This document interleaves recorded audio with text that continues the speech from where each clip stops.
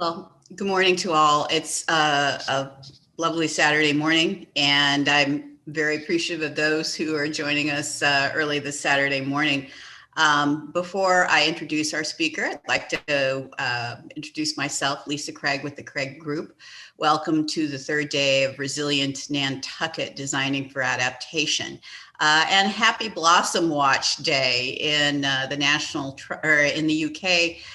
We heard yesterday from the National Trust about the celebration of the earth and the beauty of the blossoms and how that sustained and kept us going through this period of COVID. So I encourage you all to snap some shots of the beautiful blossoms in your neighborhood, hashtag them Blossom Watch, and send them off to be posted on a global map today, a third of our Earth Day celebration talks.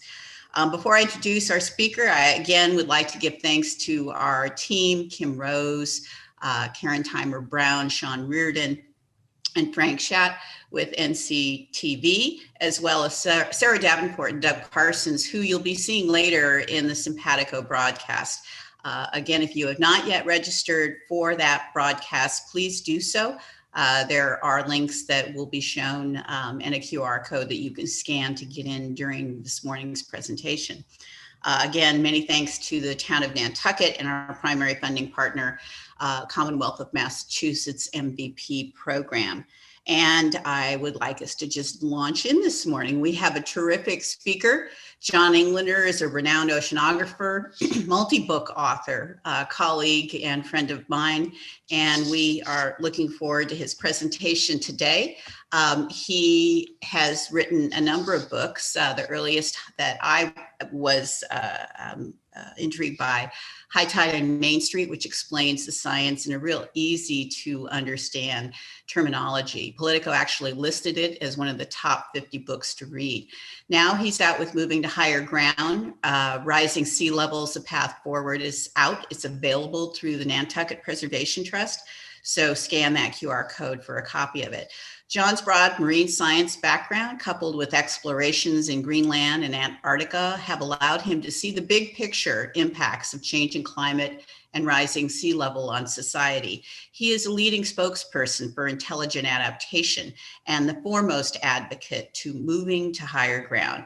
His background as a scientist, explorer, entrepreneur, and CEO with the International Seakeeper Society and the Cousteau Society, combined to help him analyze not just the scientific impacts of profound sea level rise, but also the business, economic, and humanitarian impact. John, it's always great to see you, and thank you for joining us for today's presentation.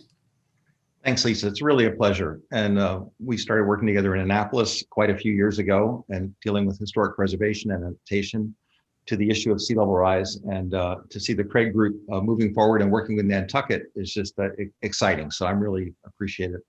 Thank you.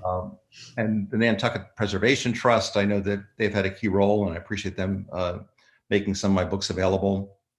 I'm not going to do charts and graphs today. There's a lot of that in this program, and there's some of them in the book, but I really want to have more of a conversation. My role is to kind of explain the science, if you will, in ways that put it into more of a narrative and a story and an arc that we might see where things are, but where things are going and where things could be going, so that it informs us. It's obviously the graphs and charts and numbers are important. I'm going to do this for about a half hour, and then we got time for Q&A, and I need to leave at 10 o'clock.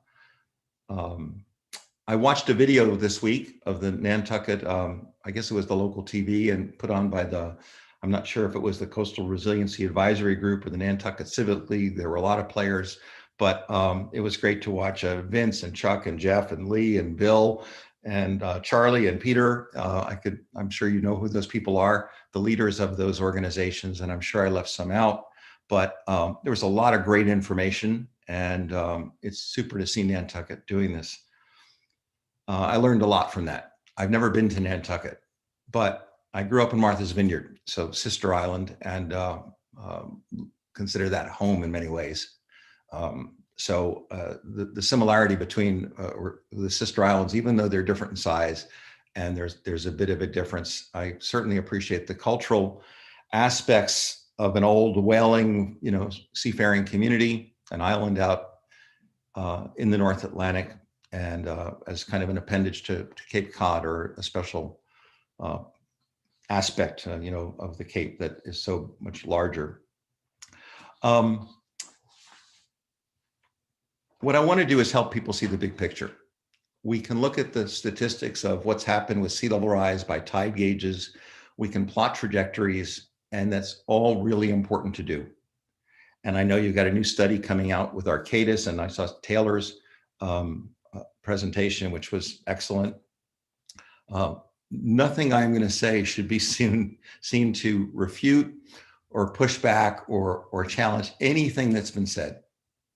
What I want to do, what I do in my book, as Lisa pointed out, is to try and put the science into context and realize that we're in an era where we can't predict the future accurately.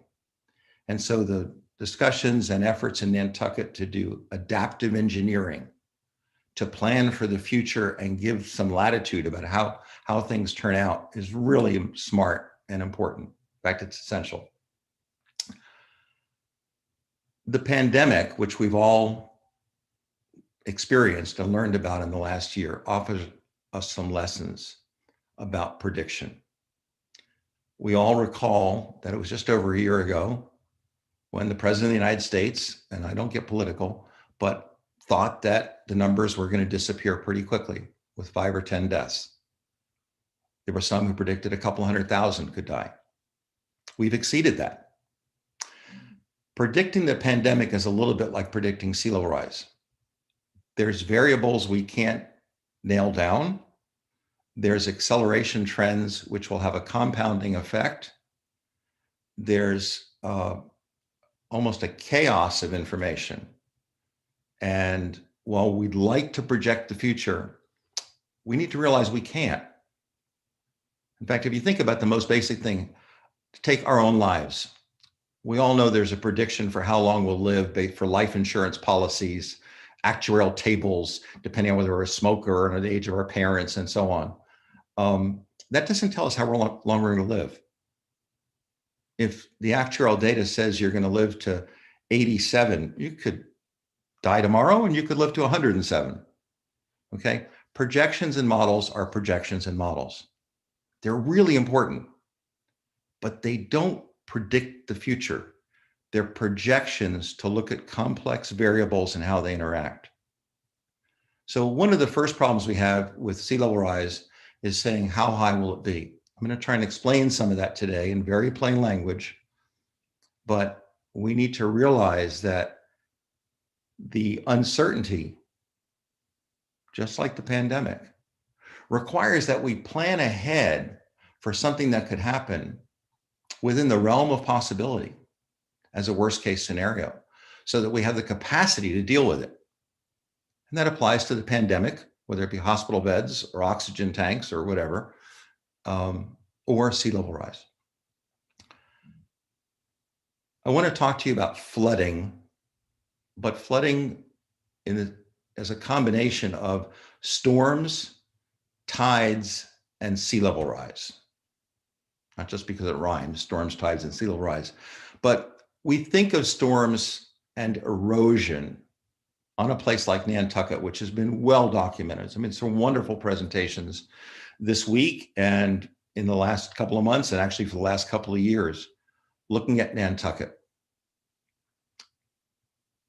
The erosion is not a new phenomenon, as many have pointed out. But think of erosion as two forms. There's normal coastal erosion, even without storms. If you go down to the beach, even on a nice summer day when the water's pretty calm and the ripples are hitting the beach, and there's little sand particles moving down the shore. And that's the normal movement without even a storm, a sudden event. And when we put a groin or a harbor inlet, that interrupts the flow of sand, and sand piles up on one side and depletes on the other. That's normal routine erosion. That moves shorelines all the time. during a storm, of course, which whether it's a hurricane or a nor'easter hitting the Vineyard, Nantucket Sound area and the beaches of Nantucket, suddenly we're in overdrive. And that's like a giant steam shovel clawing away at the beach in a matter of hours and putting roads underwater, destroying houses. We've seen that. That's all erosion. Now, that's obviously will bring flooding, although it's not the water rising, it's really the land disappearing, if you will. And it's a normal process and then is a function of extreme storms. Tides are no stranger to anybody on Nantucket, whether you go to the harbor or the ferry dock and you see how there's an adjustment for where you are in the tide cycle. But tides have an interesting manifestation of sea level rise that's important to understand. And most of you probably know a lot about tides, but let me just see if I can't fill in a couple of edges. So of course there's high and low tides almost twice a day on a routine cycle, a couple of feet, depending on where we are in the world. It can be inches, it can be 27 feet up in Bay of Fundy. So tides vary based upon location and basically topography or subsea topography. There's a monthly high tide at the new moon and full moon when the moon and sun are in alignment and have their maximum pull. And then depending upon the position of the planets, we have spring tides, not in the spring, but the larger tides of the year. And then some of you may be aware that there's an even larger tide cycle. It's sometimes called the 19-year cycle, but it's really 18.6 years. It was discovered about 1,500 years ago. And it's, again, the combination of orbital positions which create a super cycle of tides. And it's during the king tides of the year, the new moon tides of the month during the king tides, and following that 19-year cycle, rounding up to 19 years, that are important, but it's only another 2.5 inches, that extra tide cycle. Now, that doesn't seem like much, but when we talk about sea level rise in a moment, we can see how these things add up and need to be seen in context. Because sea level rise right now is only happening at about 1/4 of an inch a year. So a 2.5 inch cycle going up and down over 19 years actually is more than the sea level signal. So it can fool us because if we're in the down phase of the 19-year tide cycle, but sea level's rising, it looks like nothing's happening to sea level. So tides are, again, a fact of daily life in Nantucket and affect everything about the island, how the boat docks and how wide the beach is. But we don't typically think of tides as being that complex. Now, when a storm hits at a high tide or a spring tide or during a spring tide in the up phase of the 19-year tide cycle, the water is going to be a little bit deeper and cause a little more erosion or a little more structural damage to houses or roads. So the tides are additive or subtractive to the water level. I'm sure that makes sense, but you probably never quite thought of it with that many variations of tides. So we have storms and what we think of erosion clawing away land. We have tides, which even without any rainfall or any storm action or any sea level rise would vary the water height. And that's a fixed function, if you will, even though it varies. And then we have this thing we're all talking about, sea level rise, which is easily confused with erosion and flooding from king tides, but the water levels are all additive. What's different with sea level rise is that it's small amounts a year, but it's cumulative, like a drip filling the bucket. So while we think of flooding and water heights and erosion kind of as all one and the same issue, and there certainly is a powerful interrelationship, and if we're going to plan for the future while preserving our past as best we can, we need to understand these different functions, and they're easily lost when we're doing year-to-year studies. or when we're looking at the important tide gauge, metrics of how tides are changing and the trend lines. Because like the pandemic, going back to that metaphor, which we've all had a lesson in exponential growth and changing vectors or trajectories, and how things can really surprise us quickly, as is happening in the headlines this week with real disasters with the pandemic, because people let their guard down thinking it was okay. There are lessons there in that human survival world for the survival of the places we love and live. In the case of you fortunate people who live in Nantucket. I've dreamed of going back to the vineyard one day to retire there. So it's very much of the same world, of course. Let me talk about sea level rise and then kind of bring this back together. But sea level rise is increasingly recognized but widely misunderstood. And whether you buy my book or sign up for my regular blog post or get my tweets and so on, I just would like the world to understand where this is headed, because you can't get there in recent human history. We have to look at different timescales, because what used to happen in geologic time is now happening in a human lifetime. Let me be specific. For 6,000 years, which is, for a good argument, all of recorded human history, going back to not the earliest humans on Earth, but certainly our civilization. If you think the Christian era is 2,000 years, and the Old Testament and the Chinese, Mayan, and Hebrew calendars go back 5,000 years. About 6,000 years is what we think of as recorded human history, maybe 8,000. Sea level's been level in that time. Now, I don't want the specialist to explain how sea level has not been level, but it's changed a little, let's say that. But to see what can happen with sea level, we have to go back a bit further.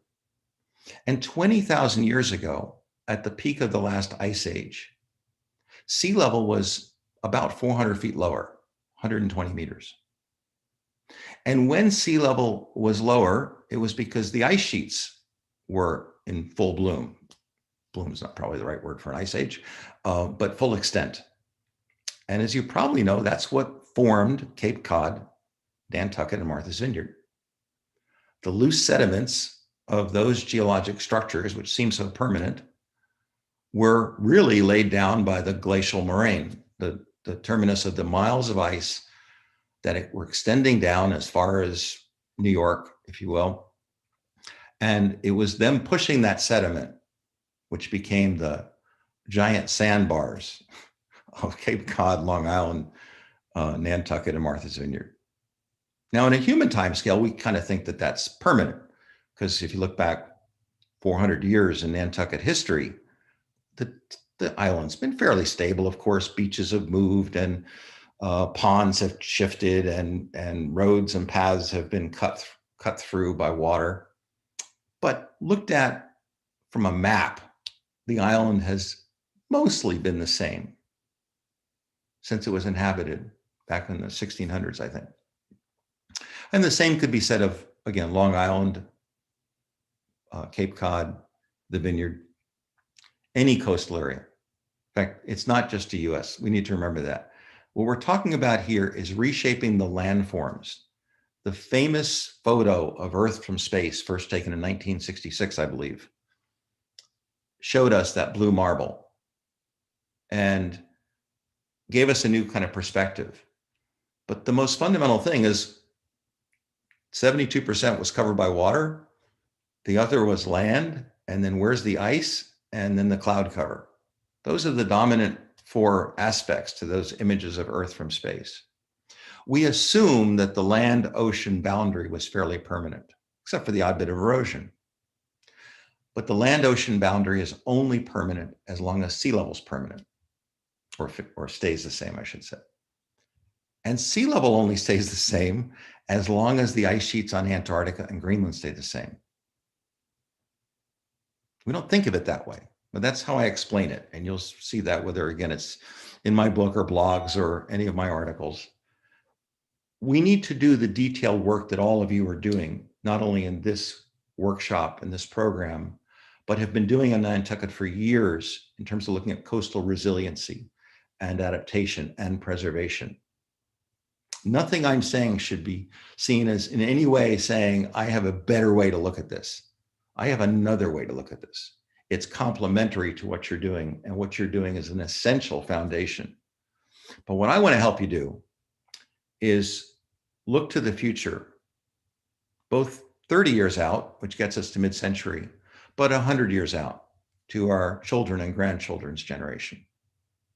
Because we tend to think of a place like Nantucket because of its rich, history of whaling and fisheries, of course, out in the North Atlantic, but certainly the old captains' captains' houses of the whaling fleets in Edgartown and Nantucket are kind of the iconic features of your part of the world, and one I dearly love. Again, I do consider it home.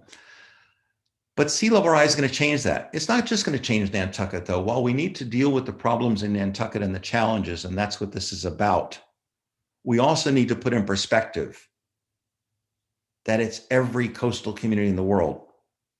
I live in Florida, a place called Boca Raton, about an hour north of Miami. People say, John, how come you live there? It's going to go underwater. Florida is not going underwater anytime soon. It has more and more flooding, just as Nantucket does. So does San Francisco Bay. So does Copenhagen. So does Shanghai. So does Mumbai. So does Jakarta. So does Venice.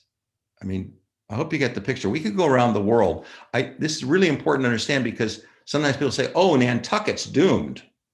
No, what we think of as the coastline is moving. It's going to move inland. And what we do now with this hopeful awareness and enlightenment and knowledge needs to challenge us to honor the past, respect the preservation of the culture and the things we love as human beings, but also prepare for the future. Because there are times in human history and world history and in geologic history when you can see change coming. We're at one of those times. In fact, I dare say, humanity has never really been at this time before. What do I mean by that? Well, sea level's been pretty stable for 6,000 years. It was following a 100,000-year cycle of 20,000 years up and 80,000 years down, 20,000 up, 80,000 years down. And it's been doing that for about 2.5 million years. It's called the ice ages. It was a natural cycle. Humans didn't cause the ice ages. But the problem is that we were ending the 20,000 year up phase when sea level rose 390 feet. Amazing. I mean, just imagine that. And it was turning the corner. That's why sea level looked like it was stable for 6,000 years, and should have been entering the 80,000 year down phase when sea level would have been falling again. But it's going extra high now, because we've changed the atmosphere, we've changed the heat content, we've warmed the oceans.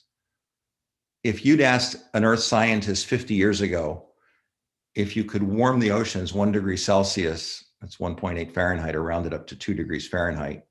You see, I approximate everything. I want you to get concepts, not specific numbers.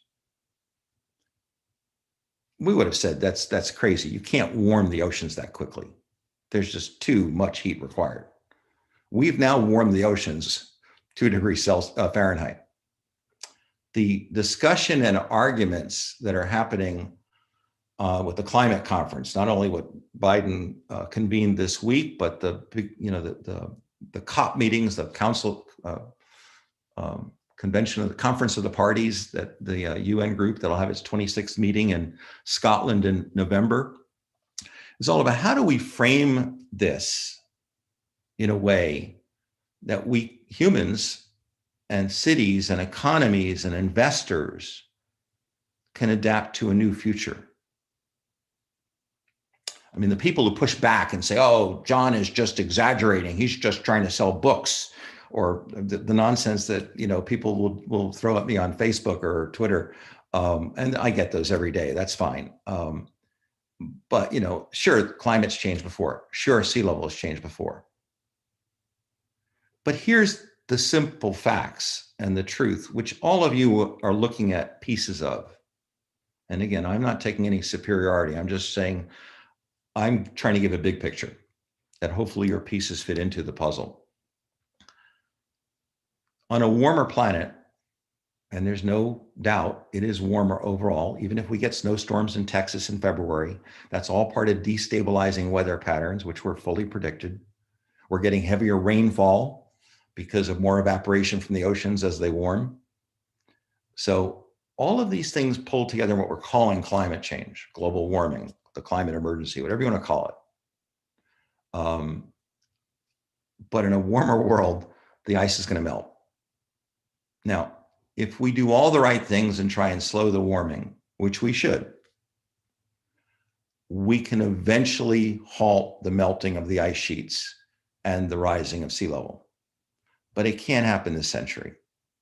Now, the goals just set forth 2 days ago, I think it was, in Washington with 40 leaders, including the US and China, were wonderful and an essential first step. But they're not going to stop sea level from rising anytime soon. If we don't do them, the rate of the ice melting and the warming and the sea level rising is going to get a lot worse, a lot quicker. So we've got to be realistic. It's just, again, kind of like our own lives. We, particularly those of us with children, we kind of plan short, medium, long term, which is natural. It's a good perspective. We don't know how long we'll live. So we buy life insurance, or we do estate planning, or we, make sure our kids can fend for themselves as early as possible, right? Or hopefully have a spouse or partner or family members or grandparents, who can deal with things, because life's uncertain.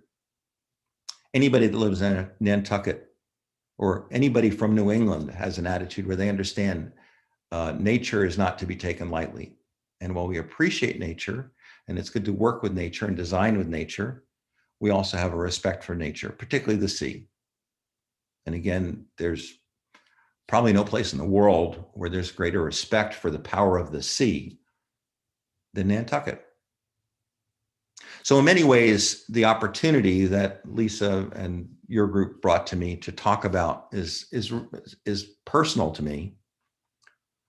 And again, I'm not smarter than any of you, and certainly the specialists from Arcadis to the preservation group and the coastal resiliency group. I just want to give you a perspective to think out 30 years and 100 years that we don't tend to do. What could happen?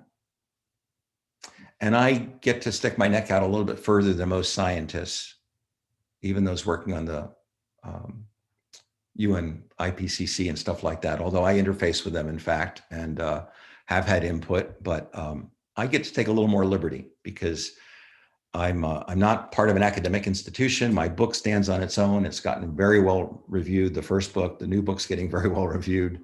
I have the credentials, but I decided to talk a little more, not prosaically, but with a narrative or a story arc. And I perhaps got that from, as Lisa said, I worked for Jacques Cousteau shortly before he died in 97. And to some degree, that was a turning point. Even though I'd been studying sea level for decades, it was a couple of days with Jacques in January 1997 that really helped me look at the world differently. And Cousteau was interesting. Many of you probably remember Jacques Cousteau in the undersea world, and his eldest son, Jean-Michel Cousteau, is still around. And there's 6 other Cousteau children, nephews, and grandchildren at this point, all dealing with ocean issues. But Cousteau really broke the mold. And for any of us who can remember him being on TV back in the 60s, he was unique because he made science interesting, but he described science. And some scientists actually think he took too many liberties. He made it too interesting. He kind of editorialized and actually perhaps slightly misrepresented something for the purpose of a good story or to make it simple. But when he died in June 97, I think everybody realized we'd lost the best educator about the oceans that there ever was. He didn't even have a science degree. He was just brilliant, not only at observation, but also at communication. And from that time with him, just a few days back in 97, I eventually came around to realizing that my path was to take what I knew about sea level rising 400 feet regularly by the ice ages, and that now it's broken out of that pattern, and putting it into language that anybody can understand. You'll notice I don't even use the word mitigation. Far too many syllables. Well, not too many syllables. The problem is it means two different things. It means reducing greenhouse gases and reducing flood hazards. So a complicated word that's not common is used for two totally different things, means it's not a great word to use in my lexicon. Now, I know because of NOAA and FEMA, we have to use mitigation, flood hazard mitigation. And it is a common term now to slow the warming. But I prefer to say, let's slow the warming by reducing greenhouse gases. Because if we're going to communicate to the public how we do it, using the right words, not impressing people that we know technical terms and jargon, which we all love to do, is the secret. So what could happen with sea level rise? Well, the first marker I need to put down on the table to help you see perspective is that the last time sea level was higher was 122,000 years ago, during the last warm spot of the ice age cycles, which were a natural cycle. Sea level got 25 feet higher than present by nature and stayed there for thousands of years. I mean, that's a stunning thought. That's basic geologic history. Is not John Englander's opinion. There's no controversy. If you believe the ice ages happened and we've had repeating ice ages for 2.58 million years, I mean, there are data behind this. This isn't made up numbers or approximations. But at about every 100,000 years, we've had the sea level going up and down 400 feet. Now, should we panic? Do we need to sell our property on Nantucket? Well, if you want to sell cheaply, I'd like to buy a piece, okay? Because the good news is it's not going anywhere soon. Coastal erosion is going to be a problem. When it happens, when a storm comes at a high tide, that's going to be a bigger problem. And slowly but surely, inch by inch, sea level is going to rise and accelerate. But right now, the rate is about 6 millimeters a year. That's a quarter of an inch roughly.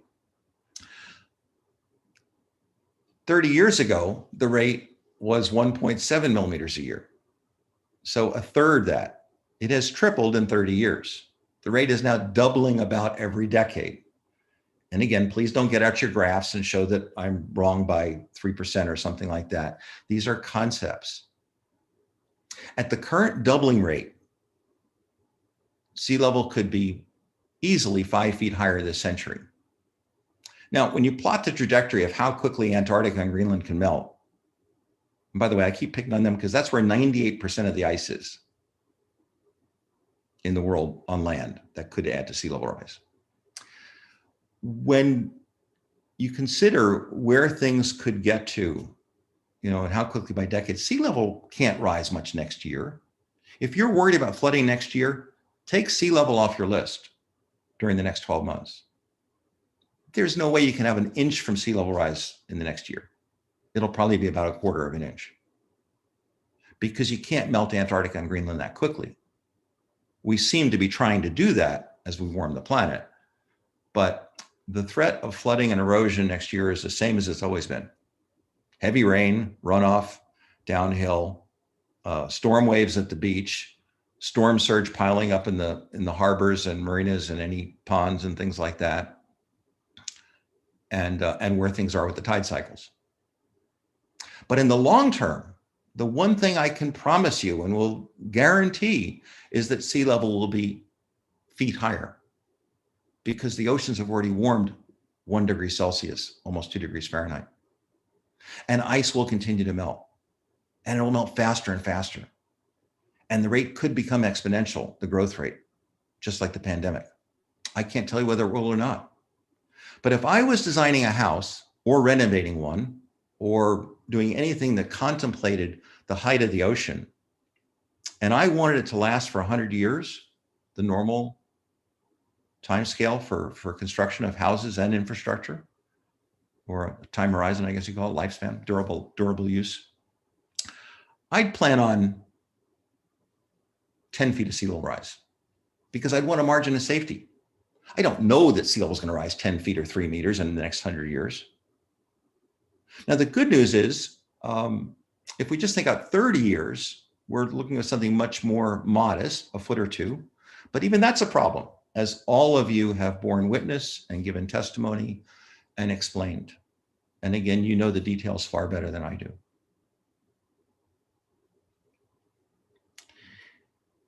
History allows us to see the past and the present in context. It takes vision to see the future. The future is not a straight line extension from the past. We have to see when there are moments of inflection, to use a technical term, or change of slope, or acceleration, to use the simplest of terms. Things are accelerating. We don't know exactly how far they'll accelerate. But like your good planning, and hopefully the plan you're going to see in September, I believe, there will be allowance for changes of slope. But we need to bring it down to the local level, because just as when Lisa and I met and looked at Annapolis, and then I think we were up in Rhode Island as well, and talking about these problems in Savannah, we had a conference. It helps to plan to preserve the past, anticipating what could happen in the future. And again, sea level is something we just never really considered as being subject to change. But it's the baseline. Because if you think about the simplest aspect of Earth, when you look at any map or any photo of Earth from space, there's land and there's ocean. And that coastline was deemed to be permanent, essentially, except for the odd bit of erosion. We could look at the map in Nantucket. But the coastline is only permanent as long as sea level is permanent. When sea level goes up, the shoreline goes inland. You know that. I applaud your work to respect the history of Nantucket, preserve its values, preserve its nature, why people go there. You don't need to sell or abandon the island. I'd love to come up there and visit. If I had the money, I would buy a piece of property there. But I would design whatever I was building to allow for storms, tides, and sea level rise in any combination. And sea level is different because, like the drip filling the bucket, it won't go down. And the effects are cumulative, but it's like the stealth flooding that you can't see because it's only 1/4 of an inch a year. But as many of your experts have documented or shown, it's accelerating. We can't see the future in the past unless we go back 22,000 years or 122,000 years when sea level was 400 feet down or 25 feet higher. I mean, to close, and I'd be glad to take questions. We still got, I think, 20 minutes or so. Our perspective is critical, but it's based upon knowledge. And we have beliefs which are sometimes incorrect. As an example, from my hundreds of talks, literally, some of which are online, and my books, I explained that the biggest misunderstanding about sea level rise is many people think melting icebergs are involved. Melting icebergs had no effect on sea level. Now, some of you probably know that, but some of you probably didn't. So let me just explain it, because it's about the simplest physics there is. Just before water turns into ice, it expands. It gets less dense. It's a very unique property of water. So ice is less dense, but bigger than the equivalent water that formed it, or that it will turn into when it melts. So take a glass and put some ice cubes in it, not so many that they hit the bottom, so that they're floating ice. Now you're going to have miniature icebergs. Mark the level of liquid and let the ice melt. The level won't change. The same with an iceberg. Because what happens is, just as the ice melts, it actually gets a little bit compacted as it turns into water. The water takes up the same space as the iceberg, which juts 10% above the surface. But as a result of that, even though we're getting more icebergs and giant icebergs melting, that's not why sea level is rising. It's when the ice goes from land, from the glaciers or ice sheets, and breaks off into a new iceberg, calving sometimes called, That's like putting another ice cube in the glass. Also, the meltwater from ice melting on land, which are now turning into rivers, is like pouring more water in the glass. Of course, that adds to water level. And the third reason for global sea level rise is thermal expansion of seawater. And in the last century, that's accounted for about 4 or 5 inches of global sea level rise. But at this point, the melting of Antarctica and Greenland will eclipse that. They're the important factors. And just those two places. 98% of the world's potential sea level rise is in those two places. If they all melt, we get 212 feet of sea level rise. Can't happen for 500 years. Some would say 5,000 years. No point in arguing about that. The question is, what's going to happen in the next 30 years? And I think this forum for Nantucket has just been an extraordinary opportunity, not only to give clarity, but hope because of good planning. And we need to have hope and clarity about the future. And the good news is sea level can't flood us tomorrow, but it's something we need to plan for as early as mid-century. And the planning should start today. Thank you. I'll take questions. Thanks, John. I think that's a good way to wake up this message of the importance of sea level rise to the future of Nantucket. And to that communication point, a couple of questions that had come in, and some from yesterday actually for you. I appreciated your reference to Jacques Cousteau, him being both an observer and a very effective communicator, and that's what you're trying to carry on. And I think we also, through this Resilient Nantucket Forum, are trying to do the same. I've got a couple of questions in that regard. One of the key themes throughout this whole conference has been to peopleize the science, just as you have done, and make it accessible. So how do you connect with the audience and draw them in, even if they may think that climate change is not something that is their primary concern? It's not something I'm going to worry about. How do you get them to really understand and appreciate it is something we should be thinking about today? Well, the first is to use plain language, as I think I've just demonstrated. I did not use one technical, complicated word or even have anybody look at a table or a tide chart, even though that's fine, they should. But to really step back and say, is climate change caused by humans? Well, the counter to that should be looked at first. Has there been natural climate change? The answer is yes. The simplest example is the ice ages. And that's a way to engage people and say, oh, and the ice ages actually are why Nantucket even exists, because the glacier 20,000 years ago formed Nantucket and Cape Cod. So that gets people bought in that we better look at history a little bit, because we tend to think history goes back a few centuries, maybe a few millennia. But the fact that Nantucket and the Vineyard and Cape Cod are being formed less than 20,000 years ago is a reality check that somehow says, oh, this isn't millions of years ago or billions of years ago. I mean, the Earth is 4.5 billion years old. The oceans are 4.2 billion years old. Life started shortly thereafter. So our time frames are usually wrong. And if we start with the formation of Nantucket, we'll get some reality. Climates change naturally, and the melting of the ice is a new phenomenon, and we need to take it seriously. Yeah, we actually, there is a terrific book that I've read that we heard from the author yesterday, Peter Brace, on Nantucket, the Natural History.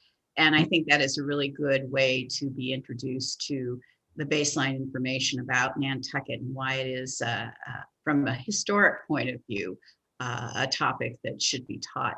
And in some respects, I think we start with the youth. So in terms of reaching out to people, many youth and young professionals have kind of come up during this time when federal and even local politics sort of shut the door on climate change, as we all know. Do you have any advice for them to get past this kind of disillusionment and lead to the future they want? How do we get that message to our children and young people that it is imperative that this be an important aspect of their own life and planning? Well, I think you start with facts. Science should be the basis of it, not just thinking that, just dismissing things. Climates happened, changed before. What's happening? The world is warmer, the ice is melting, the sea is rising. Some people say, oh, I can't see sea level rise. Well, then you have to educate them and say, it's only rising 1/4 of an inch a year right now. No wonder you can't notice it. You're looking for waves and tides and big things. Okay. So start with facts. I mean, that's how I explain things and relate to people at their own level. If they're an engineer or architect and they want a little deeper information, fine. But the average person doesn't need lots of facts. Now, you can get their attention with the idea that sea level was down 400 feet lower just 20,000 years ago, and that it was 25 feet higher. Those are stunning facts. And then they say, well, what could happen this century? You say, well, there are different projections. It could be a couple of feet or it could be 10 feet. Now, the good news is that kind of scares people, but no, not the good news. Because that scares people, we have to put the good news in there. The good news is sea level can't change that quickly. It's about 1/4 of an inch a year. Can you cope with that? Sure you can. But it's coastal erosion, and when that happens at a high tide, that's a problem. But that should get them into the facts, and even asking them about icebergs melting. I find that that's a great door opener or icebreaker, as it is, I guess would be the right term, in a conversation, to ask people, what about icebergs melting? Does that add to sea level? Most will say yes, and educate them. That's how to engage people. Science should be the basis. And I think in terms of the education, it was interesting because we did have a number of speakers. Tony Flex from the National Trust UK talked about it's 50% education, public awareness, and 50% engineering as we're looking toward a future of adaptation. So I think that is why, again, we're talking about these things. But in some respects, even working with my colleagues at the town of Nantucket and with these many, thankfully, interested and engaged conservation and heritage organizations on island, you can get burnout when you're looking at these long-term effects, when you're looking at continually educating and re-educating an audience, at the same time trying to come up with the adaptation strategies that will work within a context. How do you avoid that? How do you avoid that burnout? What have you seen in your travels and work that continues to keep people engaged and excited about working on this issue? Well, and of course, as an aside, the pandemic has taught us all burnout. We're all burnt out in the last year, and I understand that, and it does apply to climate change and sea level rise. I think it's to put it in the right time frame. And as you see, I mean, I had one lady call me a month ago and say, "Oh, I've read your book," and or no, she said, "I've bought your book. I haven't read it yet, but I'm worried that sea level could rise 6 feet." And I said, "In what time frame?" She said, "Well, like this decade." It's not possible. Like, you just can't melt that much ice. Okay, so let's get a handle on things. I mean, let's get a hold of things. We need to talk facts. Educate them. We're talking 1/4 of an inch a year, but cumulative, like a drip filling the bucket or bathtub. So just start with science. Calm down. If somebody says, "Does John Engler think you should own real estate on Nantucket?" He said he'd buy it if it was at the right price. Okay, if I could afford it. There's nothing wrong with buying a house in Nantucket. Now, I wouldn't have it at the edge of a bluff, and I wouldn't have it, 6 inches above sea level. Okay, I would make sure it was higher or further inland or both. One of the things I know about you, John, is you've done some work with the Coast Guard. Mm-hmm. And we do have a Coast Guard station in Nantucket. If you could take a few minutes and talk a little bit about working with that leadership, I think that is the key that we all realize. We need the decision makers at the table, hence why we have a policy panel this afternoon with a few key elected officials. We need those people at the table to understand. And obviously, those working in the defense area are critical because of security and the like. Maybe you can talk a little bit about the Coast Guard and Sure. development. I'd love to. The Coast Guard is one of my favorite. In fact, when we had a house down in Menemsha on the Vineyard, the Coast Guard station was kind of one of the iconic pieces of architecture in Chilmark and Menemsha. And I realized Brant Point, I think it is in Nantucket, would be the same, even though I've never seen it. But because I gave a talk at Homeland Security about, I don't know, must be 7 years ago. The Coast Guard is part of Homeland Security. It also reports to the Pentagon too, or part of that as a dual line of command or authorization. But I started giving some talks at the Coast Guard headquarters in Washington, D.C. at the request of different people within that 40,000 member organization. But several years ago, I guess it was four, I was invited to address all of the flag officers, basically the admirals. And I'd never met the commandant before, Admiral Paul Zukunft. And they asked me to explain sea level rise. And I really got into it because I thought about, here's the Coast Guard. I mean, we all need to be guarding the coast in effect, but this is our organization that both works at sea, but also in inland waters and rescues lives, saves lives and rescues boats. And we all love it. And navigation. I mean, it's hard not to love the Coast Guard. But when I started my presentation to all the Coast Guard admirals, I guess it was 5 years ago, some of them were skeptical. They're, which I respected. And one of them came up to me before I started talking. He says, I don't believe in this climate change stuff. So, okay. And during my talk, I kept looking at him and he went from like this and then forward and then started nodding his head and his eyes got bigger. And after my talk was over, he came up to me and he gave me a thumbs up. I mean, so they get it. Some of them were perhaps not as open to it, but the commandant of the Coast Guard then went to Greenland with me. I did these fact-finding trips to Greenland. We'll be doing another one in August. And he and Senator Angus King, one of your neighbors from the Nantucket side up to Maine, went to Greenland. And I showed them what's happening with the ice sheet and met with their Danish counterparts. And it's irrefutable.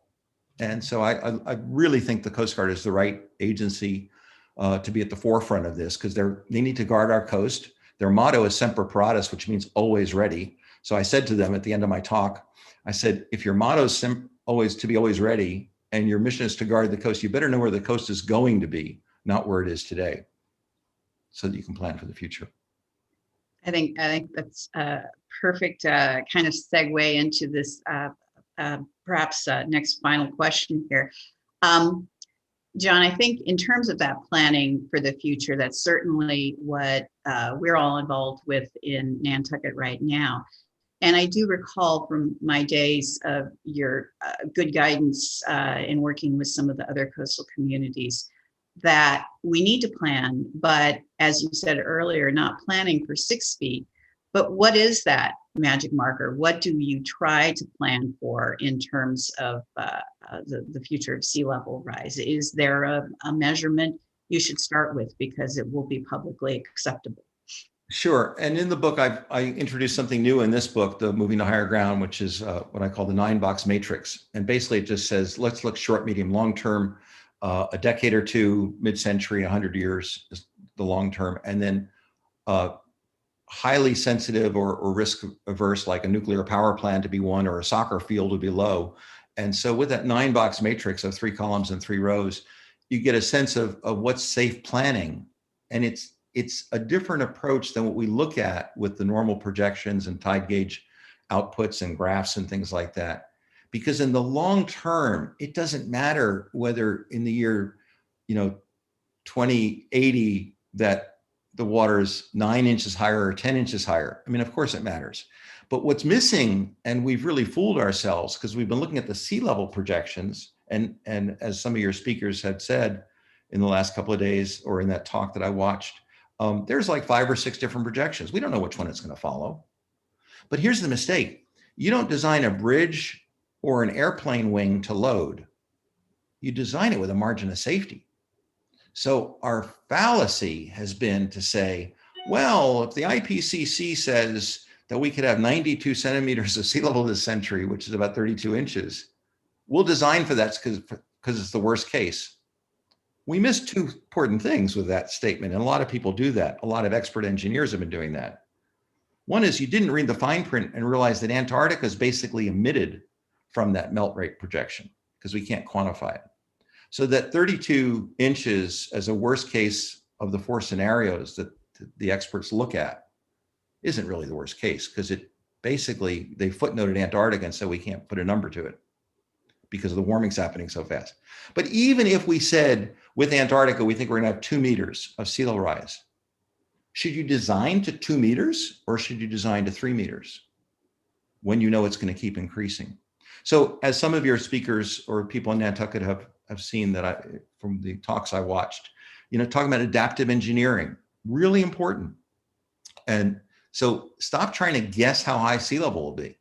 The truth is, like anything, try and get ahead of the curve, knowing you can't predict it exactly.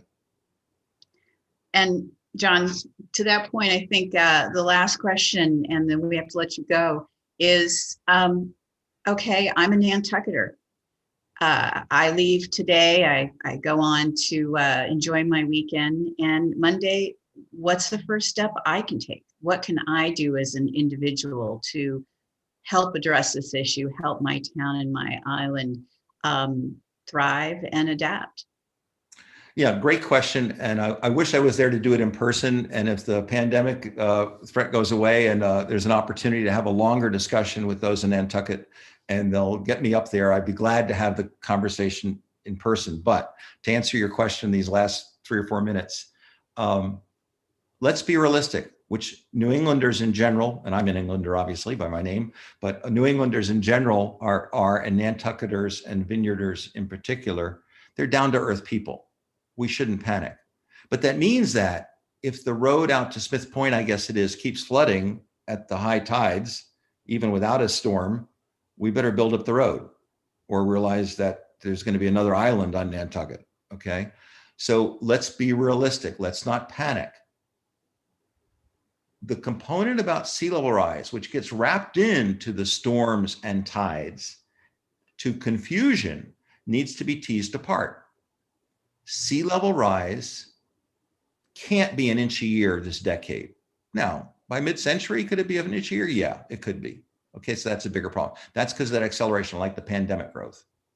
But the good news is, in this century, it's only rising 1/4 of an inch a year right now. We have plenty of time to plan. There is no need to sell our real estate. Let's be realistic.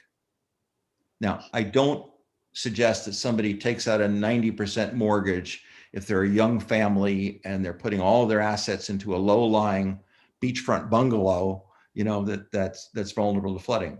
That would be crazy. But if somebody has wealth and wants to have a $2 million house in Nantucket that they visit, and they've got other assets and they're 70 years old, fine, have a nice day. There's not a problem. But the town needs to plan better, which is what they're doing. And I'm not aware of a better example of a community of 10,000 year-round residents, 50,000 even in summertime, okay, doing the astute planning that Nantucket is doing and looking at this from all angles of engineering, historic preservation, culture. What does it mean to our wildlife, to our beaches, you're doing great. So I'd pat yourselves on the back and realize this is not a cause of fret. Whatever's happening in Nantucket with sea level rise is happening to Miami, Savannah, Mobile, Alabama, Galveston, Annapolis, Seattle, Copenhagen, Calcutta, Mumbai. I could go on for 10,000. Okay. You're not in this alone, but you can set an example because you have a resiliency and an attitude of we'll solve problems because we're New Englanders, we're Nantucketers, and I think you really can be a role model. John, thanks so much. That was very inspiring and accurate. So we appreciate having you with us, and we will get you to Nantucket. You need to come home, so to speak. Yeah. And I'll be on the panel at 12:15, I guess it is. You're the other panel. Yes. Closing panel. So we will see you again and be very interested in hearing about some of your insights on policy. So and I should say, as a final plug for the book, for those, sure. I don't know how many of the copies the Preservation Society has, but it's also as an ebook and an audio book online. So there's other versions of the book. Yeah. Okay, we have that, and we'll hopefully get those sold out by the end of today. So, John, thanks again as always, and appreciate your time this morning. Thanks, Lisa. Pleasure. And everyone else, we will be back in 15 minutes and look forward to our next series of speakers. Thank you very much.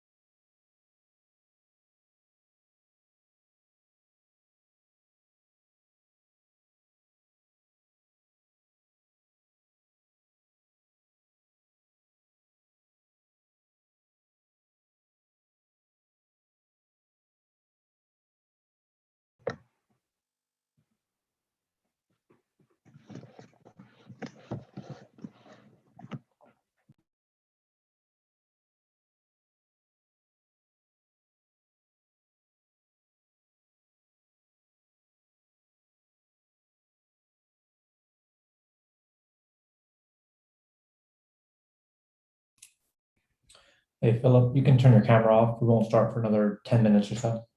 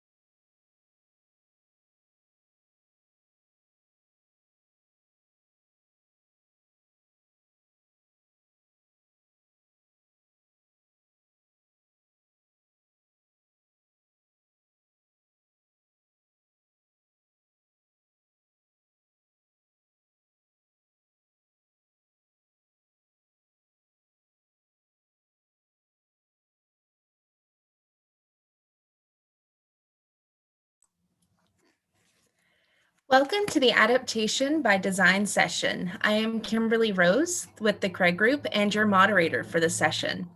We are zooming in on Nantucket with every speaker contributing an essential piece to education and research for the island of Nantucket. Our speakers are Lisa Craig, principal of the Craig Group, Phil Thomason, principal of Thomason and Associates, Marty Hilton, director of the Preservation Institute Nantucket and Historic Preservation Program at the University of Florida, Cecil Barron Jensen, executive director of Remain Nantucket, and Claire Martin, communications specialist for the Envision Resilience Nantucket Challenge.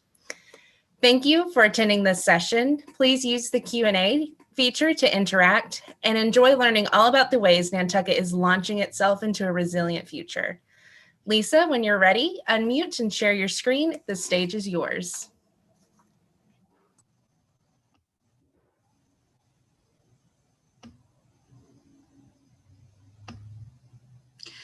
Okay, good morning, everyone.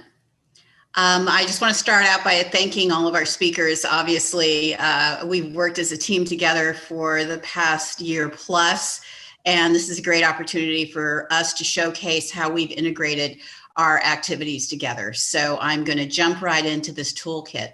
This was something that was requested or promoted as an opportunity to not only provide key resources for the local government, the town of Nantucket, and all of us who have been stakeholders, but also for the average property owner. So working together with Kim Rose, we listened to what the community was looking for through the series of workshops that we've already completed. And we came up with this fairly comprehensive, but certainly at least a starting toolkit, something we hope that will be added to over the years. So we'll go through each of these now. So the purpose of the toolkit was really to provide information to Nantucketers on flood risk, disaster preparedness and recovery, flood insurance, what they needed to know about that, how to adapt historic properties, and issues of sustainability, resilience, and climate justice. But it was also about looking at individual needs, family needs, and business needs for emergency planning. The overall guidance that we followed was really the whole community concept that is brought forward by FEMA for planning and preparedness. It's a system of individuals and families, businesses, faith-based institutions, nonprofits, educational institutions, media, and government. That is whole community, and they all must be involved in and reflected in the content of preparedness planning. So hence we try to incorporate all of that whole community approach to this toolkit. We also provided some appendices for basic understanding of the needs for flood insurance, a resilience glossary. We just heard from John Englander about plain speech, but sometimes that's not the case. So helping people with those terms, and obviously flood maps, which is essential to a visual understanding of the impacts. So on the federal side, on our national resources available through the federal government, we have the Advisory Council on Historic Preservation and its information on sustainability and climate resilience, as well as Section 106. I don't think a lot of people are aware that if there are adaptation strategies, perhaps hardening strategies developed with federal resources, that the National Historic Preservation Act kicks in, and those must be reviewed in compliance with the Secretary of Interior's standards for rehabilitation. We also have the Environmental Protection Agency and its Climate Resource Center. There's specific information about New England and Nantucket, the Climate Ready Estuaries Program, as well as topics of environmental justice. The Federal Emergency Management Agency also has a number of resources available, key funding opportunities through BRIC, through the National Flood Insurance Program, as well as information on floodplain management, historic hazard mitigation planning for individuals, not just for communities, and then how to map flood risk. So those are programs that you'll be hearing more about as Nantucket moves forward with its efforts to build resilience. And then there are other tools, the National Park Service, who all of the preservation community must work with in concert. Coastal adaptation handbooks, assessments, the most recent guidelines on flooding adaptation, which you'll probably hear briefly from Phil. And as I mentioned, the Secretary standards, as well as the National Center for Technology and Training, which is doing comprehensive work on climate change and cultural landscapes, research and technology assessment tools for recovery. State tools in Massachusetts include statewide emergency preparedness planning and addressing climate change through that. The Massachusetts Department of Transportation, accessibility is a key issue. How we deal with roads and transportation issues is something everyone needs to know about. So what is the state's adaptation plan for that? And then there's the Massachusetts Office of Coastal Zone Management to really help with interpretation of plans. Finally, the Massachusetts Historical Commission, where they do have a cultural resource information system. Historic rehab tax credits can be used for adapting historic buildings that are in Nantucket. And then there's a projects fund and a state preservation plan, which also includes prioritizing planning for future conditions. Local government, this is where we heard in our last talk, there's been a lot of work done and is underway. So with our local government, there are community resilience plans with nature-based solutions, resources available for that. Flood risk toolkits, hazard mitigation grants are out there for the use of local government. How to recover, pre-disaster recovery planning, not just dealing with preparedness, but let's say there is a major disaster event. Are we prepared with a recovery plan? And finally, how to protect your historic property from a future of rising seas. The other thing we look at is with cultural institutions.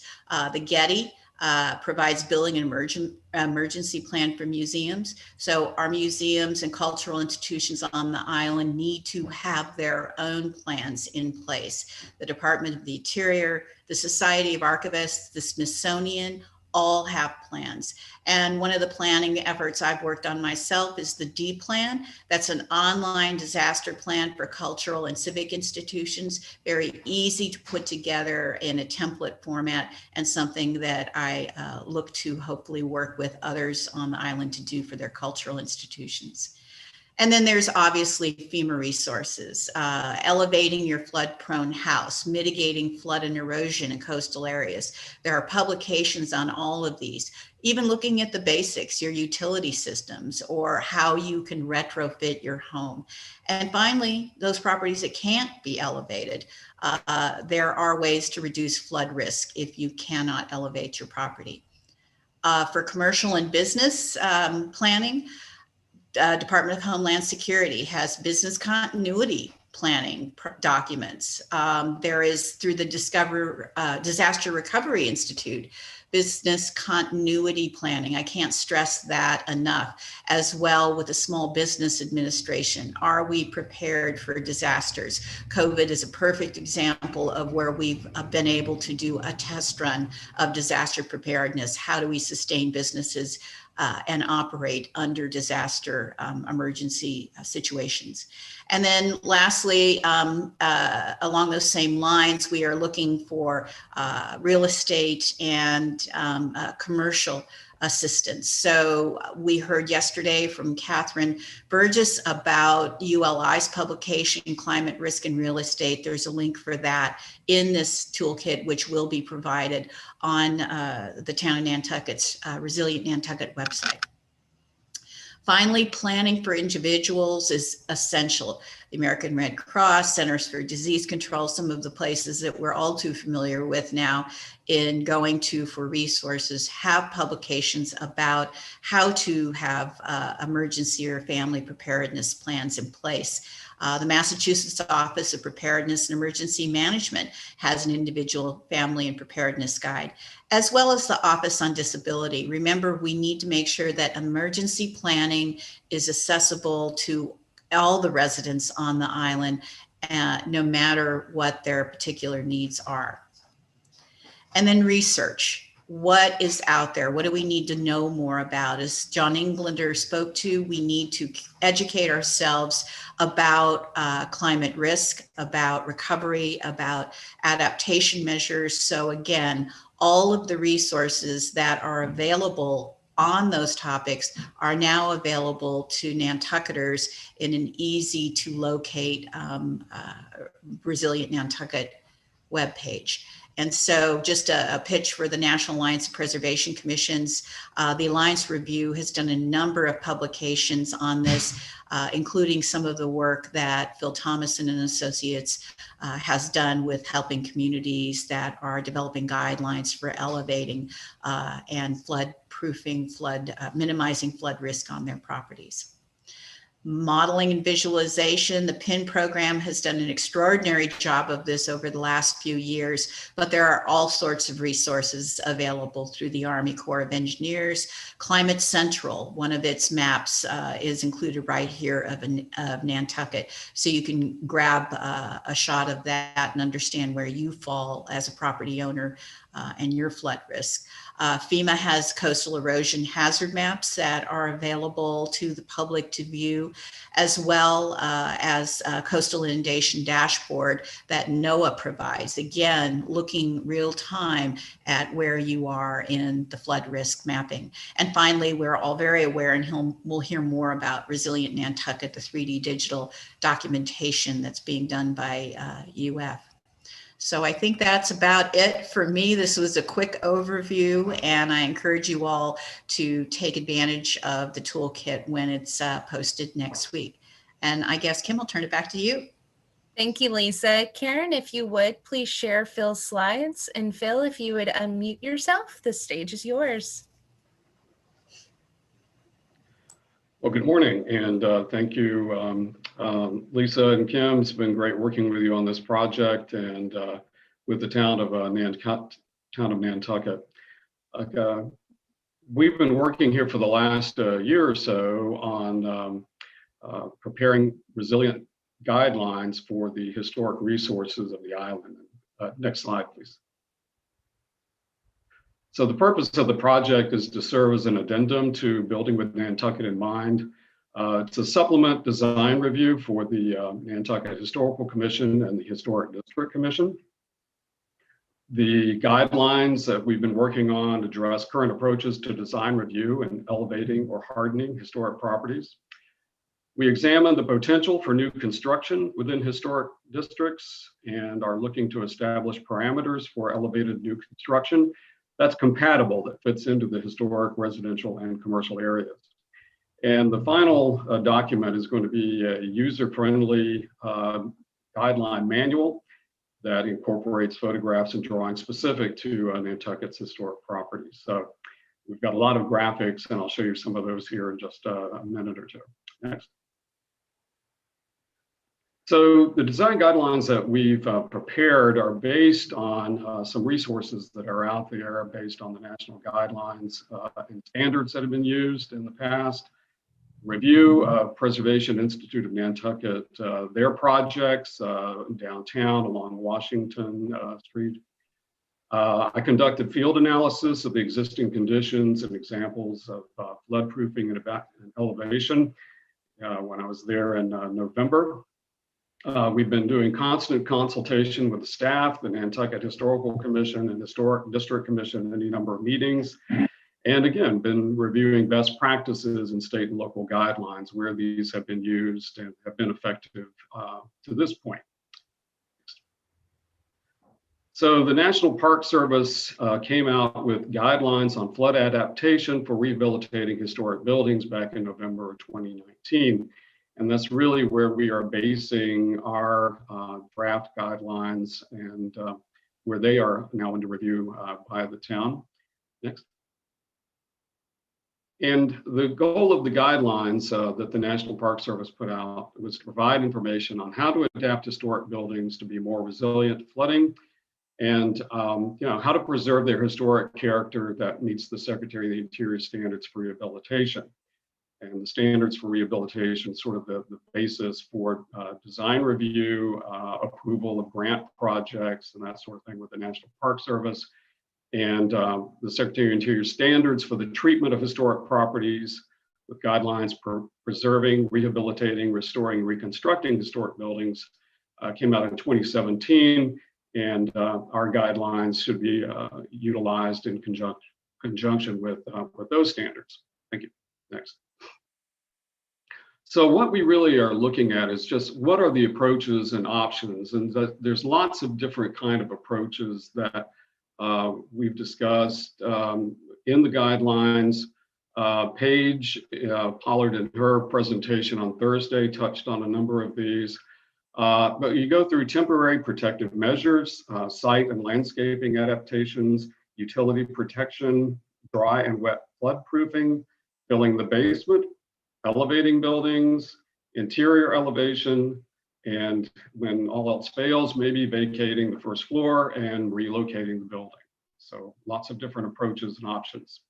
So when you look at just protecting your property, the use of temporary barriers like you see here around the building on the left, and then these water-filled barriers that you can use, such as in the example on the lower right. These would be useful, I think, more for properties in the interior of the island, perhaps, or where standalone kind of houses as opposed to the historic districts. Next. Deployment of flood shields. We see this approach widely used. This is in Venice, and you see where they just simply have these flood barriers and flood shields that are put up in entrances. And on the right-hand side, you can see where they have hardened the storefront of this building with a concrete bulkhead or the lower panel to resist high water. Site and landscaping adaptations, use of plantings for water absorption and shoreline stabilization. Again, just trying to reduce the water coming into your community and having the water absorbed through use of natural features. You have a good example here in the next slide in Nantucket on Easy Street, using the water absorption landscaping in front of this building. You also look at permeable paving surfaces, where you're using more like gravel and other kind of water absorption surfaces rather than hard concrete or hard asphalt. Again, just helps with the mitigating of any sort of high water. Another approach that you can use in some instances is the use of earth berms, these kind of flood walls. Again, just trying to keep the water out of particular areas or a particular neighborhood. We look at utility protection and have guidelines on how to elevate your units, HVAC units on the exterior. And these can be, low elevations, what we call, 3 to 4 feet, and examples here. Fine, just put them on platforms and screen them. And then high elevation, which gets you more up to like 7 to 9 feet, where you have these hopefully sited on rear or side elevations that are not readily visible and screened through some sort of wood panels or lattice panels, like in this illustration. We also have a discussion of dry flood proofing, keeping the water out, and that doesn't include the discussion on flood shields, external coatings, or some sort of barriers around the base of your property to help keep the water out. Just other examples here of flood shields and how to deploy these when you do have high water incidents or some type of flooding, how to keep the water out. That's the main point with dry flood proofing. And then we also look at the commercial buildings downtown, those that are in the flood zones, and looking at how do you keep the water out and utilizing more flood resistant materials. This is a coastal community in Georgia where the original storefront was already removed, and when they came in with a new storefront that had concrete bulkheads, again, the lower panels below the display windows. Next slide. And you can see here just how this is utilized The concrete, you can paint this out and make it the colors more appropriate. But again, it provides a barrier and is much more flood resistant than typical wood bulkheads, which have been historically used in the past. But then you put flood shields across the entrances. And when you're designing new construction in commercial districts, this is an example where you simply are hardening the storefront with a concrete skirt wall below the display windows and have the elevated first floor, which you reach by stairs, and there is an ADA compliant entrance on another elevation of this building. And further down the street, another example, similar in design with the concrete sort of bulkheads and the, again, flood-resistant materials that you have in this area that is prone to flooding and increased flooding. And this protects up to 3 to 4 feet of high water here. Another example, the same approach with the elevated first floor and the flood-resistant materials on the exterior, the main facade. And this is an illustration of a flood-resistant lobby. When you have constant flooding, let's do a flood-resistant lobby and then elevate the first floor within the commercial building. A lot of commercial buildings have floor-to-ceiling heights of anywhere 10 to 14 feet, so you're able to retrofit in another floor. In this instance, you come in the main entrance and you can go up the stairs to the first floor, or you can turn to the left, and that's an ADA compliant ramp to get you up to the first floor.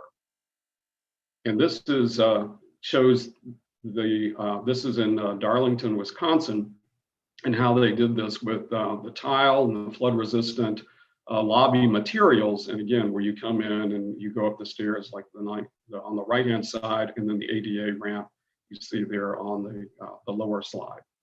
So that's just another approach for commercial buildings, and we discussed that in our guidelines. Yeah.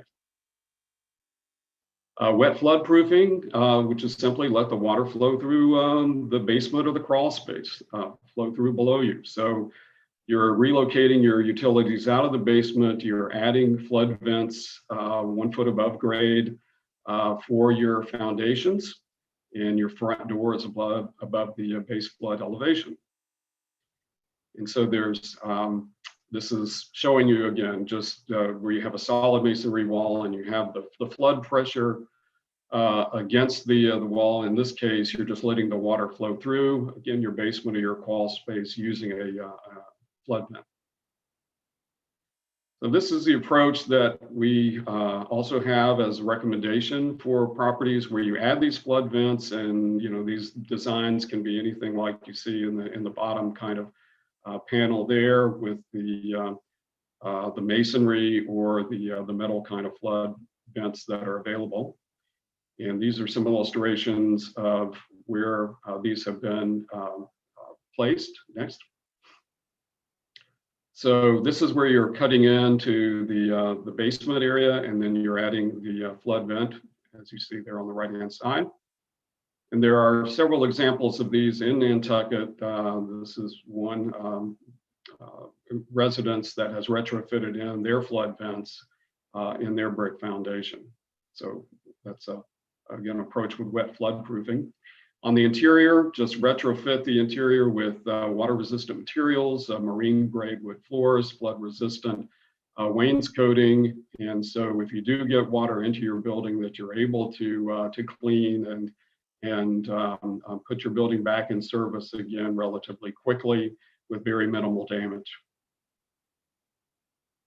This is an example here of a building in a coastal community in South Carolina where, again, they had constant flooding and have retrofitted in a new floor and new wainscoting in this property.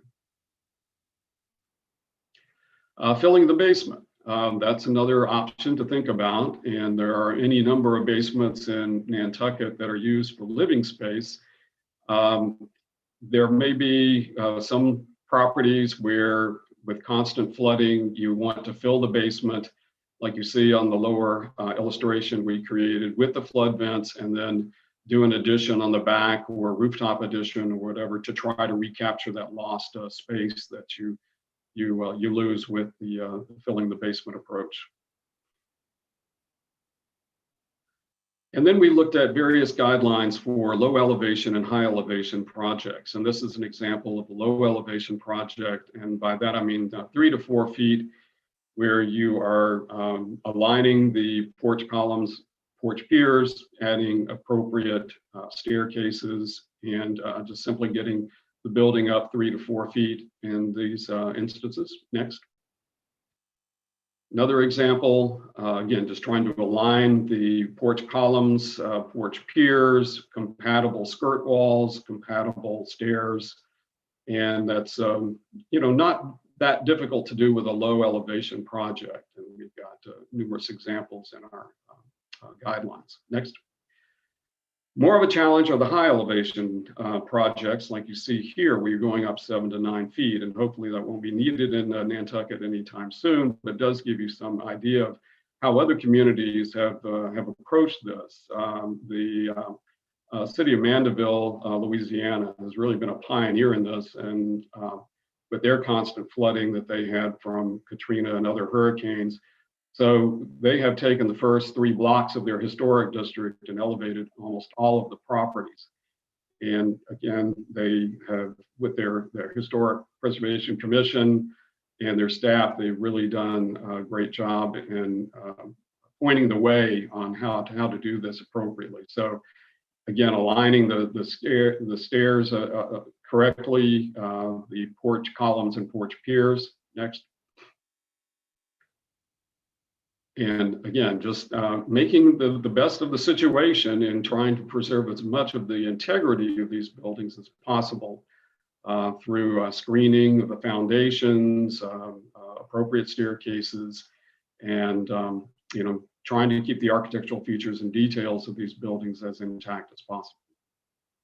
Next.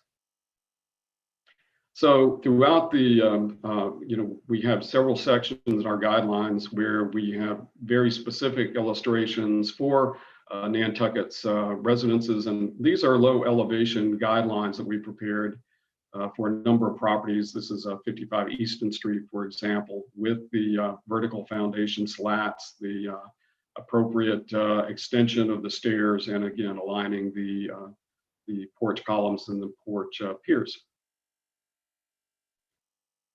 Another example here, where you're taking a dwelling basically at grade and lifting it up several feet, adding an appropriate stair, appropriate brick piers, and the slat foundations. The example here, 25B Washington Street, commercial building, and adding and extending the stair, adding lattice panels between the porch piers, and again, putting in a flood vents in the elevated foundation.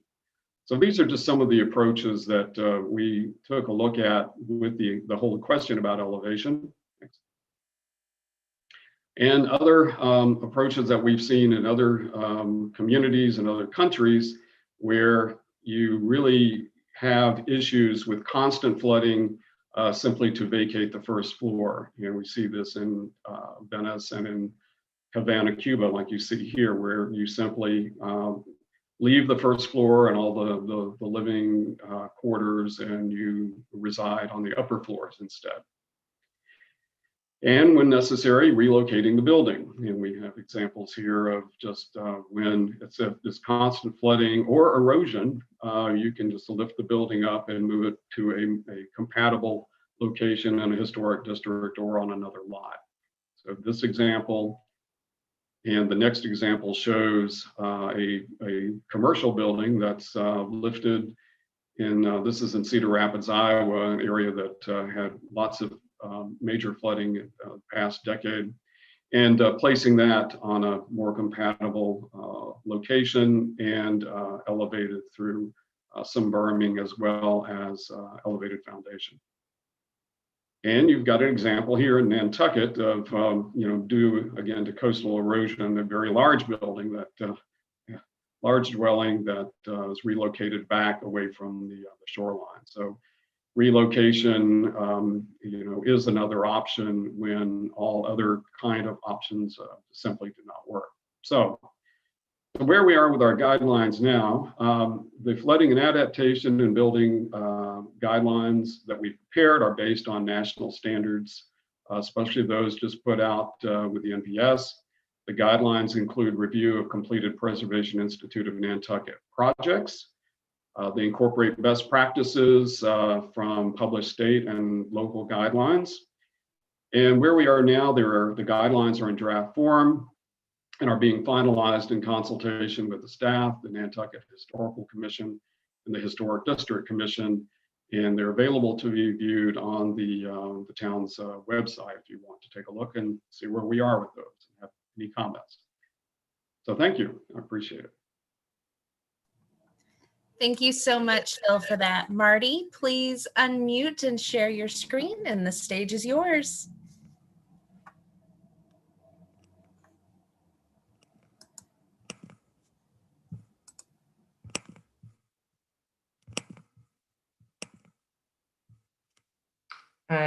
Thank you. I'm going to assume you can see my screen. I'm Marty Hilton. I'm the Director of Historic Preservation at the University of Florida. And since 2009, I have directed the Preservation Institute Nantucket. The Preservation Institute Nantucket was officially founded in 1972. It is the oldest continually operating experiential learning, applied research, what we often refer to as hands-on field school for historic preservation in the United States. Next year, we'll be celebrating the 50th anniversary. From the inception of the Preservation Institute Nantucket, one of the key focus areas has been documentation specifically related to the Historic American Building Survey. However, Penn really helped advance guidelines and understanding of the HABS program by documenting not only single buildings, individual structures, but entire neighborhoods. And that's something that we continue today. Our work in resilience on Nantucket really began in 2017. We're on our fourth year and sort of second phase, at least that's how we're framing it, of our Resilient Nantucket initiative. People ask me often why preservationists are involved in this issue, and my response is simple. We manage change and we do it sensitively while engaging the community and as many stakeholders as possible. Thanks to the Community Preservation Committee of Nantucket, we received some funding to begin, and what you see here, this is the downtown, a map of the downtown historic core of Nantucket. We began in study area 1, then working with the town of Nantucket, I wrote a grant to the Massachusetts, state of Massachusetts to expand our study for the study areas 2A and 2B, Brant Point and Washington Street, respectively. It's a complicated methodology. I'm not going to go into detail. This is a quick 10-minute overview of what we've accomplished. But this is a methodology that our team of researchers at the University of Florida developed. We use terrestrial laser scanning to digitally document historic built environments and historic urban and cultural landscapes. It's a 2 to 4 millimeters accuracy. We then take that digital data, we geospatially reference it to known data points. In this case, we're also referencing the NAVDA88. And then we're able to develop very accurate models and visualizations of what the flooding may be. We're basing this on a NOAA projection. This happens to be intermediate high. It's my understanding now the town has actually adopted the higher elevations. But as I move through these, this is Easy and Broad Street where you come off of the main passenger kind of cargo ferry, steamship authority, I should say. In 2040, this was the image that really struck me as we began to develop these models. This is less than 20 years away. And at high tide, what you're seeing is a bathtub model at high tide that would occur twice a day. It's not the worst high tide, it's not the lowest high tide, but an average. So a sunny day, flooding, if you will. No storm, wave action, or rain. But if you look at Broad Street, I'm not sure my You can see my cursor. You'll see the water's going up the sides of the street first. I always point that out just to demonstrate this is not a, you know, a photoshopped image of where the water is going to go. This is a real modeling of the behavior. So there's a swell in the middle of the street, so the water will go up the sides of the street first. Again, we're modeling the flooding at sort of 2 to 4 millimeters accuracy. We, in 2019, working with the Preservation Institute Nantucket group of students, including Kim Rose as our moderator, we assessed about a little over 300 buildings. We did a cultural resource survey using a collector app that's tied to Geographic Information Systems, or GIS. From that, again, really simple kind of risk or vulnerability assessment, but we were able to determine the year at which each building from Brant Point through the core of downtown and Washington Street, when their first floor would be inundated with water. And that was our sort of beginning or starting point. All of this information, as well as recommendations, were presented at a Keeping History Above Water workshop, which I proposed, and thanks to Lisa Craig, helped organize in partnership with the Nantucket Preservation Trust with support from Remain Nantucket and many others. As part of the recommendation, the students of Preservation Institute Nantucket in 2019 took my suggestion of exploring a kind of umbrella organization based on one that Lisa Craig had helped create in Annapolis called Weather It Together. And ultimately, the students came up with the name Acclimate, which refers to the airport code, as we all know. And I'm happy to say we're well into our second year of Acclimate, over 20 partners. You can visit the webpage for more information. So what was the next step? After the bell was rung, or whatever analogy you wanted to use, once you see those visualizations, you couldn't unsee them. So a lot of questions were, what are we going to do next? And I felt very strongly that we did have to take action, that going beyond talking, we needed to start planning. And so we chose one of the 3 study areas, Washington Street, and we expanded it to include the creeks. And this was the focus of our summer program last summer. So the boundary area you can see here was sort of Commercial, Wharf, and Coffin Streets. We had the boundary of Union Street, and then of course Washington Street. I should say, as part of Keeping History Above Water, the workshop in 2019, there was a visual preference survey that went out. There were 10 areas of the town, buildings, views, public spaces that were identified as priorities, and Washington Street ranked among the top 10. We expanded it, though, to include the creeks, which is a large, over 80-acre natural saltwater marsh. Some statistics here of the 140 acres, again, it was sort of evenly divided between developed and undeveloped and protected land, 180 buildings, and quite a bit of shoreline that we looked at in sort of compressed time last summer. Being the Preservation Institute in Nantucket, we wanted to understand how this area had developed historically over time. You're looking at a map of the fish lots, as they're known. They were these long linear lots. Primarily, this early sort of planning of the town was to allow for codfish drying. What's interesting, though, and maybe not, if you're not familiar with Nantucket, there's a very distinct, almost a cliff-like elevation change from Orange Street to Union. So this is our study area below, and it was largely, I think, purposefully sort of uninhabited because it was a wetland and a natural sort of resource area.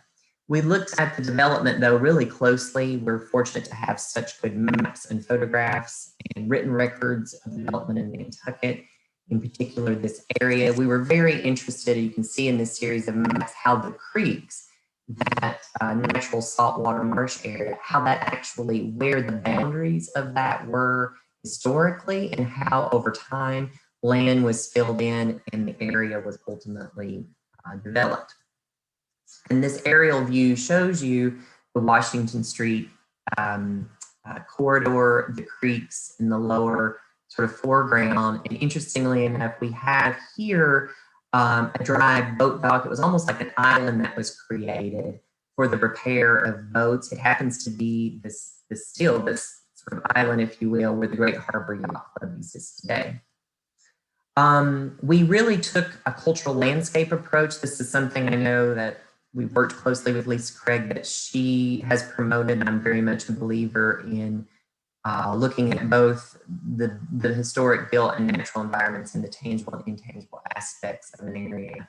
We identified key view sheds and other priorities through a pilot survey that we undertook with a pretty good response last summer. Ultimately, we did undertake a vulnerability assessment. We were focused on coastal hazards, in particular, the flooding that's caused by storm surge, and also, again, looking at longer term sea level rise. This is the January 4th, 2018 storm, the second worst flooding on record, and you're looking toward Washington Street and the harbor.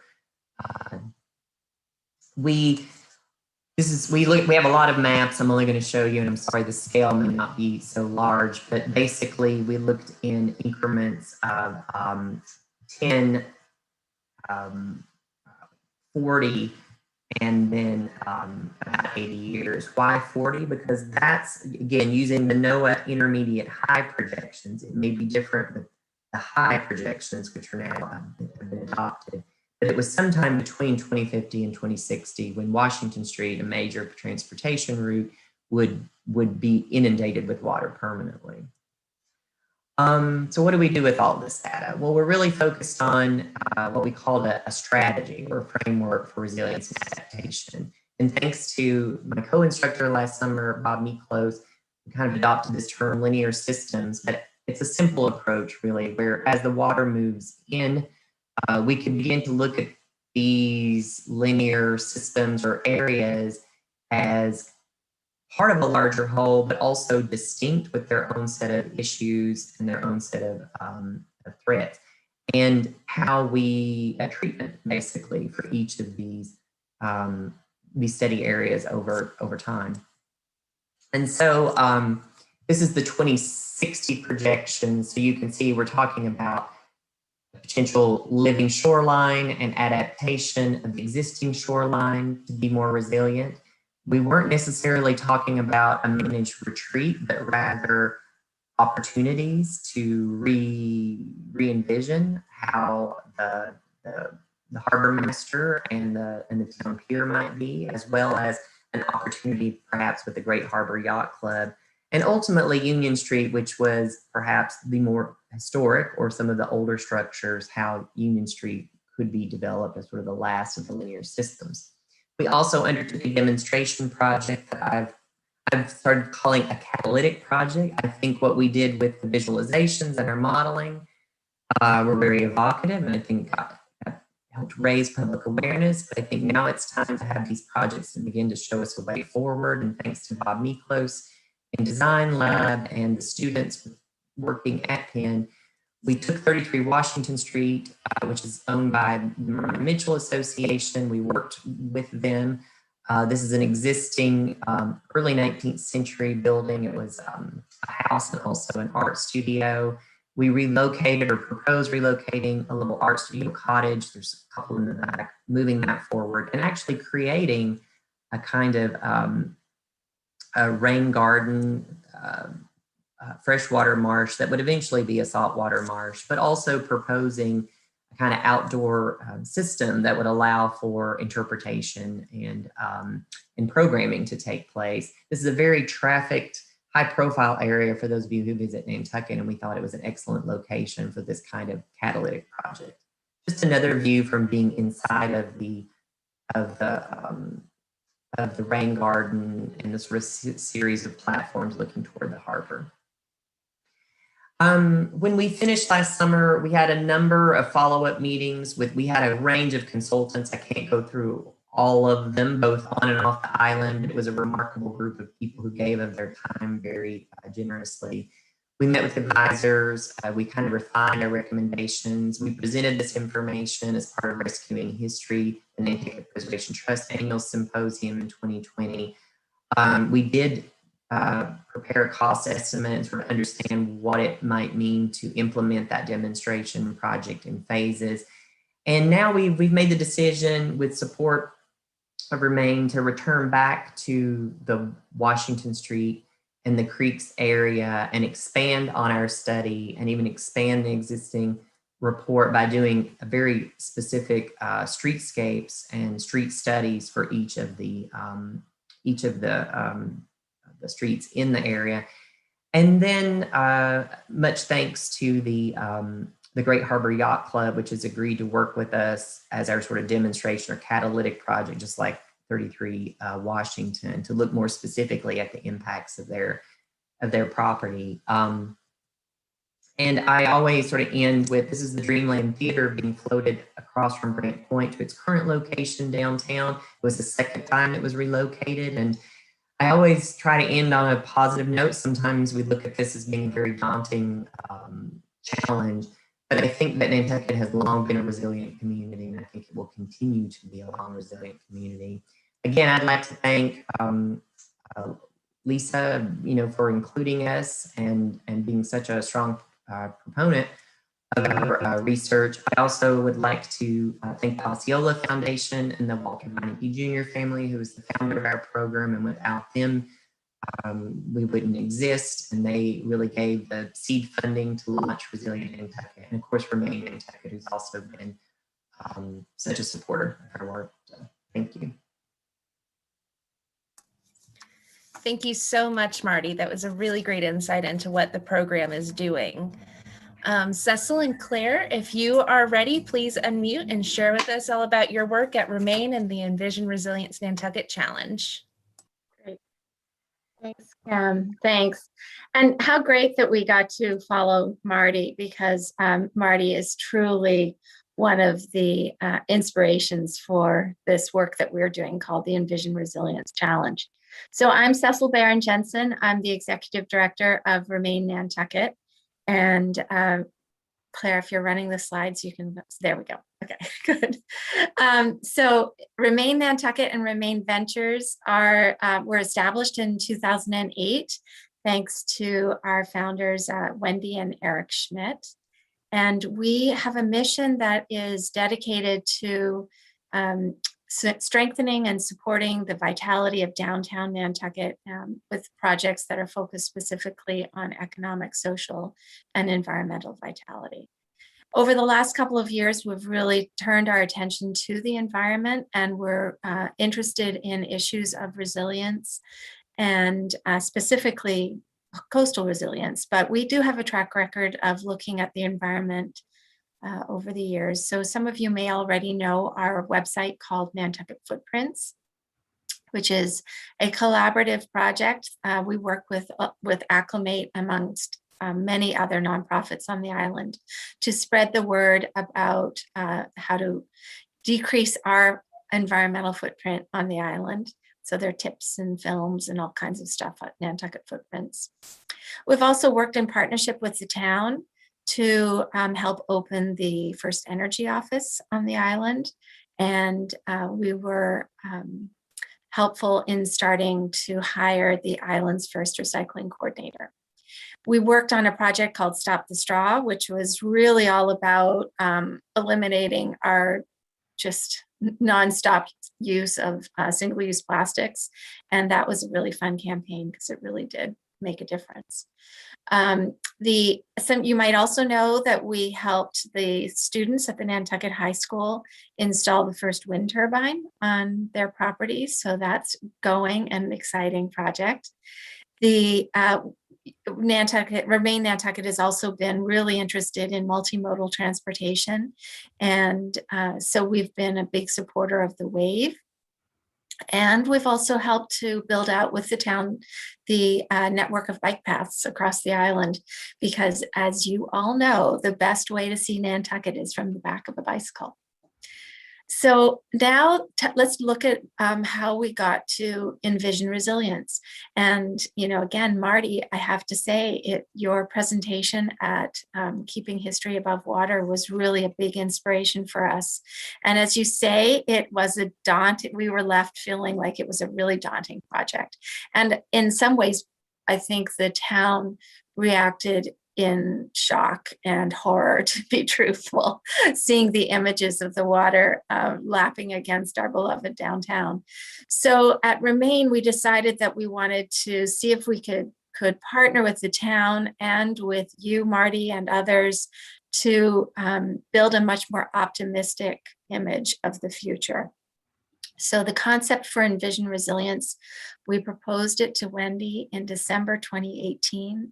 And we said, we see this as an opportunity to bring together people to paint a picture of the future that is not just resilient, but beautiful, and to inspire and empower our citizens to do something about the rising seawater on their own property.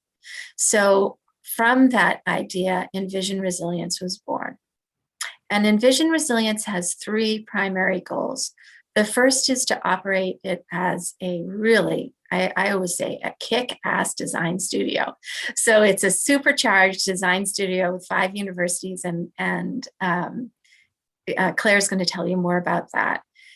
We also wanted to build out a really powerful community engagement program that launches this spring and will run through till Christmas.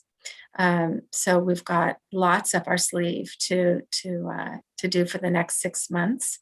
And the final one is to actually see if we could measure a change in attitude about sea level rise on Nantucket. So we ran a survey with the Boston-based firm called EBP with over 300 respondents, and that's pretty darn awesome considering we sent the survey out in January. And over half of the respondents said they were interested in learning more about adaptive strategies. So Phil, I think that's really good news for the work that you're doing. A combined 88% of the respondents who answered our survey said they were either alarmed or concerned about climate change and sea level rise, which honestly, I wouldn't have been surprised if it was 100%. I'm sure you all would agree. Nantucketers are well aware of the issues of climate change and sea level rise. But I think that number of 88 is pretty powerful when you compare it to only 26% of Americans across the country are alarmed about sea level rise. Some of the other questions that we asked in the survey was about adaptation strategies. And we were pretty pleased to see that over 76% of the people who responded would be willing to learn more about strategies and to make an effort to build perhaps rain gardens in their property. And that is a great number. Over 90% of the respondents strongly supported the use of rain gardens. So again, I think that's really positive news for the island. When we asked about dry floodproofing their homes, 10% have already taken some efforts to dry proof their homes. So we're starting. And Phil, I think your talk today showed us exactly how that is going to start to look across the island. 59% of the respondents supported raised sidewalks and raised neighborhoods. So again, I think that shows a lot of willingness to embrace the changes that are coming as a result of sea level rise. So now I'm going to leave it here, and I'm going to pass it along to my colleague Claire, and she's going to tell you more specifically about the Envision Resilience Nantucket Challenge. Thank you, Cecil. We're really thrilled to be here today alongside today's panelists, many who have been really instrumental in the creation of the Envision Resilience Nantucket Challenge. And as Cecil said, Remain's idea of coming into the resilience conversation on the island was to consider how we can think about sea level rise in a really inspiring, hopeful way. And what we did was kind of bring together a number of universities for what we call an exercise in academic thinking, to bring together principles and pathways of how we can move forward, not prescriptive to the town, but rather, bringing everyone together to consider how we can do so. So last July, we launched the Envision Resilience Nantucket Challenge. And I'm going to start by showing a quick video that was filmed and produced by the really talented Ryan Lester, who was introduced to us by Marty, actually. And he's currently pursuing a master's in historic preservation and mass communications at the University of Florida. So Frank, I believe you're going to help us cue up our video here. There's a global crisis emerging right now, one that's been going on for almost 100 years.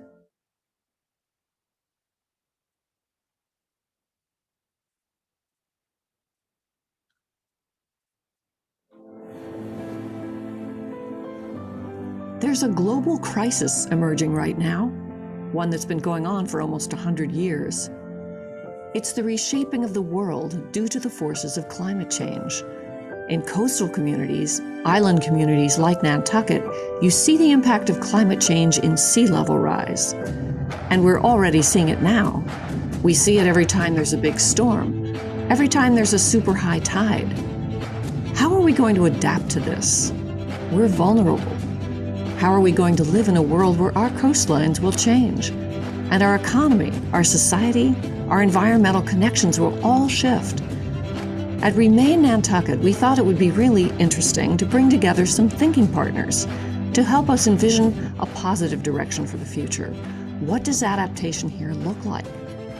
We invited people who work in design and architecture and engineering, art and conservation, and then connected those folks with people from a variety of academic institutions around the country who are also thinking about the same issues.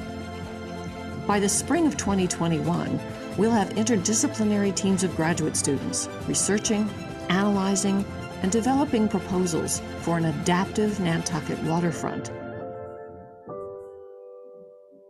We don't really have a choice. We have to take the challenge.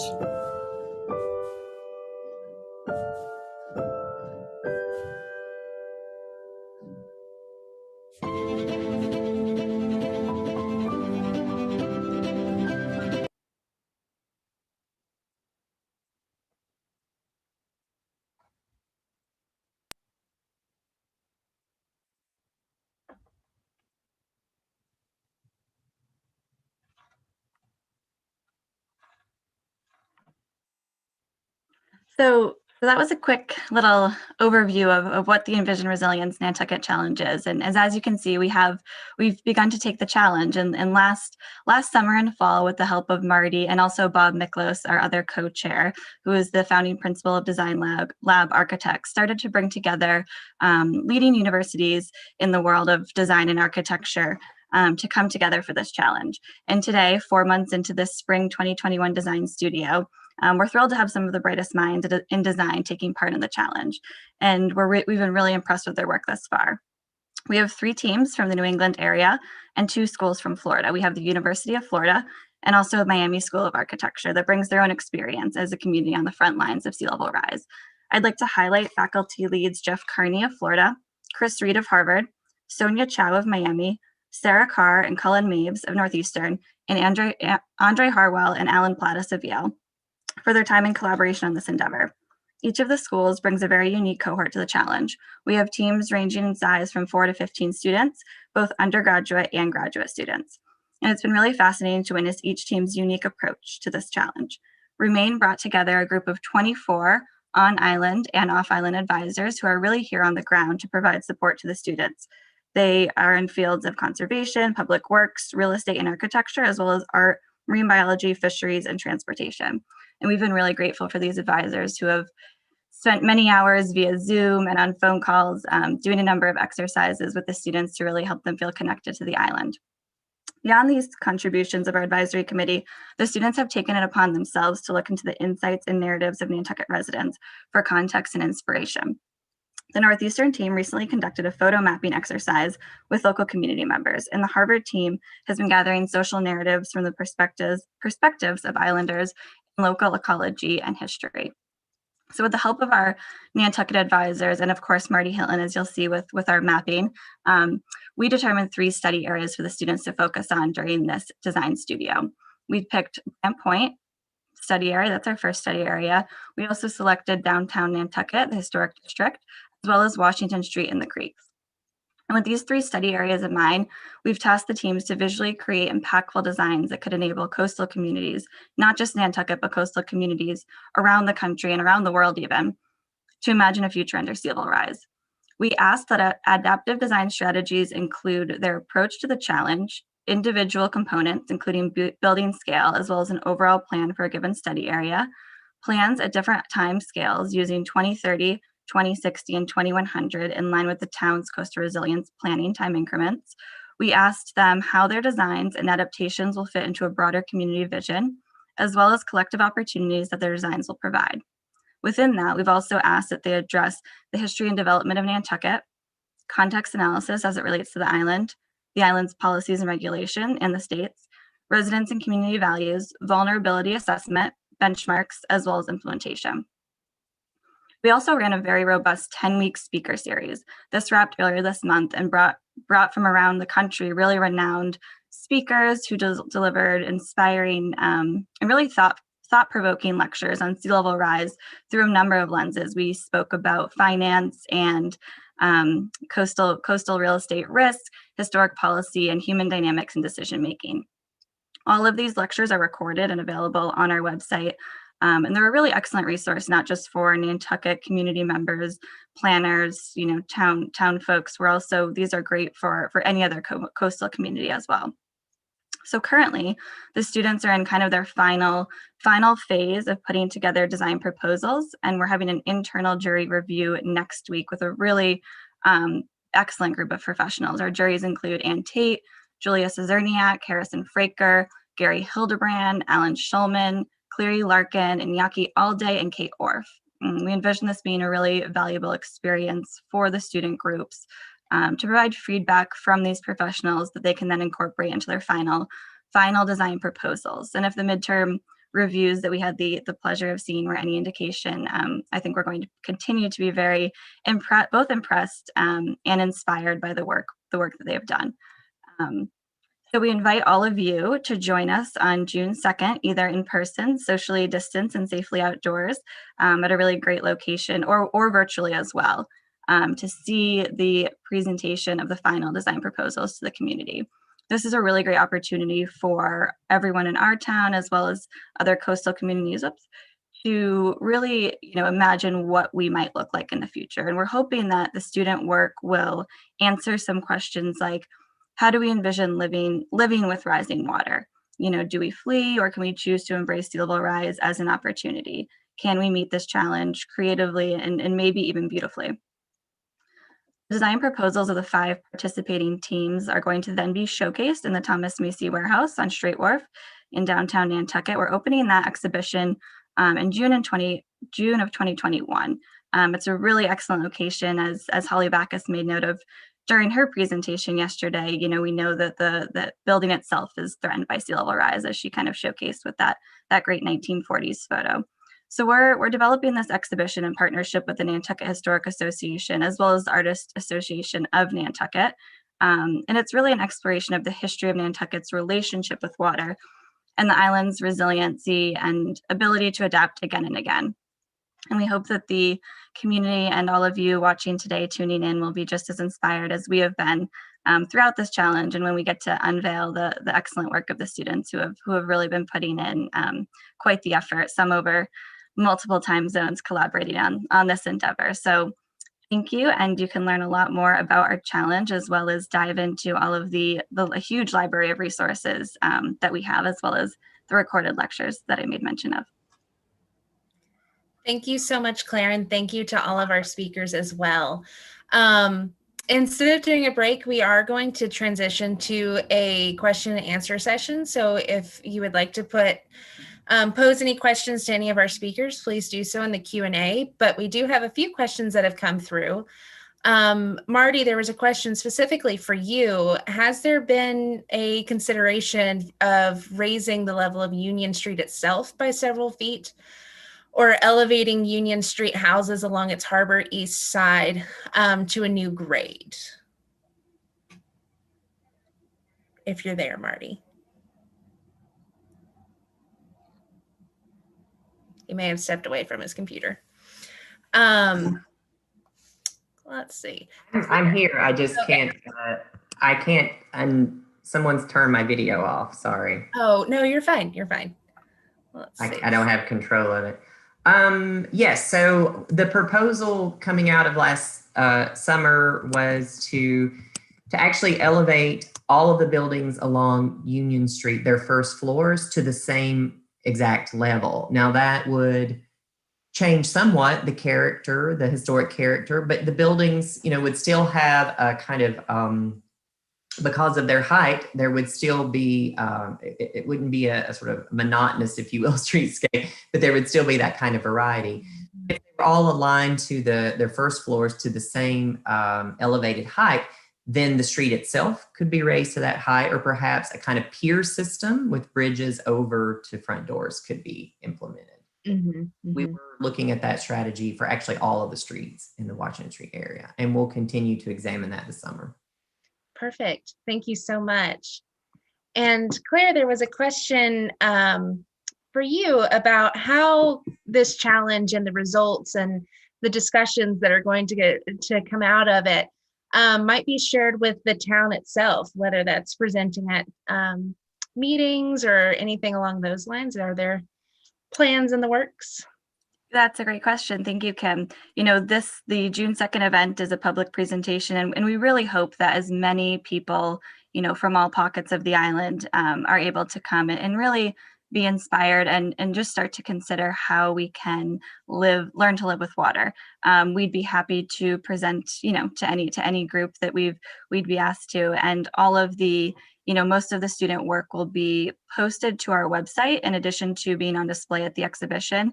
There will probably be a more in-depth team page for each team with studio briefs and full proposals and the like. Sounds perfect. Cecil, do you want to add anything? Yeah, I just want to say that one of the very different features of Envision Resilience compared to a lot of the work that Lisa and Phil and Marty and others are doing is that we untethered our students to the reality of you know, the restrictions of building and the Conservation Commission and all that rules everything that we can do on Nantucket. We allowed them to use their imagination and to really think very broadly and creatively in order to achieve not only our objective of inspiring Nantucket to look in a really empowering way at the future, but also to be able to drive some modeling that might be interesting to other coastal communities. So it's not necessarily answers for Nantucket as much. I think in many ways, when you see the designs, you'll be blown away with their really forward-looking ideas for Nantucket, but that could be used anywhere. Thank you. Lisa, I believe you have a question. Actually, I do. You know, I'd asked John Englander this question earlier in the day. It comes down to the individual action. I'm a big promoter of we can't wait for government to necessarily do something. It's very hard to get the funding in line, to get the approvals, to change policies, you know, in a split second. So as individual Nantucketers, as property owners, as business owners, all of you, what do you want to be a first step? What can individual property owners, business owners do to move toward adapting Nantucket to what we know is coming?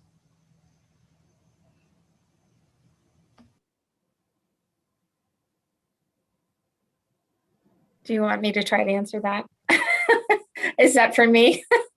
Any of y'all can answer it. I think Marty was moving to answer. Whoever wants to go first. Okay. I mean, I think, Lisa, I think the survey unwraps some of the ideas of what the island is willing to do. I think rain gardens and you know, living shorelines and waterproofing our coastline is really probably the thing that people are most excited about right now. When it comes to, when we looked at the survey, I think people are less willing to say, oh, sure, I'll raise my house. Yes, I think the town should raise the sidewalks. Yeah, you know, that was a little less enthusiastic because I think people are kind of afraid of what that might look like. But, you know, with the work of Envision Resilience and the work that you and Phil are doing, I think, and Marty too, with his wonderful projects on Washington Street, I think it's helped the islanders imagine something that still has the feel of Nantucket, but is more resilient in the face of sea level rise. So right now, I think they're more interested, I would say I am more interested in a green approach, but eventually I think I'd be willing and interested in seeing what it looks like to raise things up. One of the reasons that we chose the Preservation Institute in Nantucket chose Washington Street is because it was such a mix of different property owners, including the town owns a large amount of property, as does the land bank, which is a department of the town or a program of the town.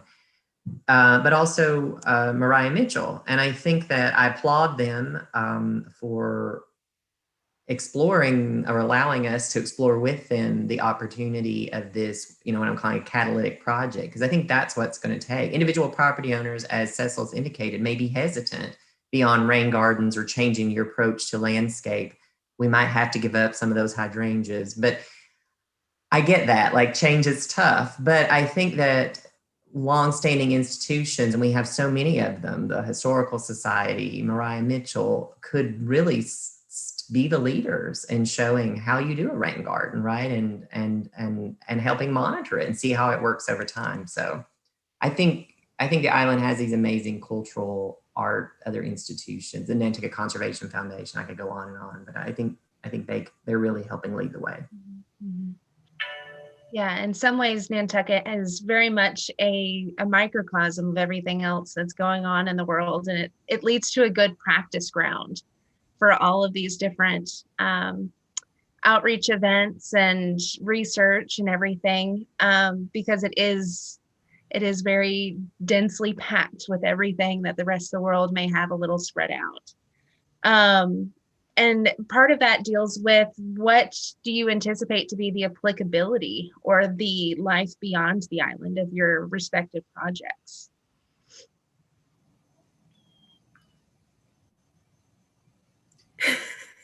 Well, I'm gonna jump in. Actually, I have to say that whole concept of model.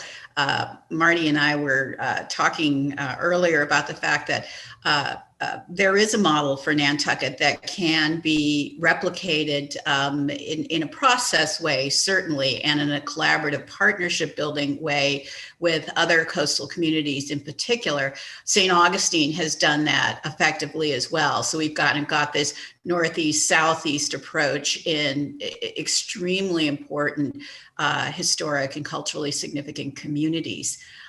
So I think that's the replicative opportunity that we've got. I think it's up to us. I mean, when I left my job in Annapolis, I was not done with this topic. It was really spurring me to what is going to be, in essence, the last career work of my life. And I think that's what we need to do.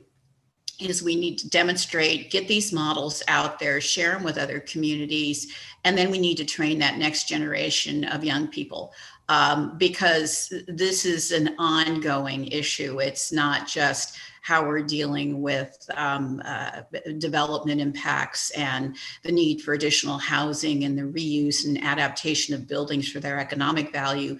This is critical. This is critical to the livelihoods and the lives of people in coastal communities, and really respecting, bringing the heritage values to the table, and then understanding there are times when we're just going to have to learn to say goodbye. I think that as Tony mentioned in his talk, the concept is realignment. And I don't think it's just physical realignment. I think it's also realignment of our thought process and our social and cultural values, to understand that it may be more about the experiences and the people and the stories of place, as preservation has to, again, perhaps learn to say goodbye to some of those tangible assets of cultural heritage versus the intangible. Mm-hmm, mm-hmm. Mm-hmm. I would just like to add, I've said this many times before, but I think it bears repeating.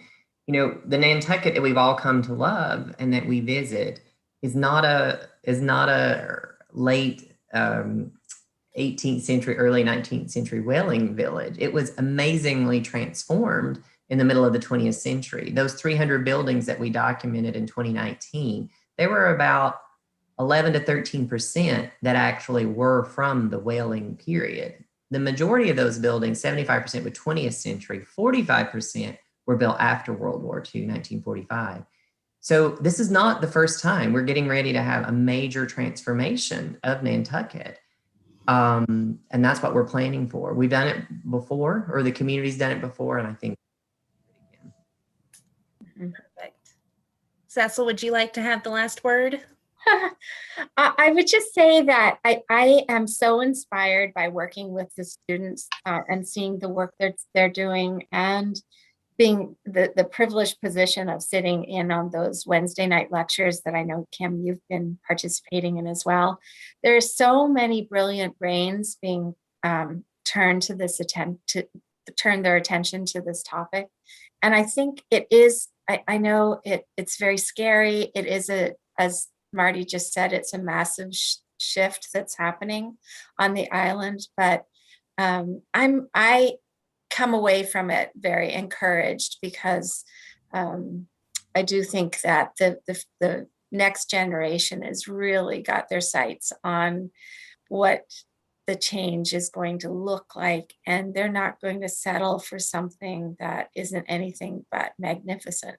And so I do feel like that is hopefully the legacy of Envision Resilience, is that it allows people to really dream in a positive way about the future.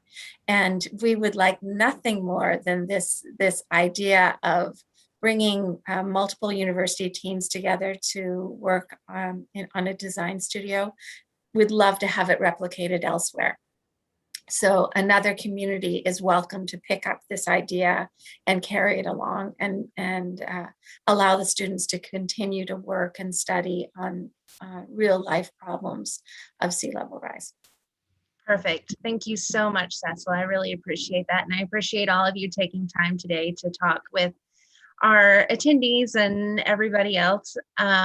We greatly appreciate that. Right now, we're going to begin our transition to the next discussion with Trevor Johnson of Arcadis and Vince Murphy of the town of Nantucket on the Coastal Resilience Plan update.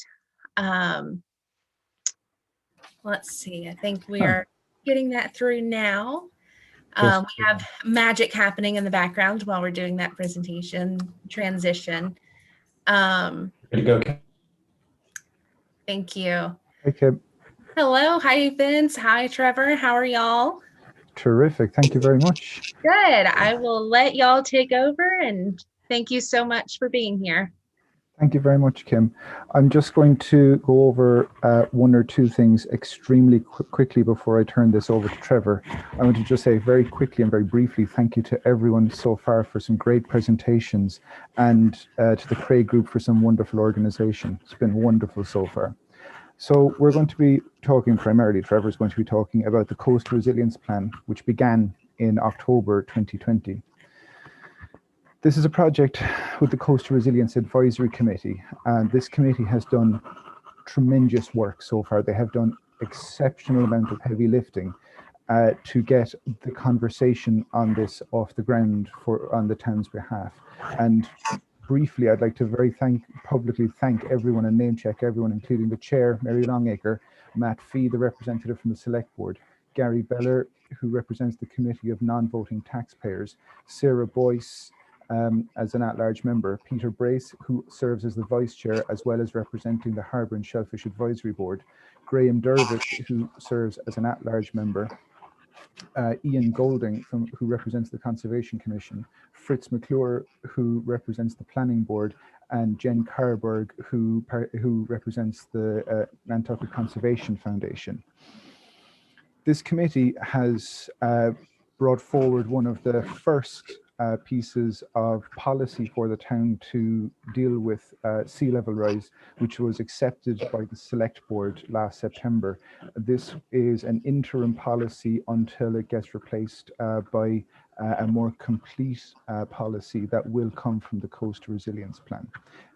So sea level rise is to some extent already being considered and dealt with on a policy front. Trevor will go over the Coastal Resilience Plan to date and the future of the Coastal Resilience Plan. This will be one of the most comprehensive preparations for flooding and erosion and how to deal with sea level rise going into the future.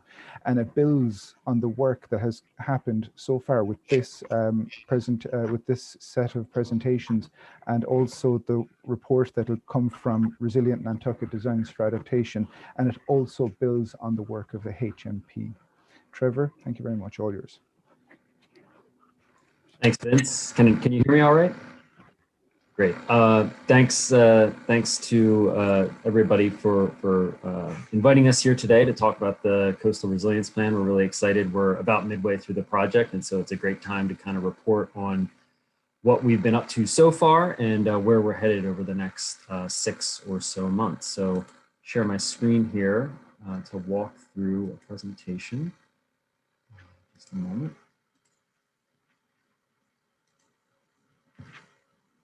Vince, can you nod if you can see my screen? All good, presentation mode. Excellent.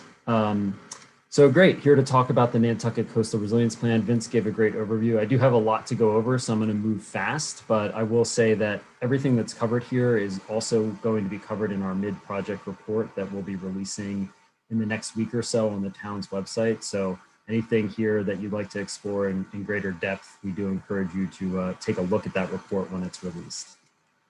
So our project mission here, as Vince touched on, we are looking to draw on the cherished built and natural heritage of Nantucket to create a community-supported roadmap to implementation. And we're looking at developing a series of layered flood control and adaptation approaches for the entire island. We are working in close coordination with other ongoing adaptation and sustainability initiatives, including Resilient Nantucket, to look at these issues related to flooding, erosion, and sea level rise. And at the backbone of our project is inclusive and equitable engagement. We are trying to draw on the feedback and input and priorities and goals of the community in order to generate solutions that, as I'll talk about, not just provide risk reduction or resilience, but really create social, environmental, and economic benefits and value for everybody on Nantucket. So what is the CRP? As Vince mentions, the central goal of the CRP, the guiding kind of principle here, is that we are looking to develop a comprehensive plan for the whole island that addresses coastal erosion, sea level rise, and coastal flooding. To address those challenges, we have principles that kind of provide the, I guess, the values that we bring as we think about the solutions towards addressing flooding and erosion. The first is honoring community heritage and identity through any adaptation approaches, as has been discussed, during this event. Looking to address resilience at multiple scales, from building level actions all the way out to the larger district or even ecological system scales. As I mentioned before, inclusive and responsive and community engagement, and I'll talk a little bit more about some of the engagement we have upcoming. And then finally, bringing a commitment to implementation. This is really important, particularly for near-term projects that need to begin right away. We are grounding this work in regulatory frameworks and making sure that we're developing solutions that the decision makers and the community can really start to implement right away. Our team, I work for Arcadis. I'm the project manager, senior resilience planner. Arcadis is a global engineering and design firm. We're headquartered in the Netherlands, but we have a large presence here in the United States. We're joined with a number of partners, teammates on this project, particularly bringing sort of design creativity. Stoss works as a landscape design firm. One Architecture focuses more on the built environment. Of course, the Craig Group, who I'm sure everybody knows well, helping guide us in the right direction when it comes to issues related to historic preservation. We're working closely with the Coastal Resilience Advisory Committee and with obviously Vince and his colleagues at the town of Nantucket. One thing I'll say is that our team is, I think, got a lot of global and national experience, and we're really excited to be here working in Nantucket. And I think one of the things that brings us here and makes us excited is just the amount of capacity and resources that Nantucket has already invested in this question of adaptation and resilience. It's easy to feel like you are behind the 8 ball when you're trying to address really challenging topics like sea level rise. There are no silver bullets. There's no one answer. And the most important thing that a community can do is start to invest in the capacities and resources that we need to begin finding answers. And that's very much what Nantucket has done over the past few years. Where we are about midway through the project. And as I mentioned before, we're in the process of finalizing our mid-project report that will be released in the coming next week or so. The first phases of our project were really about information gathering, conducting a coastal risk assessment, which I'll talk about during this presentation, and the first phases of our community engagement. We're now pivoting into the next phase, which is really around coastal resilience and adaptation scenario development, and then project definition and prioritization, along with continued engagement throughout that process, leading to a final document in September of this year. Just a little bit to build on what I said earlier, Nantucket has been doing a lot of work, not just planning, but also building the kind of staff and institutional capacities that are needed to begin to actually implement adaptation roadmaps. The formation of Vince's position, the formation and the work that CRAC has been doing, as well as some of the sort of foundational, I would call them, kind of studies that have been done from the community resilience building workshop through the MVP, and even the project that was completed in January 2020. Strong foundation from which the CRP can launch from. And we're also working closely with Remain and trying to build off of some of the inspirational and creative ideas coming out of Envision Resilient Nantucket. I'm working closely with Resilient Nantucket, the project, and the team that is focused on that work. So just quickly, what do we mean when we say resilience? I think it's important to just note that, in the context where risk is increasing due to sea level rise, resilience refers to our ability to change, adapt, and respond. We look at many elements of a community to think about what resilience really means. It's physical, it's social, it's thinking about institutional and governance, it's thinking about the economic dimension, and then also environmental factors as well. And really, resilience means a lot more than just risk reduction. We're not here to just provide a bunch of solutions that reduce or mitigate risk from flooding or erosion. It means adding value. It means multi-layered, multi-purpose protection. It means thinking at the systems level. It's not just about one physical structure. It's about how that structure fits into a larger system and how can we make the system more resilient. Adaptability over time. Risk is increasing. There's a tremendous amount of uncertainty related to how risk will increase over time, the pace of sea level rise, for example. So we need to build in adaptability into solutions so that we can course correct and continually be changing and adapting to new information and new ways of understanding that information over time. And then equity. We know that not everybody has the same ability to adapt to the challenges that climate change will bring. And we want to make sure that we pay attention to those who need it, who may need the most assistance. Okay, so now I'm going to talk a bit about what we've been up to so far, what we've learned, and cover the results, sort of key themes from community engagement, as well as our risk assessment. So the way that we understand Nantucket, we come to the community as outsiders. We very much recognize that. I think it's important for us to spend a significant amount of time really trying to understand what the community is about. We can't develop solutions for a place we don't know. So we do this through talking to the community. We have had many conversations talking to hundreds of people about what's important about Nantucket. Mapping, so just understanding the physical and environmental conditions on the island. Analyzing risks, which I'll talk about more, and then synthesizing that together into findings that we can further discuss with the community over the latter half of the project.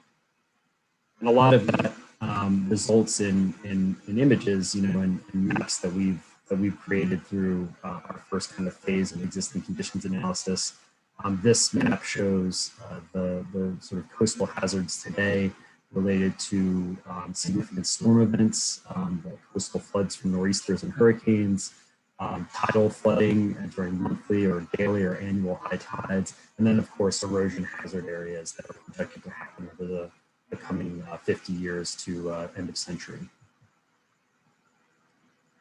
And that's what we see here. This is the future flood risk and erosion risk as well. And then we also map existing conditions. So when I talked about resilient solutions relying on systems, we need to understand where those systems are located and how they intersect with coastal hazards. So this is just a map of the important transportation infrastructure that we've mapped across the island. We look at land use. So what are the current land use practices? Where do we have different uses and types of development? And then that helps frame how those land uses may need to shift over time in response to factors related to coastal hazards. And related to that, the way that we can think about shifting land use patterns and where development occurs, let's say, is by looking at existing zoning regulations, wetland regulations. This is just an example of zoning use. We obviously see the historic districts there. Talk about later just the amount of risk that exists in the downtown historic district and what that means in terms of future solutions. And then of course, the systems that really support quality of life on Nantucket. I mean, obviously one of the defining features of our study is that Nantucket is an island. It is 30 miles out to sea, and it needs to be self-sufficient in many regards. It doesn't have the same ability to depend on outside resources that a mainland community may have.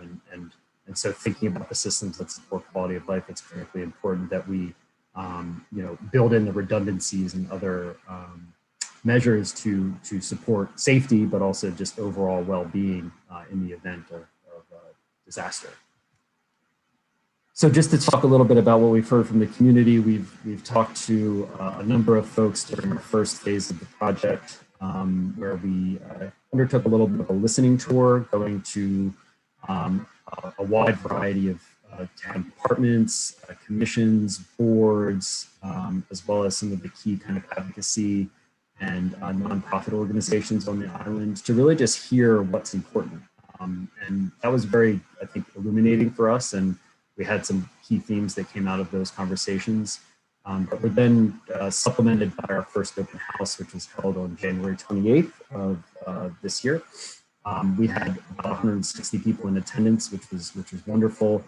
And that presentation or that meeting included a presentation introducing the project, as well as kind of small group visioning exercises, trying to understand community priorities and visions, as well as where people have specific concerns related to flooding and erosion. And we asked questions like, what do you value most about living on Nantucket? What would you want to keep the same? What would you be willing to change? And I think really important is, what do you want to see for yourself in future generations? When we're talking about a CRP that has a planning horizon to 2070 or 2100, we really are talking about future generations, right? We're talking about our kids and our grandchildren and what Nantucket will be for them. So the steps we take today need to be aimed in that kind of direction. And some of the long-term visions that we heard are, again, as I was just mentioning, that Nantucket should be a place for young people and future generations to enjoy, but that there's a recognition that some of the aspects that people enjoy about Nantucket today will need to change. I think it's important just to acknowledge that fact. We do need coastal resilience plans that are adaptable and dynamic in the long run, building on that theme of uncertainty and the ability to adjust to new information. The town needs to lead by implementation of public projects. So I think Lisa was mentioning and others on the previous session about individual action. That counts for the town too, right? The town has ownership of a lot of infrastructure, and they have the ability to show through pilot projects or larger investments what resilient solutions look like. Multi-departmental approaches, so thinking about communication and collaboration. I would extend this even to say, beyond just departmental, also multi-organizational. There's just tremendous knowledge and leadership on the island across the public and private sectors, and by enhancing communication and collaboration across those groups, which I think CRAC is a great start at, for example. We will be able to implement solutions and move forward as a community. And then compromise. I think that it's easy to get locked into kind of entrenched positions, as with everything in this world.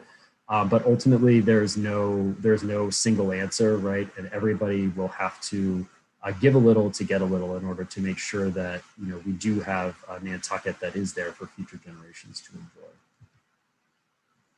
And then key priorities, very much, we heard loud and clear that the character of Nantucket needs to be preserved. I think that there's a recognition that buildings, infrastructure may need to change, but that the overall character needs to be maintained.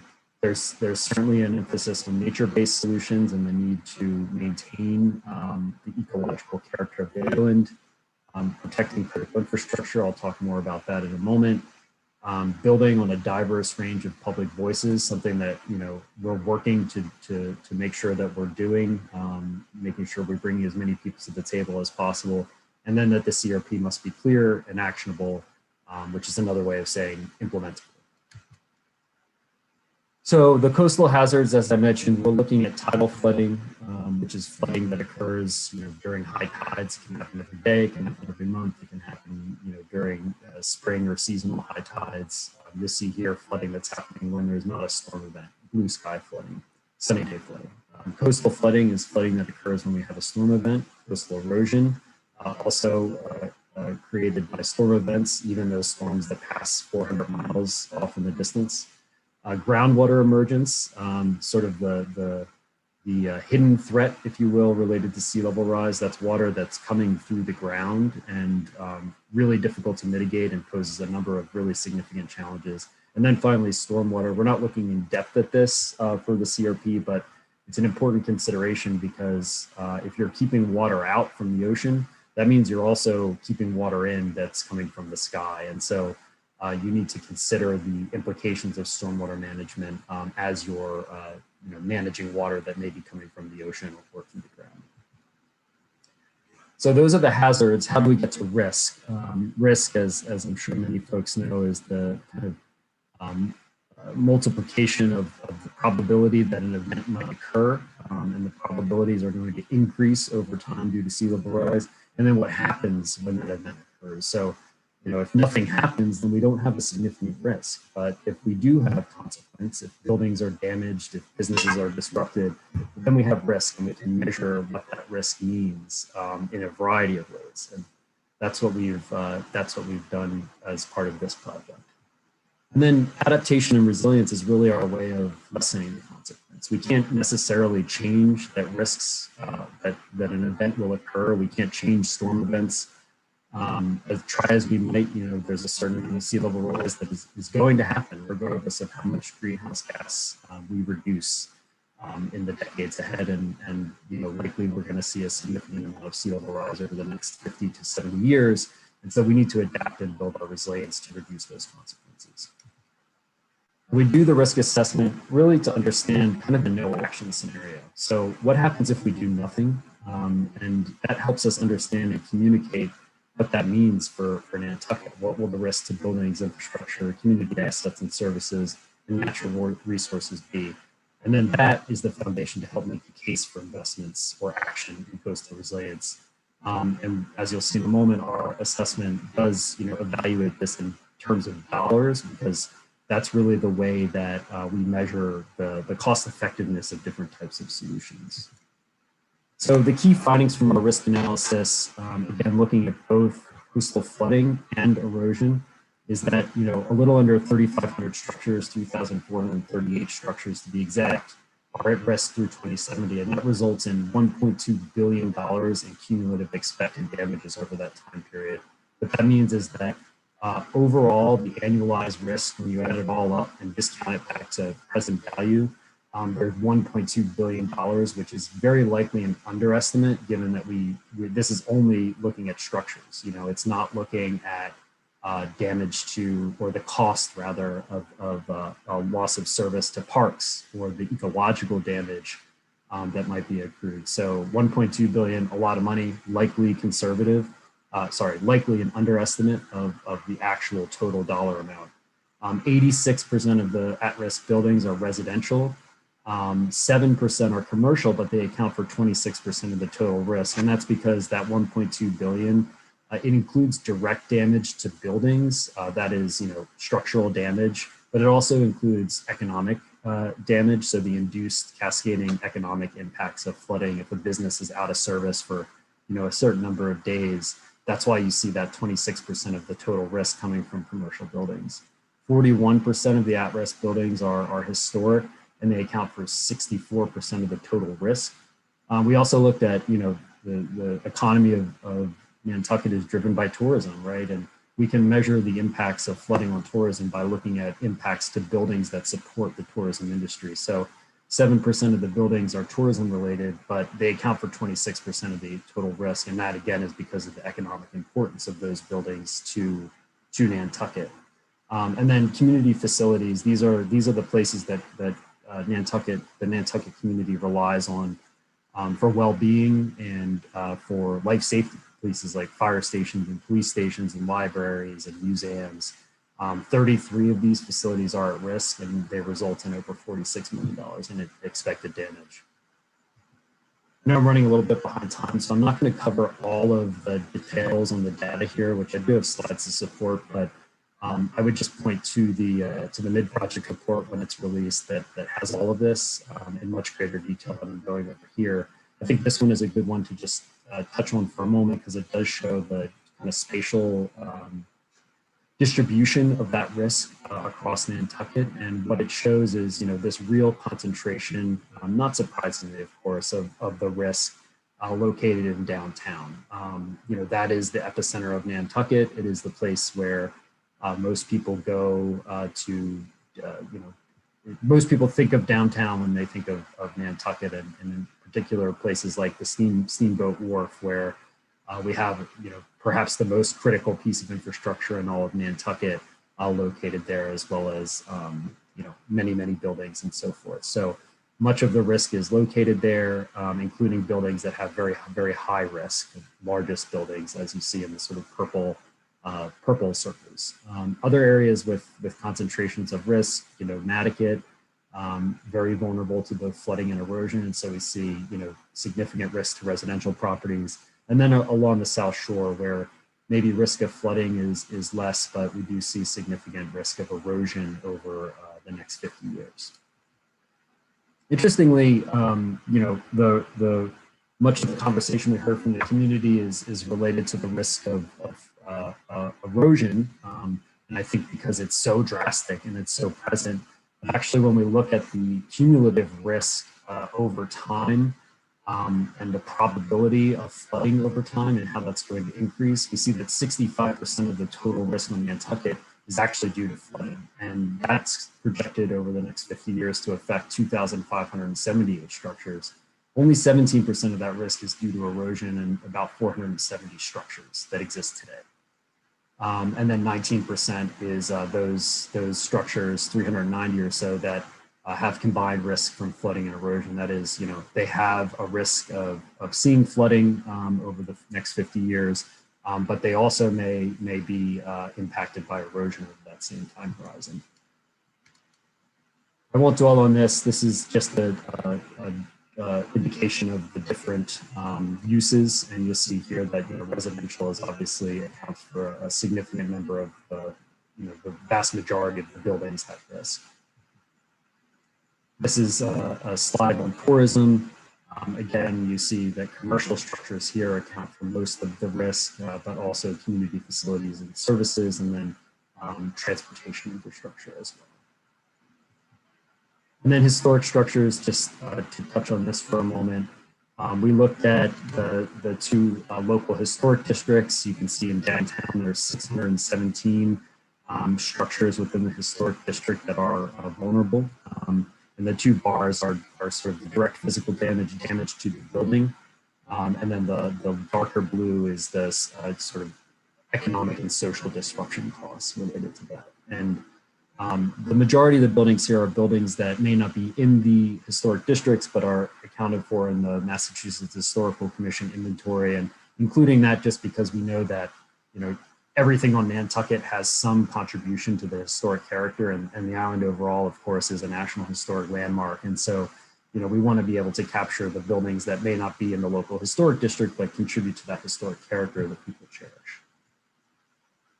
And I'm just going to move quickly. We looked at roads. So this image shows the combined risk to roads from flooding and erosion. When we look at roads, we look specifically at loss of service due to tidal flooding, because that's when you start to see an impact that really, you know, in a chronic way impacts people's ability to get around.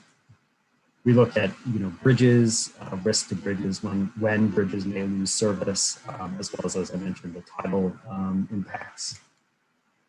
Risk of roads to erosion. I mentioned the Steamship Authority and Steamboat Wharf. Steamboat Wharf is actually at a higher elevation than much of the surrounding area, Broad Street and Easy Street in particular. The real risk here is that people will not be able to get to Steamboat Wharf, and people will not be able to get from Steamboat Wharf to the mainland. And that could happen as soon as 2030, with some roads cut off due to sea level rise and tidal flooding. Certainly by 2050, we see really significant impacts to people's ability to access this really critical supply chain for Nantucket. Essential facilities, I would just mention here that we did rank facilities across the island based on their criticality, and then we gave them a risk score, and that risk score is used to create a priority score. And sort of unsurprisingly, Steamship Authority, Steamboat Wharf is the highest priority, most critical infrastructure on Nantucket. And then we look at natural resources and open space. So we have evaluated impacts to open spaces that are inundated, may lose service over the next 50 years. And then natural resources, potential impacts to wetlands and wildlife habitat. In particular, you know, with wetlands, if we don't provide opportunities for wetland migration, we can see submergence of those resources and ultimately loss of really critical habitat, as well as, you know, the sort of visual and public benefits that they provide, you know, contributing to Nantucket's natural character. And then groundwater table rise. This is a really challenging issue, and one that we are looking at. You can see that, you know, groundwater table rise, the groundwater table is rising. It has risen over the last several decades. It will continue to rise, and this is a challenge that really we need to address, not just through interventions, structural interventions, but through policy changes as well, because it is a very challenging threat to mitigate, given the you know, widespread nature of it. And so what are we going to do with this information? We'll be looking at focus areas as the next phase of our project, and trying to understand what do we do about this risk now that we understand it? How can we focus in on specific areas and start to work with community members to develop potential solutions? And that's the next phase of our project, which will be developing scenarios and working with the community to refine those scenarios. We do have an open house scheduled for, tentatively scheduled for late June. Please be on the lookout for information on that. And we look forward to seeing the community there. And as the last statement, I would just say we do have an application that, an app that we are offering to the community, an opportunity to provide input. You know, this is a resource for everybody to download. You can use the QR code on the screen here. I'll leave it up for a moment. And also available in the App Store or a Google Play Store. So that's my presentation. Sorry, I think that's the full time. I'm not sure if we have questions, opportunity for question and answer, but Vince and I are always available. Thank you so very much, Trevor. I think there might be one very quick and hopefully brief question from Lisa. Muted, Lisa. Thank you. Just to follow on to a couple of questions earlier, and Trevor, this is such great information, and I want to acknowledge too, in case folks don't know, Trevor has some preservation background. We both shared the opportunity to work at different times at the National Trust for Historic Preservation. So Vince and team picked the right firm and individual to project manage here. Trevor, there is a couple of comments that have been made during the last 3 days, and I really like your response, and Vince, yours as well, to two specific things. One of our colleagues from the National Trust UK, who has worked in coastal habitat realignment and in essence engineering issues over the past many years, basically said he found that working with communities, that it's 50% education and 50% engineering. And so obviously Arcadis takes a very strong approach with the community engagement aspect. And we also heard about people pay more attention immediately after a disaster. I think Brenda talked about just its spikes in terms of their concern and increase in dealing with the urgency of sea level rise, erosion, flooding, climate impacts. So I guess I posed the question to you and then a follow-on to Vince. How do we ensure that our communities stay focused on this issue moving forward? And what would you advise as a first step or an ongoing step? And Vince, I think that's relevant to you as well, for Nantucketers to stay informed and to make a difference in implementing this coastal resilience plan. Yeah, that's a great question. I mean, the first thing that comes to mind is that I agree with that statement that, you know, communities often are most motivated to take action, you know, after they've experienced some kind of coastal hazard event, right? We saw that after Hurricane Sandy in New York City. We've seen that in Boston to some extent, and many other places.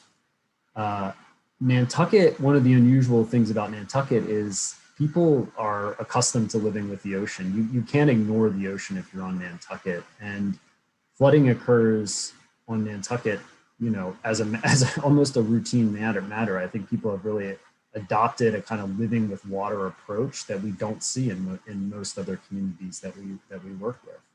And I think honestly, that's a strength to build on. I think, to answer your question, Lisa, I don't see the Nantucket community losing focus on the resilience challenge, because it will be a clear and present issue to anybody who spends time on that. And, you know, I do hope that we don't see a significant event before we're able to develop solutions and approaches to mitigate the risk from those events. But we have to be aware that that's a very real reality. And if it does happen, then that's only going to, you know, increase the awareness and motivation to move forward. I think the CRP is a way to, the CRP, you know, it will result in a document, but I think of the CRP as a program, right? It's actually a capital improvement program in and of itself, and it's a roadmap to continuing, you know, education of the public, investment in infrastructure, changes the policies. It will be updated in the future. It's not going to be a static, you know, document.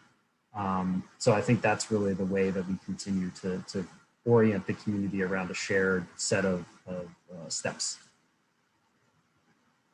Vince, anything to add there? Yes. So keeping the public interest and keeping people engaged and educating is partly one of the goals of the Coastal Resilience Plan, but it's an ongoing challenge for everyone. Just to kind of put it in some kind of context, the amount of interest that's out there is significant and large. Think about it this way. There's this ongoing project that you're leading, Lisa, with Resilient Nantucket Designs for Adaptation. There's another project through Remain with their design challenge, and then a third project, the Coast Resilience Plan. And we're all looking at different potential little niches in some different ways, but we're all singing with the same voice, that we're all looking for as much community engagement, as much community ideas, and as much education as we can get out there. So the community is already quite well engaged. Is it well enough engaged? Is it well enough educated? I don't think I'll ever have a satisfactory or be satisfied with that. We're going to constantly have to push and get more information out there. Even recently, the Coastal Resilience Advisory Committee developed a new brochure for homeowners. They're always trying to find new ways of getting the message out there. I'm similarly trying to find new ways of trying to get information out all of the time. So it's a process, it's an ongoing thing. And hopefully we can continue to build on it. Tony Flux said yesterday, and it's a new phrase that I really quite like. He calls it coastal realignment. I think I like the idea of strategic coastal realignment based on what the community suggests and what risk assessment suggest, so that we can put those two things together and get some product in place that is acceptable to the community and is in line with the risk assessment. It's a very appropriate way to end this because it is an ongoing conversation. It doesn't stop with a particular program or initiative. And so again, why I think that Nantucket has been a role model, and the fact that we do have these various aspects going on, but they're integrating via people and places. And I think that that is what we in the preservation cultural heritage community really advocate for now. So I thank both of you, and I'm going to take this opportunity to close out this aspect of our work and conversation here today. And we will be transitioning over to the climate crisis panel, which is on another format, simpatico. So you see it right there. Those that are participating right now who have all not pre-registered, all you have to do is hold your phone up and take a picture of the little QR code there, and you will be in. So please do that. And I again want to thank all of our team. You won't be seeing us anymore. We are turning it over to Doug Parsons and a great team at Simpatico to carry forward with a terrific panel of about 8 different individuals representing local, state, national, and federal organizations, all dealing with this issue of climate crisis. So thanks to our sponsors. Thanks again to the town of Nantucket for being such a terrific host, and to the MVP program for the funding. Remain Nantucket has always been there, the Nantucket Preservation Trust, Nantucket Historical Association, Acclimate. You're all our Nantucket partners, and we thank you for attending today and look forward to future opportunities to engage with the community. Thanks much. Bye.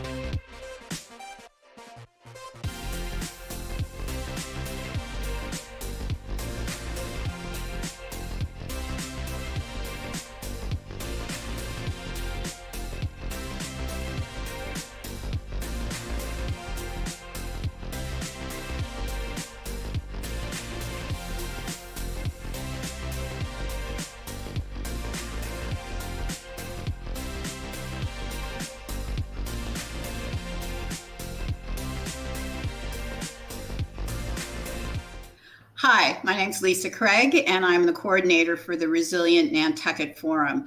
I really appreciate all of you joining us for this last session, and probably one of the most important sessions on public policy and the climate crisis. So we will be joined with a number of individuals globally, nationally, and regionally from both government and from the NGO sector to talk about the importance of policy and how it relates to climate adaptation. And there's really no one better I could think of to have moderating this session than Doug Parsons with America Adapts and Simpatico. Doug, you want to introduce yourself? Hey, Lisa, and thank you for inviting me to be part of this, moderating this great panel. Just an all-star lineup. Really looking forward to some of the discussions that we're going to have. We're going to provide you a little bit of context before we get started with our interviews. And so, Lisa, what is Resilient Nantucket? You know, I've been working on Resilient Nantucket for a number of years now with the town of Nantucket, who is the sponsor of this particular 3-day forum. They really are a community, a National Historic Landmark community that is looking to the future. They are a community that is dealing with the issue of climate change, with sea level rise, with erosion, and with tidal flooding. So we really are envisioning with Resilient Nantucket a future for the island that supports the protection and preservation of its cultural heritage, its historic assets. It's obviously a significant tourism destination, as well as its natural heritage.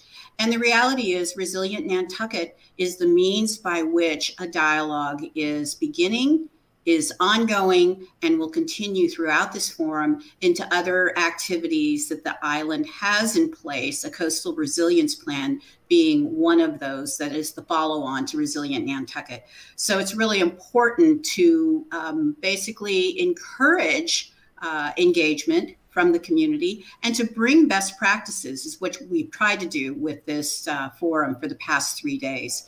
And I think that this public policy panel will really tie nicely into the direction that they need to move as a community and as a landmark. Okay, speaking of policy, why this topic of policy for concluding the forum? Well, you know, I've been researching and working on policy issues with a number of historic communities around the country, most recently in St. Augustine. And I really do understand and have worked with the town to support efforts, even in a step-by-step approach, to adapting policies, to bringing in new ideas of how we need to change the way that we've been working in terms of our regulatory processes. And not just that, but with some of the nonprofit organizations. I happen to be on a working group with the National Trust for Historic Preservation. You'll hear from Jim Lindbergh shortly about that nonprofit group's policy direction as it moves forward dealing with the protection and preservation of historic sites. The need to adapt to the changing climate is one of those priorities, as it is with many other organizations. The International National Trust organizations will talk about resilience and how they believe that some policy changes at both the local, state, and national levels need to occur in order to advance the principles of protecting places and at the same time protecting people. Okay, so what do you hope is a takeaway from the entire Resilient Nantucket Forum? I really want people to believe that actions can happen at the individual level. Most of my experience working with many of these individuals that are part of the panel, as well as working with the town of Nantucket, is that actions do happen locally much more quickly than obviously at the national or federal level. So I am very encouraging to see that the residents in Nantucket are very participatory in this process. They want to know the best strategies for adaptation, whether it's their historic properties or their natural resources. And I think that individual action to at the local level to encourage government to make the necessary changes, whether it's adopting incentives for historic preservation and resilience, whether it's making some hard regulatory decisions.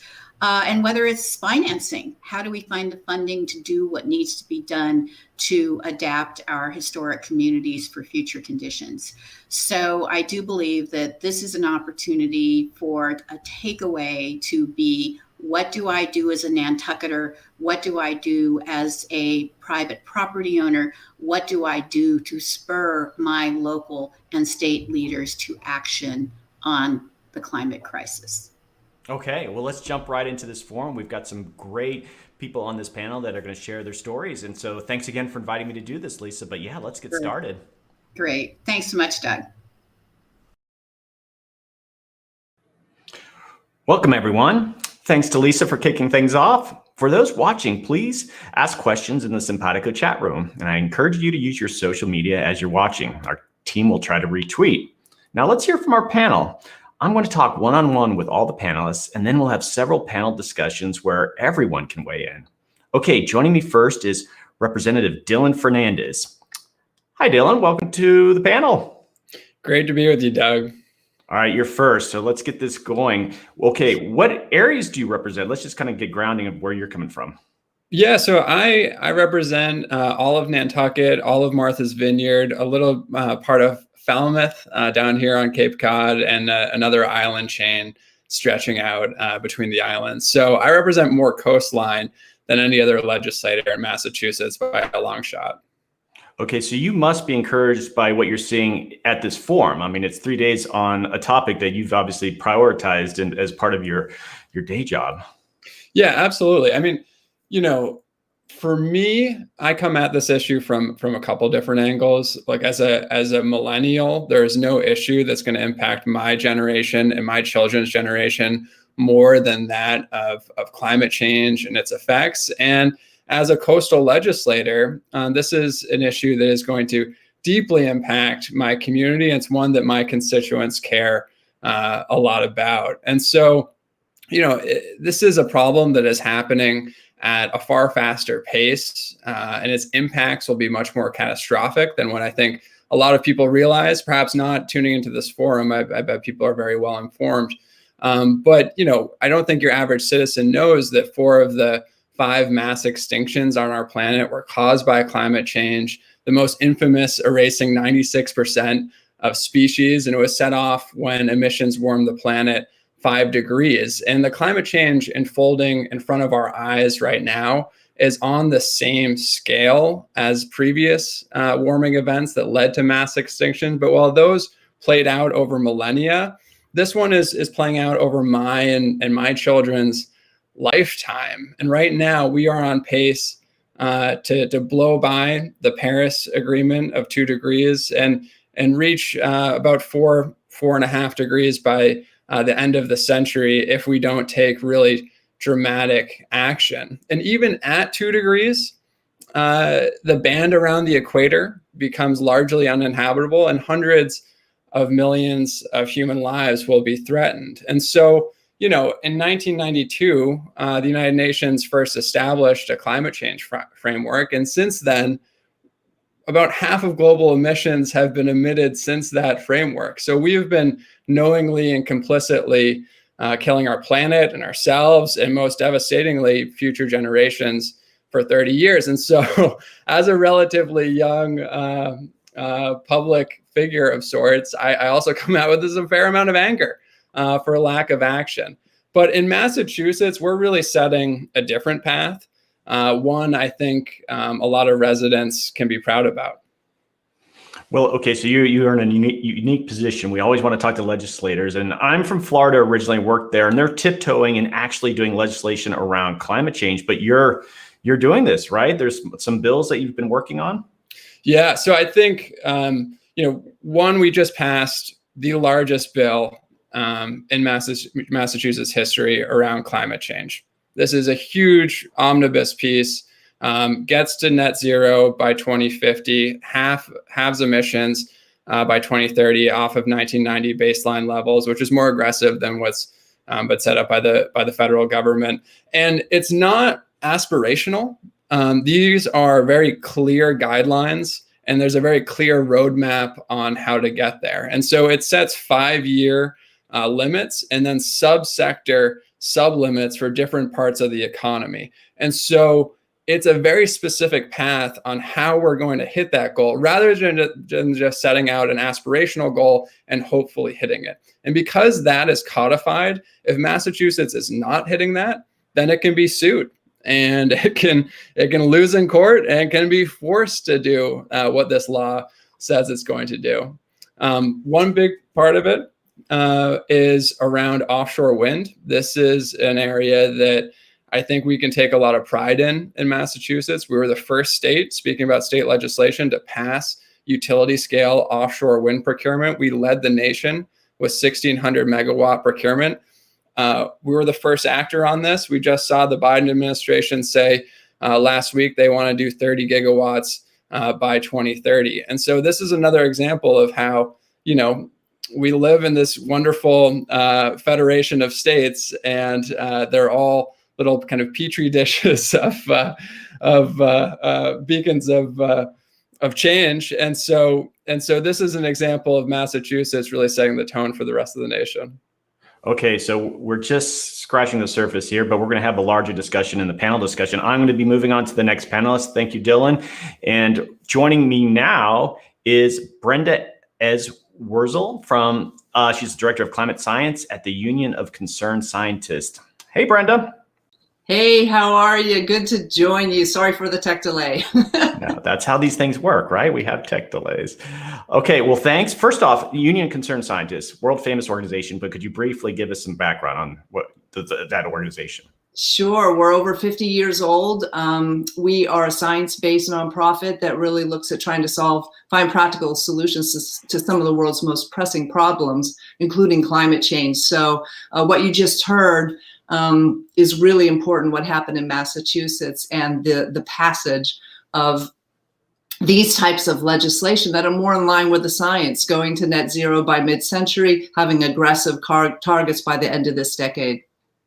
Okay, so Dylan referred to President Biden last week. Very busy week last week, right? And so you're looking at national climate policy. Could you kind of give us a very general overview what's going on there? A lot of exciting things have been happening in the last few months. Yes. First of all, very important to be rejoining the Paris Agreement and the nationally determined contributions, which was about this summit this week. The world's leaders are trying to put their chips on the table, so to say, or what are our nationally determined contributions per country? What are our targets going to be? And then between now and the COP, which is an international meeting in Glasgow, this basically the early winter, it will basically say how's the United States going to try to make these targets? And that's where the real work comes in, and we're weighing in with your local leaders and on up. They're going to be funding up. How can Massachusetts do it? How can Nantucket help with this goal of reducing emissions? There's an important thing to remember is that the United States is the largest contributor to the global warming we have to date and the level of climate change we're already experiencing. So it's exciting what's going on with Resilient Nantucket. This forum represents some pretty aggressive action. Not too many communities are doing this kind of thing, but you take an organization like yours, you're looking at these broader international, national. How do you bring it down to that community level? It's so important because that's where the climate change impacts are felt in the unique way of each location. It's a global problem, but what's most relevant in a particular location really depends on the multi-dimensional plethora of ways that climate change is affecting the world. So we know that there are three key ways that Nantucket can be an incubator of great ideas. Unfortunately, they're one of the regions that have major coastal risks that are of concern. And so with rising sea level is always there, but these storms are coming in on those higher seas. But what's more important is these storms are changing. The ocean's getting warmer, and it's also getting, the larger dynamics are we see that nor'easters are getting stronger and hurricanes are changing, and the season for hurricane power and strength is longer, and it's more likely when these storms are swinging by Nantucket they might not just be a tropical depression when they're passing by, they're more likely to be a stronger type of storm, which means that's going to affect the bluffs of Nantucket and the beaches. Okay, so Nantucket is being very progressive in this sort of planning, but you're aware of many communities across the United States that should be doing a lot more. How can you take the lessons from a place like Nantucket and like an organization like yours and apply it elsewhere? Because everybody's a bit different, like you were saying earlier. Yeah, what typically happens is a community will wake up when they've had a big disaster that is in, quote, unprecedented storm or a perfect storm, the world's worst case. In fact, what was before extremely rare is now rare. And what wasn't even possible before is now possible with climate change. And that is very hard for communities to get their minds around, because the house, the sewage line, the infrastructure that was designed to withstand 50, 100 years of last century's weather is not ready for the 21st century. And so that's where you don't wait for the storm to hit you. Don't wait for that wildfire to hit your community. Don't wait for your river to flood on an unprecedented level. Think about that could hit you, and is your community ready? So make the plans, because over the course of 50, 100 years, it's likely going to hit you too. Okay, so let's just say you're a planner in a small coastal community that hasn't really done much at all on adaptation planning. What would you recommend for them? And I guess with your organization, are there resources that they could tap into just to kind of get started? Yes, we have, for example, for underwater is an interesting report where we have a modular interactive tool online. You can look at coastal communities from Gulf of Mexico all the way along the eastern seaboard, look at your township, look at your county level scale, and see what properties, what is the tax base for policymakers at risk from what we call functionally underwater, because you might have high tide events that are disrupting activities enough that make properties no longer really viable for resale, say, or handing down, so from a real estate standpoint, over a 30-year mortgage, this can become a bigger concern. Okay, Brenda, I'm going to let you go right now. You're going to come back into the panel discussion, but thank you, and we'll see you real soon. Okay, so now joining me from the panel is Matt Fee, a member of the Nantucket Select Board and a local business owner. Matt, you out there? Yeah, I'm here. Can you hear me? I can. Hey, Matt. All right, yeah. No, I'm a member of the Select Board on Nantucket. I've been here my whole life, and I'm like 61 years old, so I'm one of the guys who, probably didn't pay good enough attention for you, Dylan. I'm sorry, but we're working on it. All right. Well, first off, just tell us a bit about what does it mean to be on the Select Board? What kind of comes in front of you? A lot of important issues for Nantucket, right? Yeah, we're the policy board for the island. There's 5 of us elected every 3 years, and so we deal with policy for the island. Okay, and we were able to briefly chat earlier, and you had this great quote: "Is first step of retreat is to stop going forward." What did you mean by that? Well, I think looking at this, I don't think we realize. Brenda's right. I don't think people realize really what we're facing. And you hear existential threat, and it sounds really smart when you say that. But I didn't realize that we just until I received the midterm report. We're doing a coastal resiliency plan, and when you start to look at what the impacts will be on the island, 3,500 houses are in danger, and a bunch of roads. You realize that this is something that we have not seen before, and it's happening quickly, and we have to prepare for it. Okay, so there has been previous experiences with kind of doing these things, though, on the island where they've had to adjust to some big changes. How is that informed with what you're trying to do now with some of these new challenges? Well, we have a history of moving houses and of sort of filling in areas, but then also moving away when we have to. So we're going to have to do that. The problem now is we have that many more houses. Everyone wants to build in the more sort of the more dangerous areas, and those homes are very valuable. So what we're going to have to figure out is how do we get the message across, and how do we become united on doing that? I think the first step of retreat is sort of not going forward, and by that I mean we have to sort of start figuring out how to not add in those areas, not build in the wetlands, not add homes in the dangerous parts of the island that are going to be in danger. We've already seen impacts in certain areas. Some of the real estate has gone down or stayed flat. So it's kind of starting, and people are starting to understand it, but we're really at the beginning. Okay, so does the community actually have there's a resiliency plan and adaptation plan, like a formalized one? We are about halfway. We had a mid report.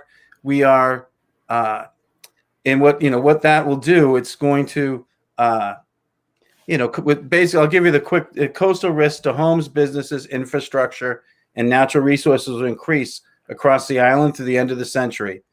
Action will need to be taken, and the central objective will be to draw on the information and analysis included in the report to recommend proactive steps to the town and community can take. So this is what we're doing. We're looking at where's the sea level rise, where's the groundwater going to increase. I thought, we could just block the water and we'll be fine. But as I've learned more, the groundwater is going to be impacting certain areas of the island. So I think we have to start thinking of things sort of differently. We have to think of how do we raise sidewalks and raise buildings, and then when we raise them, how do we prepare them to move them later? And so there's things like that we can be putting in place now. There'll be a bunch of recommendations from this report, and I think it's going to help us sort of find our path. Well, how's it dealing with the public? You're getting all this information front and center, and you're having to think about the costs associated with these things. Are you having conversations with just citizens, and are they expressing these concerns to you? How's it kind of playing out on the island? We're at the very beginning of it. I think we will have those, and I think people are just starting to understand the impacts.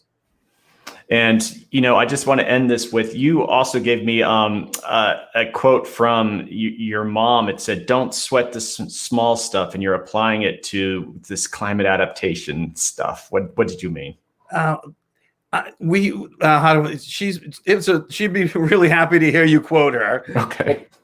But basically, we're fighting about things like we're trying to do the right thing, but we have an HDC and we're fighting about solar panels, or we're fighting about we can't do this protection on the beach. Let's do something else.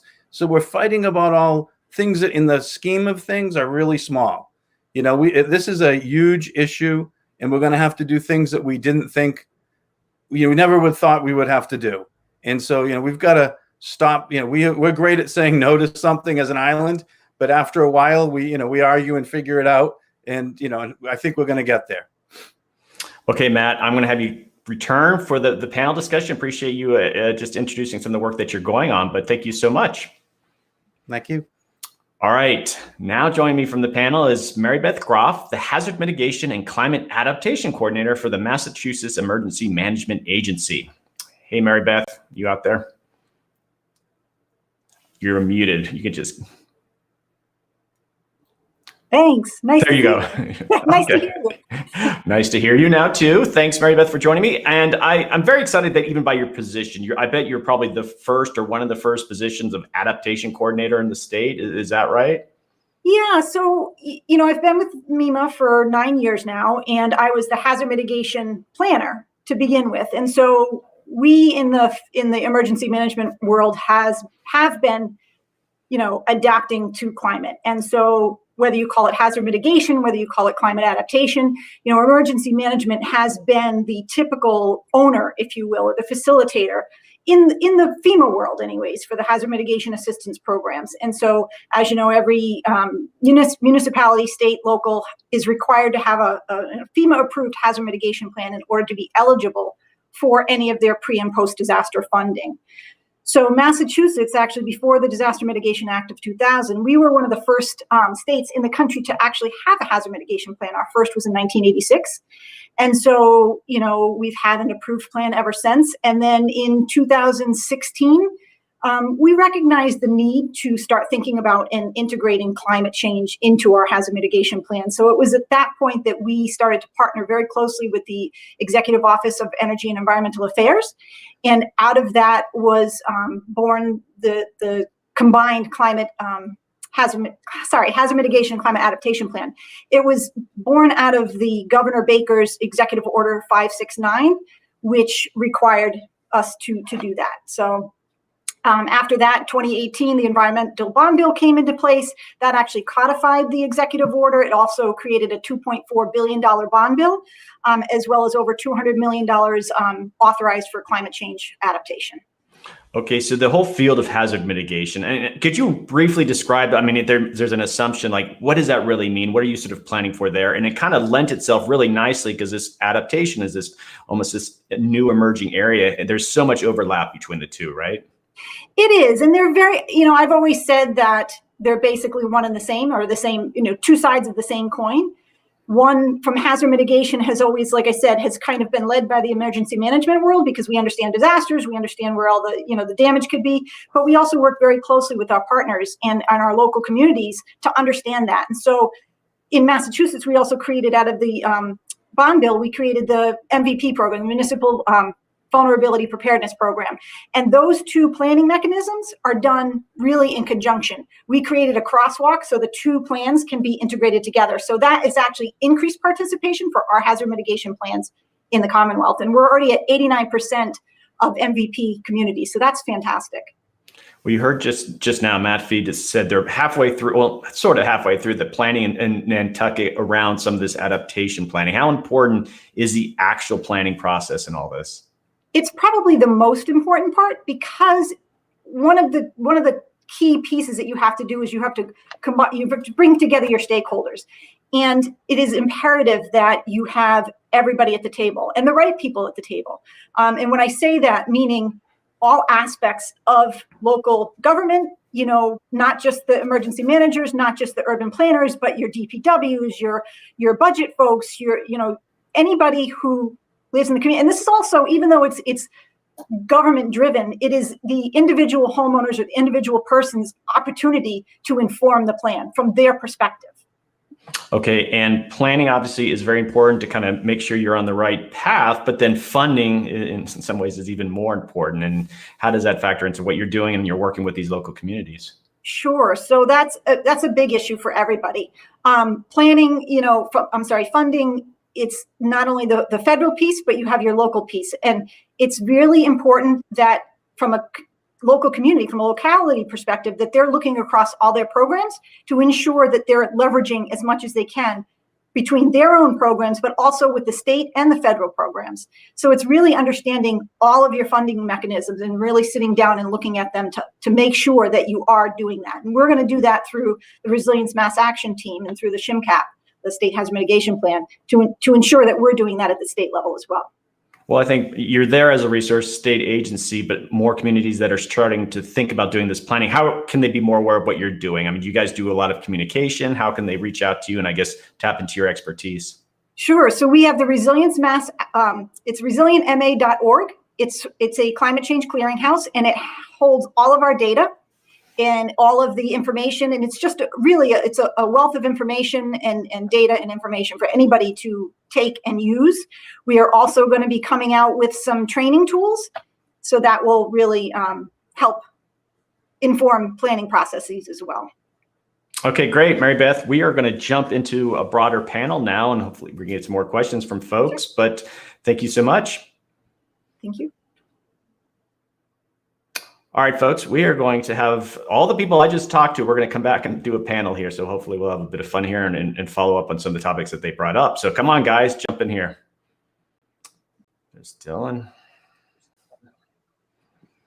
All right, well, Dylan, I'm going to start with you just because you were there at the first. What from listening to the others, anything that stand out for you that, even as a representative, that's useful to you and, what informs what you're doing? Well, I think a big part of it is giving our municipalities as many tools as we can for them to be able to employ these programs on the local level. I think through the MVP program that we passed a couple of years ago that Mary Beth was talking about, we kind of set the stage for that, for municipalities to plan and make really hard decisions on what can be protected, what can be saved, and what, frankly, municipalities are going to have to let go. Those are really tough conversations to be had at the local level.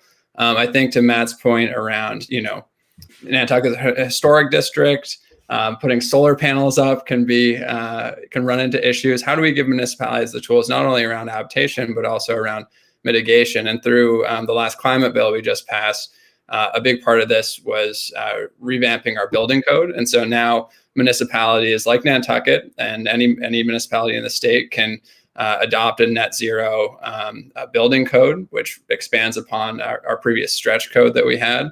And Nantucket can look to other communities. I know that Provincetown just passed a resiliency revolving fund, which is an interesting look. It's very new, so we'll have to see how it plays out. But this is basically a fund passed by the town, approved by the state, and it can allow the town to give residents resources and funds for things like rain gardens, impervious sources, and bioswales, and all that good stuff that that gets at the heart of really local planning when it comes to coastal resiliency.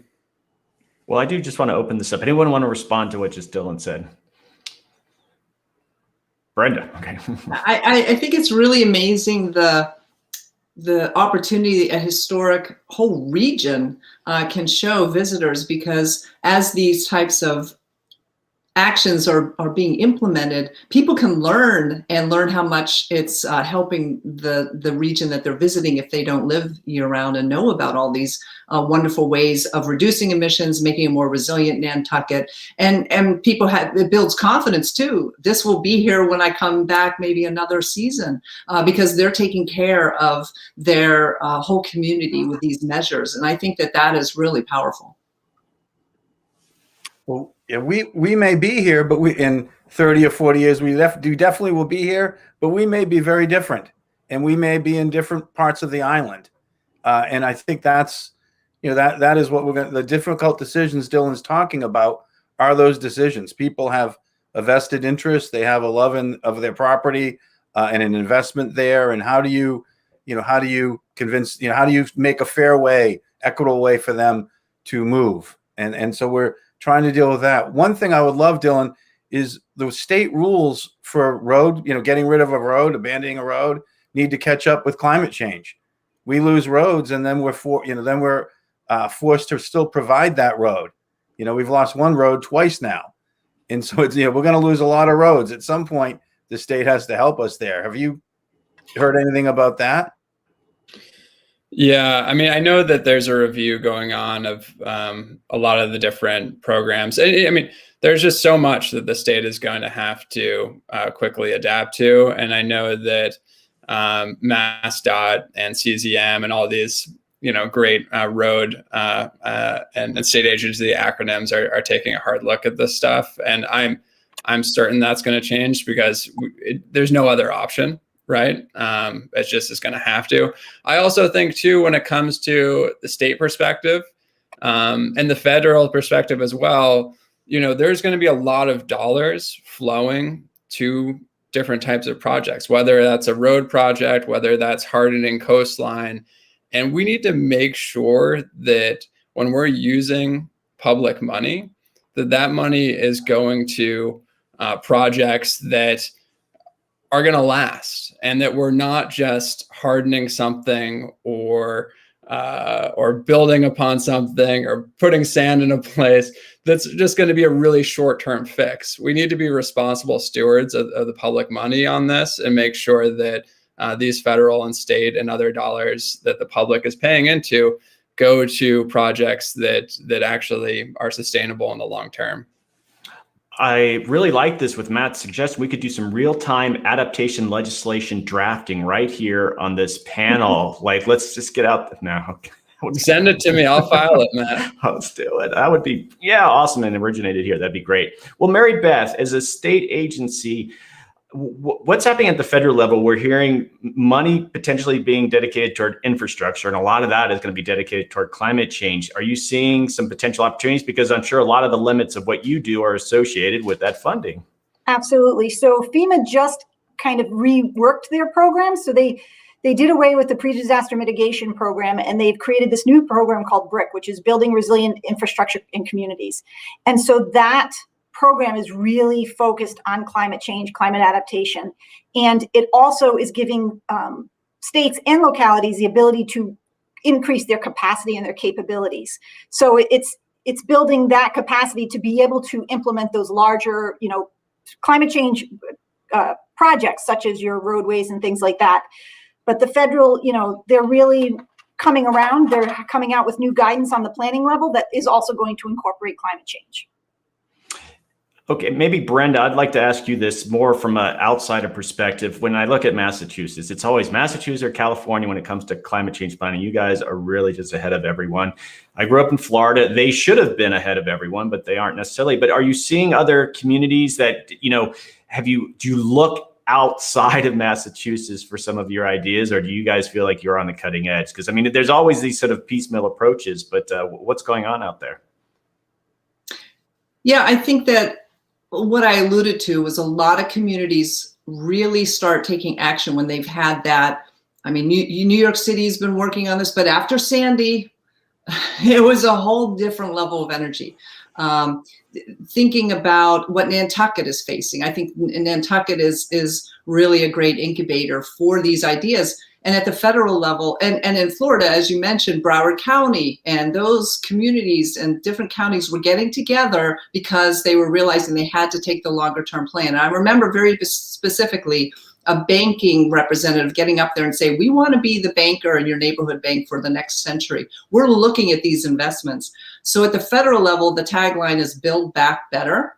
Communities that provide these grants it's not build back that road that you just lost. It's look at where you're going to build a new road that is going to last the century, and pay attention to your neighbors in states that are under-resourced, or communities or counties that are under-resourced, because we have to reduce the inequities that are baked into some of our federal policy for beach nourishment and matching property levels behind it, or infrastructure. If you bring in the communities and as a whole of state, whole of region kind of approach, sharing best practices, I bet if you combine forces, you're going to be able to compete for those federal dollars and be showing the way forward that would be much more resilient, much more neighborly, and better for really the world.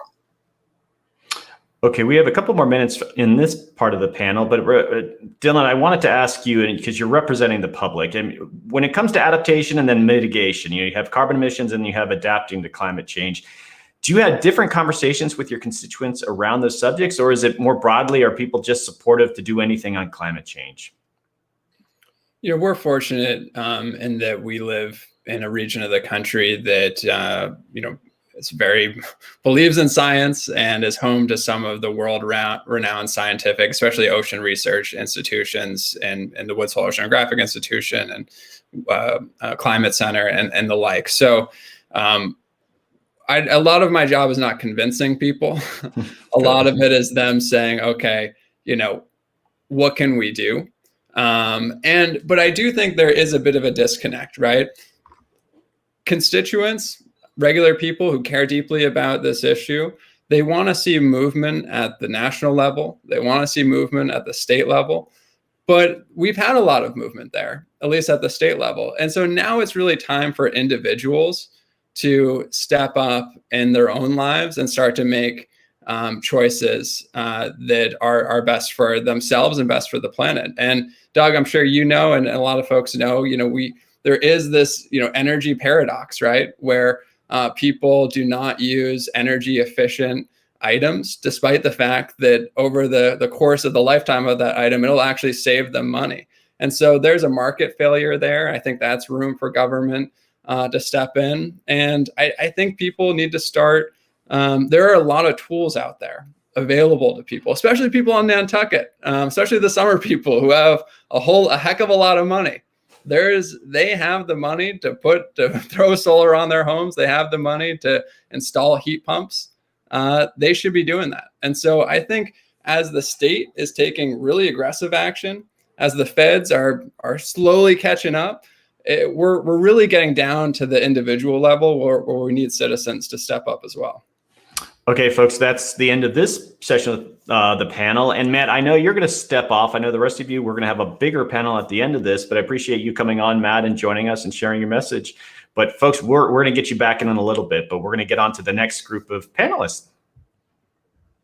Thank you. All right, folks. I just want to say I'm getting questions in the chat, and I'm going to get that into the next panel session. It's a really good question. But I want to jump into my conversation with John Englander. John Englander, are you out there? I am. You're the director of the Rising Sea Institute and author of High Tide on Main Street and Moving to Higher Ground. So what is the Rising Sea Institute?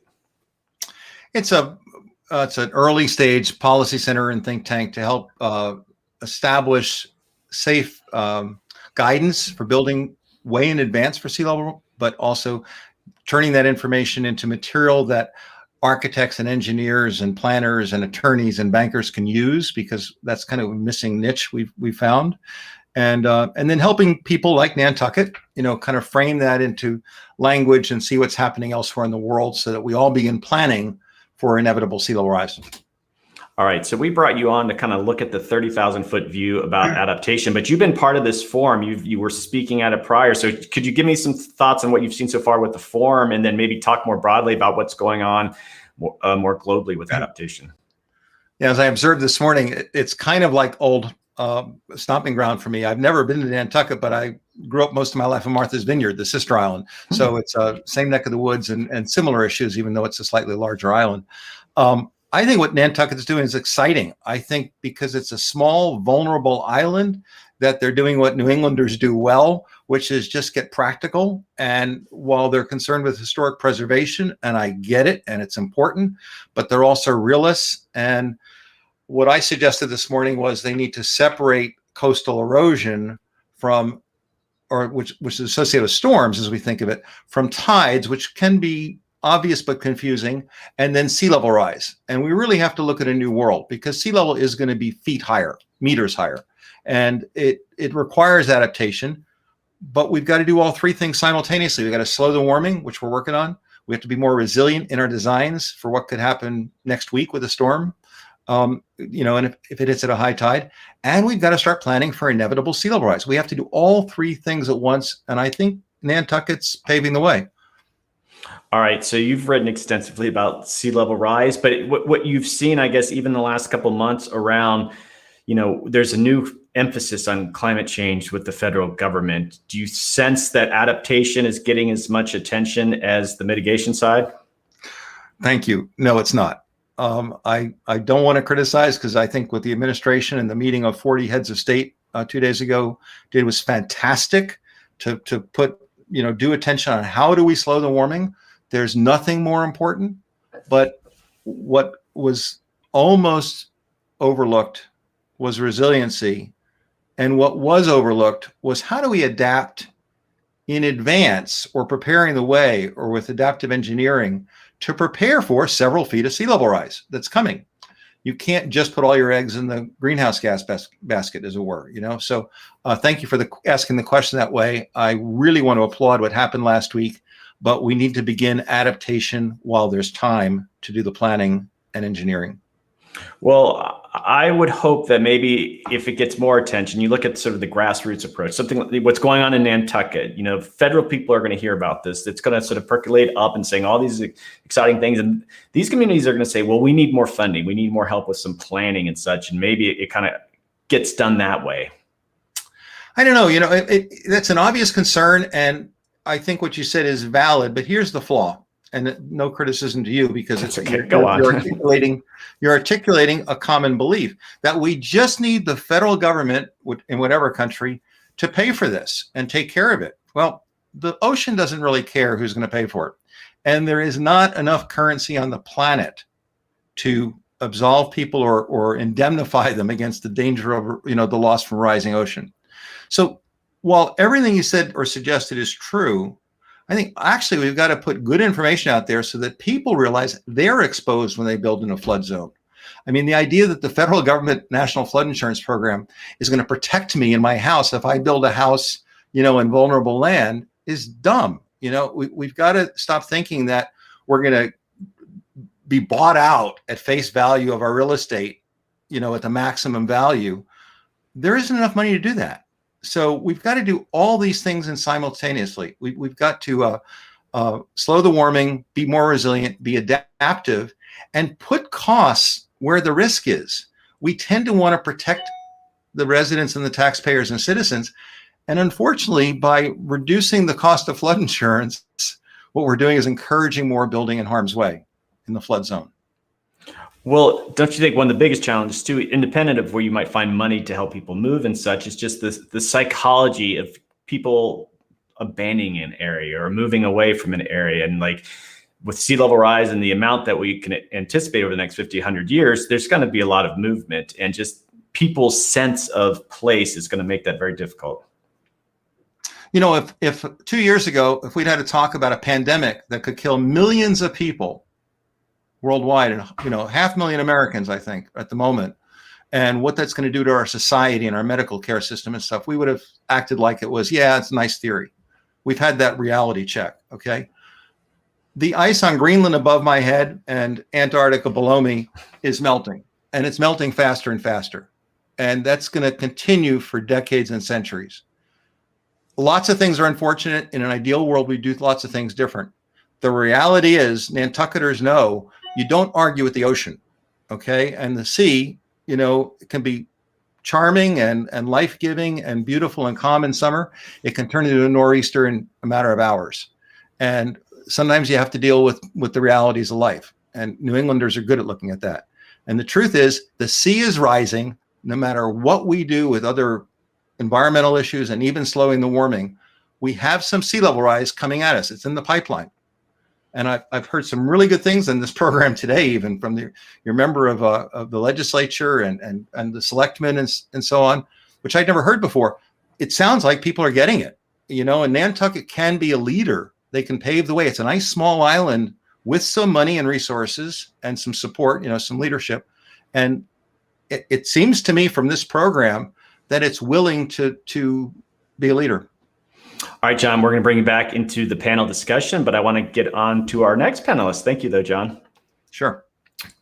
All right, folks. Now joining me is Catherine Leonard, the Secretary General at International National Trust Organization. Hey, Catherine, you out there? Hi, Doug. Hey, Catherine, how are you? I'm good, thank you.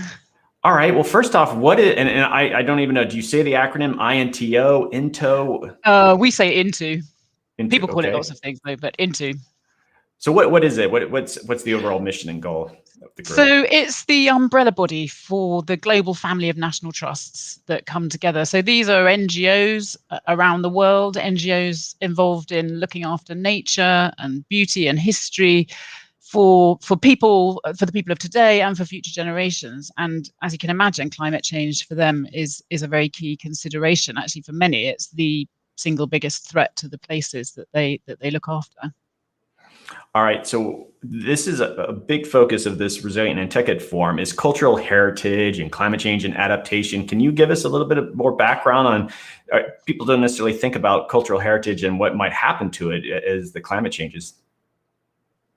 Sure. So there's the impacts on cultural heritage are huge. I talked about them yesterday in my talk. We have had to prepare for and adapt and recover from some of the impacts of climate change. The things that we've been thinking about are how changing what we grow in our gardens, about developing new ways of managing scarce water resources at national trust sites, or reinstating new practices, old practices, sorry, like the wind catchers and rainwater harvesting systems that have been restored in forts in Jodhpur in Rajasthan by our INTO member organisation, the Maharanga Museum.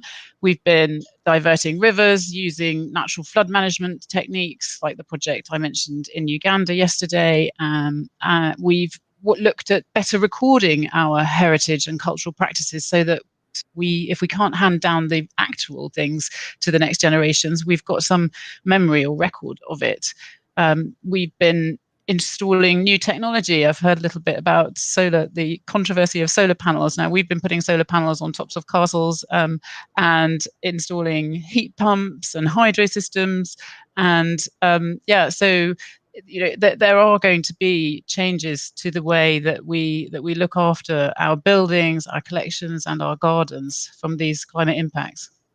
Okay, so Nantucket is just one island, and there's going to be a lot of islands that are going to have to adapt to climate change. What are you seeing from other examples around the world how island nations are going to adapt? Okay, so I can really only speak for national trusts on islands and what they're doing, but you know, in many cases they are quite aligned to government and government initiatives. But you know, having just heard what others have been saying on the panel, I can't help wondering whether what we're doing really is just tinkering around the edges with compared to what you're facing. But you know, some of our organisations really are super small, run by enthusiastic volunteers on really limited budgets, but the national trusts, the model is a holistic one. So they're looking after the built heritage, but they're also looking at whole landscapes, and so they can take a quite holistic view to climate change issues. They're tackling causes of climate change in lots of different ways by reducing their own emissions, and as organizations, and then caring for land, capturing stores of carbon, whether that's peatlands in the Falkland Islands or in Scotland. And I've just heard today that there's been a huge fire, or there's a huge fire in the Mourne Mountains of Northern Ireland, which is terribly sad for wildlife and tourism. But these are upland areas that the equivalent for us of our rainforests, and store huge amounts of carbon. Just like wetlands and forests that national trusts are looking after on islands all over the world. So, and also a lot of them are planting lots of new trees on their properties. So we see that in Jersey and the Channel Islands and St Helena in the South Atlantic. So there's lots going on on our islands. Okay, so a lot of groups are going to be very resource limited. How important are coalitions in the kind of work that you're doing? Oh, absolutely vital. We do need to work together. And this is why forums like this, I think, are so brilliant, because there's something about strength in numbers. And for us, with our smaller members, they can often feel really alone and powerless. But by bringing that weight together of 86 similar organizations, that can lend real substance to their campaigning, and also just sharing ideas and approaches, that sort of moral support. We've heard people mention that today, coming up with ideas, co-creating. It's really vital, I think, to work together. All right, Catherine, thanks for coming on and sharing that very brief message, but we're going to get you back in the panel discussion. So thanks so much. Soon. All right, joining me now is Jim Lindberg, the Senior Policy Director at the National Trust for Historic Preservation. Hey, Doug. Hey, Jim, how are you? Good. Well, really briefly, what is the National Trust? Well, so the National Trust in the U.S. is a proud member of INTO, so we're part of that family of national trusts around the world, and we were modeled in many ways on the UK National Trust. We were founded back in 1949, a privately funded nonprofit. We work with partners around the country to save historic places, to tell the full American story, so important today, and to strengthen our communities and invest in the future of preservation. All right, so we had briefly talked about an example of the work that you guys have done that I thought was really cool. Maybe you could share. Here's the work that you're doing around DC and the Jefferson Memorial. Sure. Yeah. No, that's a great example. I would say that, first of all, climate change is something that we're working on across the organization and our programs. Some of our audience, I'm sure, are familiar with our annual conference, our 11 Most list, our publications, and our stewardship of properties. But yeah, the work at the tidal basin in Washington, D.C. is, I think, a really important example of how I think all of us need to be thinking about ways to innovate and adapt not only historic places, but adapt the way we do our work. And so this is a project led by my colleague, Sari Worden, in partnership with the Trust for the National Mall and the National Park Service, to look at the tidal basin. And some of you may be familiar with it, maybe have visited it. It's just off the National Mall, and it's a body of water that was created actually back in the 19th century in response to flooding along the Potomac. But today it's best known as the site of really important memorials to Jefferson, as you mentioned, to Franklin Delano Roosevelt, and to Martin Luther King Jr., as well as a much-loved collection of cherry trees that are blossoming around this time of year, planted in the early 20th century. But like so many places, particularly along the East Coast, there's that combination of land subsidence and sea level rise that's bringing much more frequent flooding into the tidal basin, and it's affecting these really important aspects of a nationally significant cultural landscape. So again, with leadership from Sari and my colleagues at the Trust, we've partnered to bring together some of the really best thinkers in landscape design, 5 firms from around the country, and I'll give you the website to go look at some of the work they've done. But they worked not really as a part of a design competition, but in collaboration to come up with some new approaches for the future management and stewardship of this site. And so, they looked at a range of options, for many of them incorporating more ecological approaches and natural landscapes that can absorb flooding. And then thinking about replacing and perhaps ultimately moving some of the most vulnerable infrastructure, but doing that in a phased way over time. I think in common, all of them acknowledging and in some ways embracing the inevitability of flooding and getting ready to do that thoughtfully. So if you're interested in this, we've gotten support from American Express to create a great online exhibition at tidalbasinideaslab.org if anybody wants to go take a look at it. We think it could be inspirational for other projects around the country as well. Okay, just one more question here for you is I work for the National Park Service, and one of the challenges was there's only a finite amount of resources to protect the cultural resources that the National Park Service has to deal with. I can just imagine that sort of decision making for an organization like yours. There are lots of cultural resources and lots of things that target, but climate change is really forcing people to prioritize. How does that factor into how you guys decide where you work and who you work with?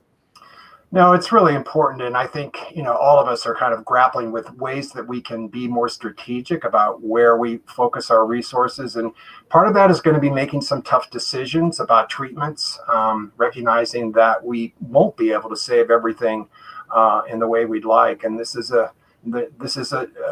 challenge for the movement. I will mention, though, in terms of the Park Service and funding generally, for sites on some of our public lands at the federal and the state level, the new Great American Outdoors Act is something that everybody should know about if they don't yet, which is providing literally billions of new dollars to help parks and potentially historic sites deal with climate change and get ready for the change that's coming. Okay, Jim. So I appreciate that. We're going to get you back into the panel discussion, but we're going to move on to our next panelist. Thanks. All right, joining me now is Monika Bowman, Director of Policy for the Urban Land Institute in the Boston, New England District Council area. Hey, Monika, you out there? I am. Hi, Doug. How are you today? Hey, Monika, great to have you on. Well, first off, just the Urban Land Institute, what is it? Yeah, the Urban Land Institute, we are a global organization that focuses on the responsible use of land and sustaining that land worldwide. And I, as you said, work for our local district council, where we really focus in on our New England states, but more specifically, we're very close to Nantucket, with our office being in the Boston area. All right, one of the areas that you look at is like the economic impacts and opportunities associated with urban development and the reuse of existing buildings. What are those opportunities? Yeah, so through the work we do at the Urban Land Institute, we have this program called our Technical Assistance Panels, and we leverage the thought leadership of our members, which is interdisciplinary. So we have land use professionals, developers, engineers, planners, architects, the gamut of commercial real estate, and we gather them together to go into communities to really tackle some of the tensions that's involved in economic development and climate change. It's really interesting because a lot of times when we have these conversations, it's segmented, right? It's climate change takes place in one context, but the work that I do really allows for the professionals that are building our communities across New England and particularly here in Massachusetts, the opportunity to tackle very specific land use issues that you have to then implement mitigation strategies when it comes to our changing climate. The realities is the economic pressures are real and they're not going anywhere. When we think about what's happening in the Cape, Nantucket, Martha's Vineyard, we're talking about an area that is deeply dependent on tourism, and the population growth during the summer more than quadruple in this area of our Commonwealth. And so the questions that we have to answer is, how do you manage the economic development that has to meet the need of that demand in the context of climate mitigation to ensure that we have a planet in the long term that we can all continue to enjoy and vacation at, quite frankly. All right, ULI is just a world-class organization known for a lot of the reports that you generate. And could you share some of those that are relevant to the Resilient Nantucket Forum that we've just gone through? Yeah, so a couple that we've recently produced. So of course, I mentioned our technical assistance panels. We go into communities and we help them with very particular land use issues. So it could be a downtown corridor or a particular parcel of land that they're looking to reposition and redevelop. All of those reports have a particular angle of climate change, depending on where they're located within a community and town. Recently, we released a report called Living with Heat, where we looked at 5 different communities in the greater Boston area and tried to come up with heat mitigation strategies, recognizing that heat is very much so an issue that sometimes get lost in the conversation, but knowing the effect of climate change and recognizing that the temperature of New England is going to reflect more of Nashville and Georgia in the coming future, we can't turn our eyes away from that. And so really thinking about how do we reposition buildings and our landscapes to be able to tackle those issues as a result of climate change. And we also did a report a few years back called Living with Water. And that's really looking at sea level rise and positioning landowners at the institutional level from a commercial development perspective to really start thinking about those mitigation strategies that's going to assist us with being able to tackle the economic development issues that force us to have to build buildings, but also be able to preserve our coastline and meet the needs of our economy. Even from the little bit that you might have heard here on this panel discussion, you guys are always looking to provide resources that are going to be useful to communities. Any ideas or maybe future reports? Like, where's the demand in particular areas? Yeah, I think where we would be helpful, it's really taking the interdisciplinary voices of our members. So here in New England, we represent over 1,300 land use professionals that they tackle these issues day in and day out in their profession, and they volunteer their time through the Urban Land Institute to go into communities and have the difficult conversations. You know, I listened to Matt a little earlier talking about, some folks in his community, the tendency to say no. What we do, we position people to say yes by having clear strategies in place when it comes to very specific parcels of land and corridor, so people cannot think about it from this big picture problem that may not impact them, or they can kick the can down the road, but looking at that public parcel of land that is a park that may be a space that can be transferred or to something that is a floodable space, as well as a daily use to residents. And so really being able to go through and have those exercises with people really taps into people's imaginations and position them to tackle climate change at the municipal level, at the community level. And that's really what positions ULI, particularly at the local level, to support communities. All right, Monica, that's great. We are going to now jump into a panel with the previous panelist. Let's get everybody back on. All right.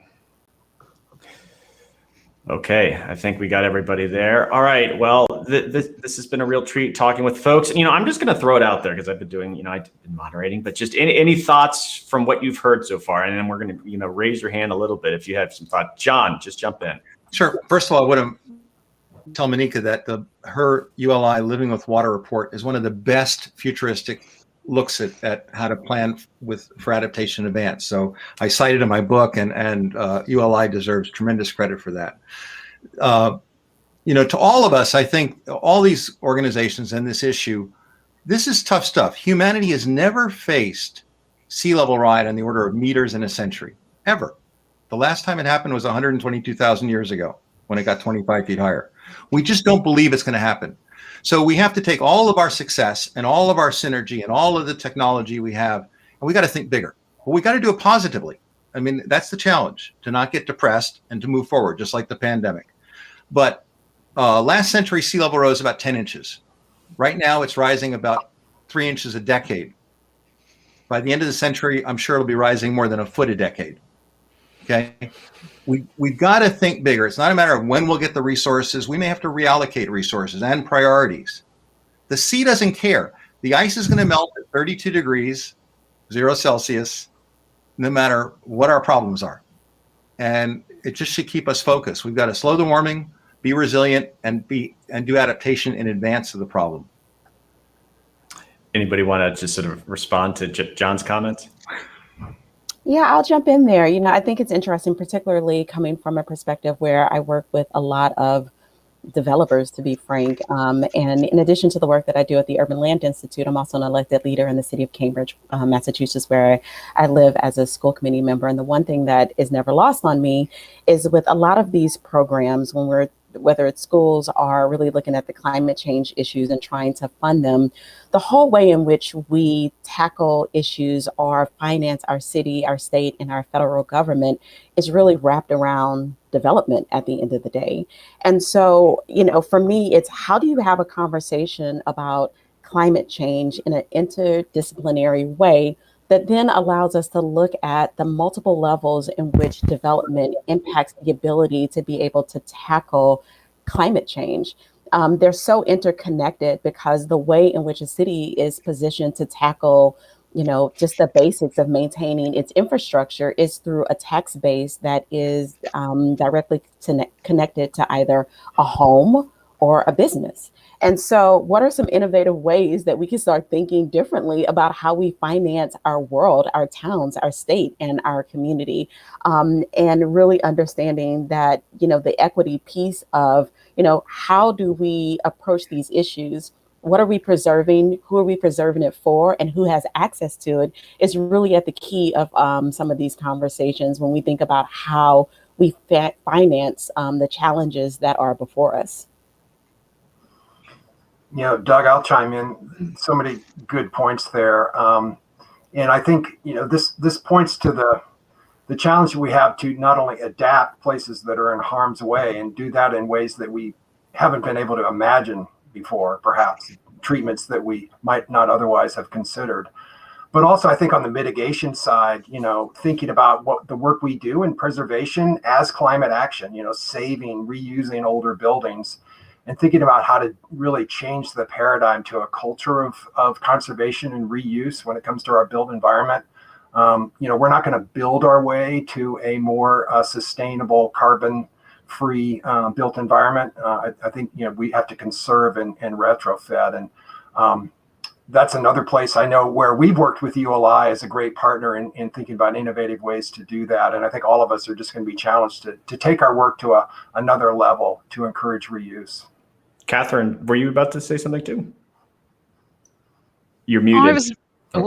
There you go. Okay, thank you. Sorry, thank you. I'm chiming in on what John was saying earlier, actually, about people taking responsibility. I spoke a bit about this sort of idea of having examples of things that people can do at our National Trust sites as a sort of vital element of kind of walking the talk. And the bit that is important is the talk. And so not just about what we're doing, but about our role as part of civil society, as organizations that are strongly linked to local communities, and sort of work, using our places to talk to people about climate change and the sorts of things that they can get involved in, changes they can make. And so by informing, educating, and mobilizing people, we can start to get, attention on these issues. Yeah. Go ahead, Jim.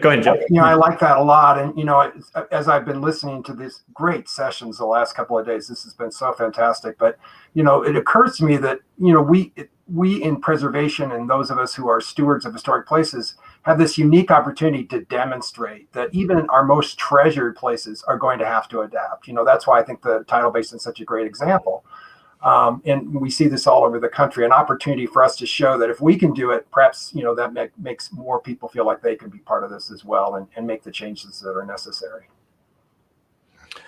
Well, I wanted to say that you have events like the Resilient Nantucket Forum, and you think of your organizations. I'm sure you all approach things a bit differently. Well, we're going to emphasize sea level rise in this way. And, there's a bit of a silo going on. And so these forums obviously are probably really got opportunities for you to kind of swap approaches, even among yourselves right here. I'm just curious, have you learned anything? How would you approach things differently? Does anyone want to kind of take a crack at that? Or not? You didn't learn anything. Well, Go on, John. Greg, I'll just, seeing, for example, the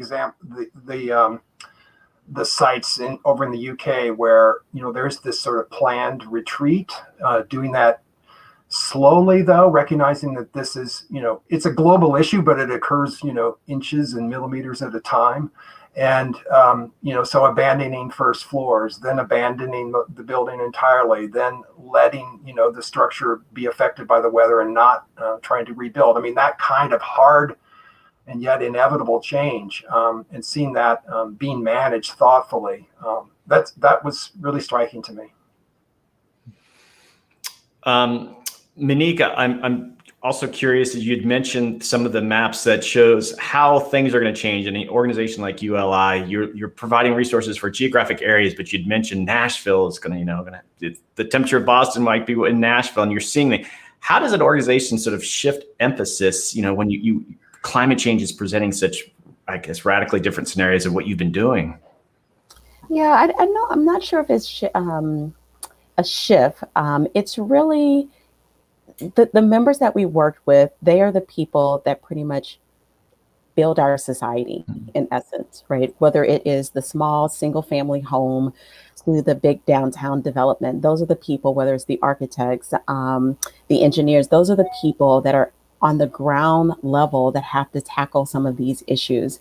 And so for us, it's really being able to create resources through our reports that forces all of us, no matter how you enter the conversation, to think differently and to understand that you have a role to play in tackling the problem, right? And so a lot of times in these conversations, the space of commercial real estate is not necessarily viewed as the place where these conversations are happening, but I'm really grateful for the institution of the Urban Land Institute because it debunks that, right? It shows a different perspective where land use professionals are very much so committed to this and trying to figure out what are the best strategies that you put in place building by building to position us to be able to preserve our natural environment. And John, before we expand the panel session here, I wanted to know that you do a lot of talking. You speak to sea level rise. You've written books about it. There's a lot of sobering information in what you're presenting. But when you're actually talking one-on-one into someone in one of these communities, how do you not turn it into sort of this absolutely doom and gloom, and yet you want to bring that urgency to this situation? What are your experiences having those conversations? Well, it's a great question. As you'll see in my book, Doug, I think, which we sent you a copy, but I put 3 cartoons in the book in between the sections to kind of, we need to lighten up sometimes, even with a dark subject. That's just part of our, to keep ourselves things in perspective. And I purposefully do that. In every talk, I try and get people to laugh, twice, just because this is tough stuff, but it's real. It's just like human life. I mean, whether we're losing a loved one or whatever those things are. And, but it's a reality check. And I always use the future generations and how we leave the world as something to inspire us and to give us a sense of obligation, but opportunity. And there's always the glass half full. You'll see in the book, the chapter 9 is titled that. I think it's, let's find the silver lining. And there are some. We're going to lose trillions of dollars of assets to the ocean rising. We're going to create that same value in assets because the people aren't going away. Very few people are going to die from sea level rise at an inch a year even. Okay. So there's always a positive way to look at something, just like, we're facing the terrible pandemic now, but I try and find a way to look for an opportunity to say, okay, that's what we do as humans. We adapt. I mean, that's what we're best at. We're the best species ever in history in terms of adaptation, but we've got to do it. And we've got to realize the threat. And our problem is we think the next 10 years will be like the last 10, or the next 30 will be like the last 30 or century. We've never seen sea level be higher than present. The last time it got higher was 25 feet higher, and that was without greenhouse gases. I mean, hardly anybody knows that. So I start with facts. Okay, well, great. Thanks. This has been a great session. And now we're going to expand it to everyone. We're going to bring together those policymakers and government folks with the NGO folks now. Let's see what sort of magic we can create with bringing those two groups together. All right. Do we have everybody? We welcome.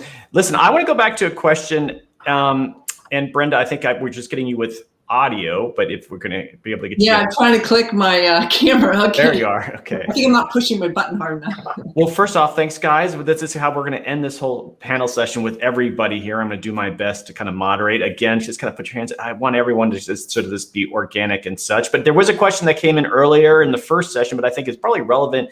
Maybe a couple of you guys can take a crack at this. And Kimberly Rose asked, I think a lot of the impact of climate change will be felt among the youth of today. Are there ways for youth to get involved and influence the policies since they cannot vote? So they're obviously, Kimberly's referring to under 18. So anyone want to take a crack on how we can get the youth involved? A few of you are as old as I am, but not many. But I remember that in the 1950s, when seatbelts were being advocated, and some people thought that was for wussies and, you know, kind of nonsense to have to wear a seatbelt. The kids were targeted, my generation, to get our parents to wear seatbelts. Smart.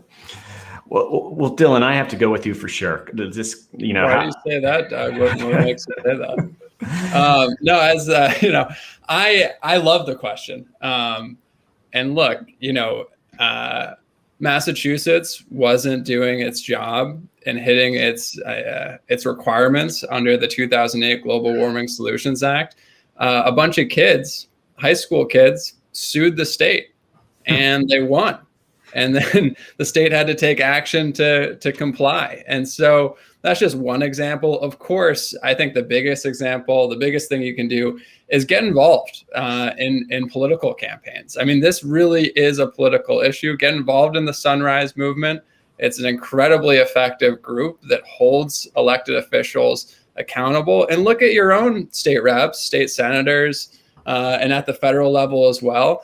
And if what they're saying about the climate, if what they're proposing and believing about the climate doesn't align with the facts and what we need to do, then get involved in the campaign against them and try to throw them out of office.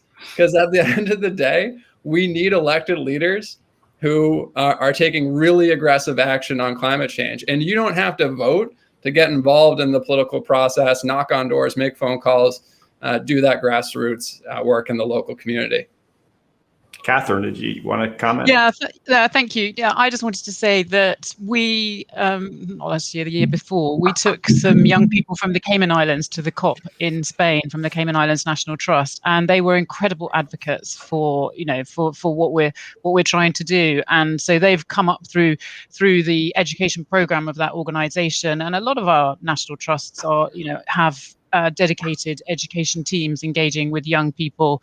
And in Ireland, in fact, the National Trust Antucket runs the Green Schools program across the whole country. So there's really, yeah, I agree with that's the way to go. Yeah, I'll just quickly jump in. I would say to a young person that if they're going to join with the climate movement or any movement, quite frankly, I would look around and see what voices you're surrounding yourself with, because these issues impact people very differently depending on your gender and your race, right? And so the conversations you can have in the context of Nantucket is very different than the conversations that you're going to have in Roxbury, Massachusetts, right? In a neighborhood in Boston. So to be a really effective leader, be intentional about diversifying the voices that are around you, because it just makes the movement better. Great summary there. And I would just like to add too, is that, you know, a lot of these kids that are getting involved, maybe they have a very active parent that brings it to their attention, but schools really aren't teaching climate change like we want them to. And so I bet there's an opportunity for a lot more youth to get involved, but they're just not getting exposure. They're not opening the Washington Post and reading through it. And so does anyone have sort of experiences on how even youth are getting exposed to this issue? What are some, I guess, ways to do that or increase that? My daughter's 20 and she's big on the social media, TikTok and all sorts of I don't know. I can't remember the different ones. Snapchat, I guess it is. The kids accept climate's changing. They know the ice is melting. They know the sea is rising. They know the fires are getting worse. I've noticed that a lot of adults feel so guilty about what we did do or didn't do that they're almost, tearful about talking about this to their kids. The truth is the kids get this, okay? I mean, you're born into the generation and the world as it is, okay? They're not burdened by what we didn't do 30 years ago, okay? And to them, they're talking about climate change and sea level rise and flooding and wildfires and temperatures all the time on their social media. And so, we've got to take a lesson from that. Yeah, I just jump in really quickly because in addition, I serve on the Cambridge School Committee, and I agree, our students get it. They're the ones that had to figure out having to re-enter a school building throughout Massachusetts, quite frankly, in the middle of a pandemic that had not been invested in for years, right? So their lives are impacted by this in such a remarkable way that they are really the individuals that's pushing us to understand that this is impacting them, and they're going to be the force that change it. And for me, it's how can I keep up with their energy and position them, because they cannot vote, right? They don't have the power to be in an elected role. And so how do we, as allies to young people, position them to be able to shape legislation in a way that's going to have an impact for them when they become adults? Doug, I might just add too, as we think about, this generation then coming of age and looking for employment. My kids are at that stage in life. And, I think there are opportunities for more experiential learning and potentially careers in stewardship, that we all manage places and we're trying to rehab historic buildings. And I think skills training is an opportunity to get a new generation out there experiencing historic places and the changes that are occurring in the world around them. Excellent. Well, folks, we are getting toward the end of even this panel session, and I thought I'd ask one question that you could all answer. And I'm just going to kind of go around, through Brenda, but just what could an individual do to take action around resilience and kind of keep in mind your own organization? So people are always asking, what can I do? So from the perspective of like your own organization, what can they do? Brenda. Sure. Well, for example, at Union Concerned Scientists, we are really interested in having new leaders come up through the ranks and using some of the reports that are looking at what is the backyard of any policymaker all across the country, local, state, federal. And so we make climate impacts real to your backyard. And I do think that those tough conversations we have been involved with, having people talk about how can we have preservation, but what are we preserving? Are we preserving actually this huge change that is happening to our culture? Like in Scotland, you're going to see those castles off in the distance. You're going to have to row out to see them. The same thing in all our coastal communities. So what are the choices that we're making? And as Monica really pointed out, where's the funding? So one area that we have been focusing on, why does Nantucket, why does Boston, why do we have to deal with the global climate impacts that are affecting the communities of those sea level rise and climate impacts we have today? Where are the fossil fuel companies? So we've been involved with writing and publishing science that traces emissions for global sea level back to major carbon producers, one of the largest activities, to raise awareness of which activities mean more and compared to other activities. And finally, I would just yield the floor because we don't have much time, so I'll wait for that last point. Okay, all right, Mary Beth.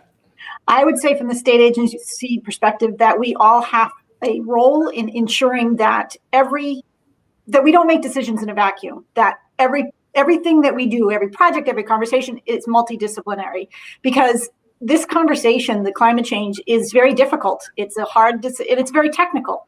And so some people shut down and they don't, so the more perspectives you have at the table will help people understand, because everybody hears things differently. So it's critical to be multidisciplinary and just to keep pushing on that. All right, thanks. Dylan. As a legislator. Thanks, Doug. Yeah, well, I mean, obviously, I'd say weigh in on state policy and proposals in front of the State House. That's incredibly important. That feedback is really valuable. But I think just as importantly, for the purposes of this forum, is getting involved locally. There are so many decisions made at the local level at town meeting. Town meeting usually has like a fractional percentage of people in the town actually show up, but real decisions get made there about coastal resiliency, about adaptation and mitigation. I mean, just talking about this new bill that we passed allowing municipalities to adopt a net zero code for all new buildings. I mean, that's going to be an issue decided at town meeting, Nantucket certainly is a community that has the resources to be able to do that. So there's so many other issues that come up like that at town meeting. So you got to get involved locally, and you got to hold your local elected officials responsible. All right. John, you know what? Since we are getting close, you're going to be in the wrap up with me, and let's go. We'll cover it in the wrap up. I want to make sure we get to everyone. Catherine. Yes. Oh, as we get nearer the end, there's less suggestions left, aren't there? But what I'm going to say is join a group, be part of a community, hook up with people who have share the same values as you, the same ideas, and care about the same things, and talk to each other and come up with, don't feel so alone, and co-create experiences. That whole think global, act local. Throw your arms around the world, but as Dylan said, get involved locally too. And I thought Dylan was going to just say vote, individual act, but you can do that too. So, Jim. Yeah, I'd echo a couple of the comments earlier, but just I think we all see that the policy landscape here is changing rapidly. It's moving, and I think it's incumbent upon us, who are stewards and advocates for the historic environment, to get involved and bring our perspective and expertise, which I think is unique and valuable. And local, state, national level, our voice is needed. So get involved with the organizations that are active and be part of your community conversation about climate change. Great, thanks. And Monica. Yeah, I always push for a both and perspective on these issues. The work that we've done, particularly in some of the coastal areas with our technical assistance panels, we've seen firsthand the pressures that are on these communities, particularly in the summer months, which creates a significant housing affordability crisis, which is a challenge across our whole country, quite frankly, but it's unique when you have these kind of destination communities. And so I would say, as you move forward with having to manage the impacts of climate change on these communities, we cannot forget about the most vulnerable people that keep these communities going.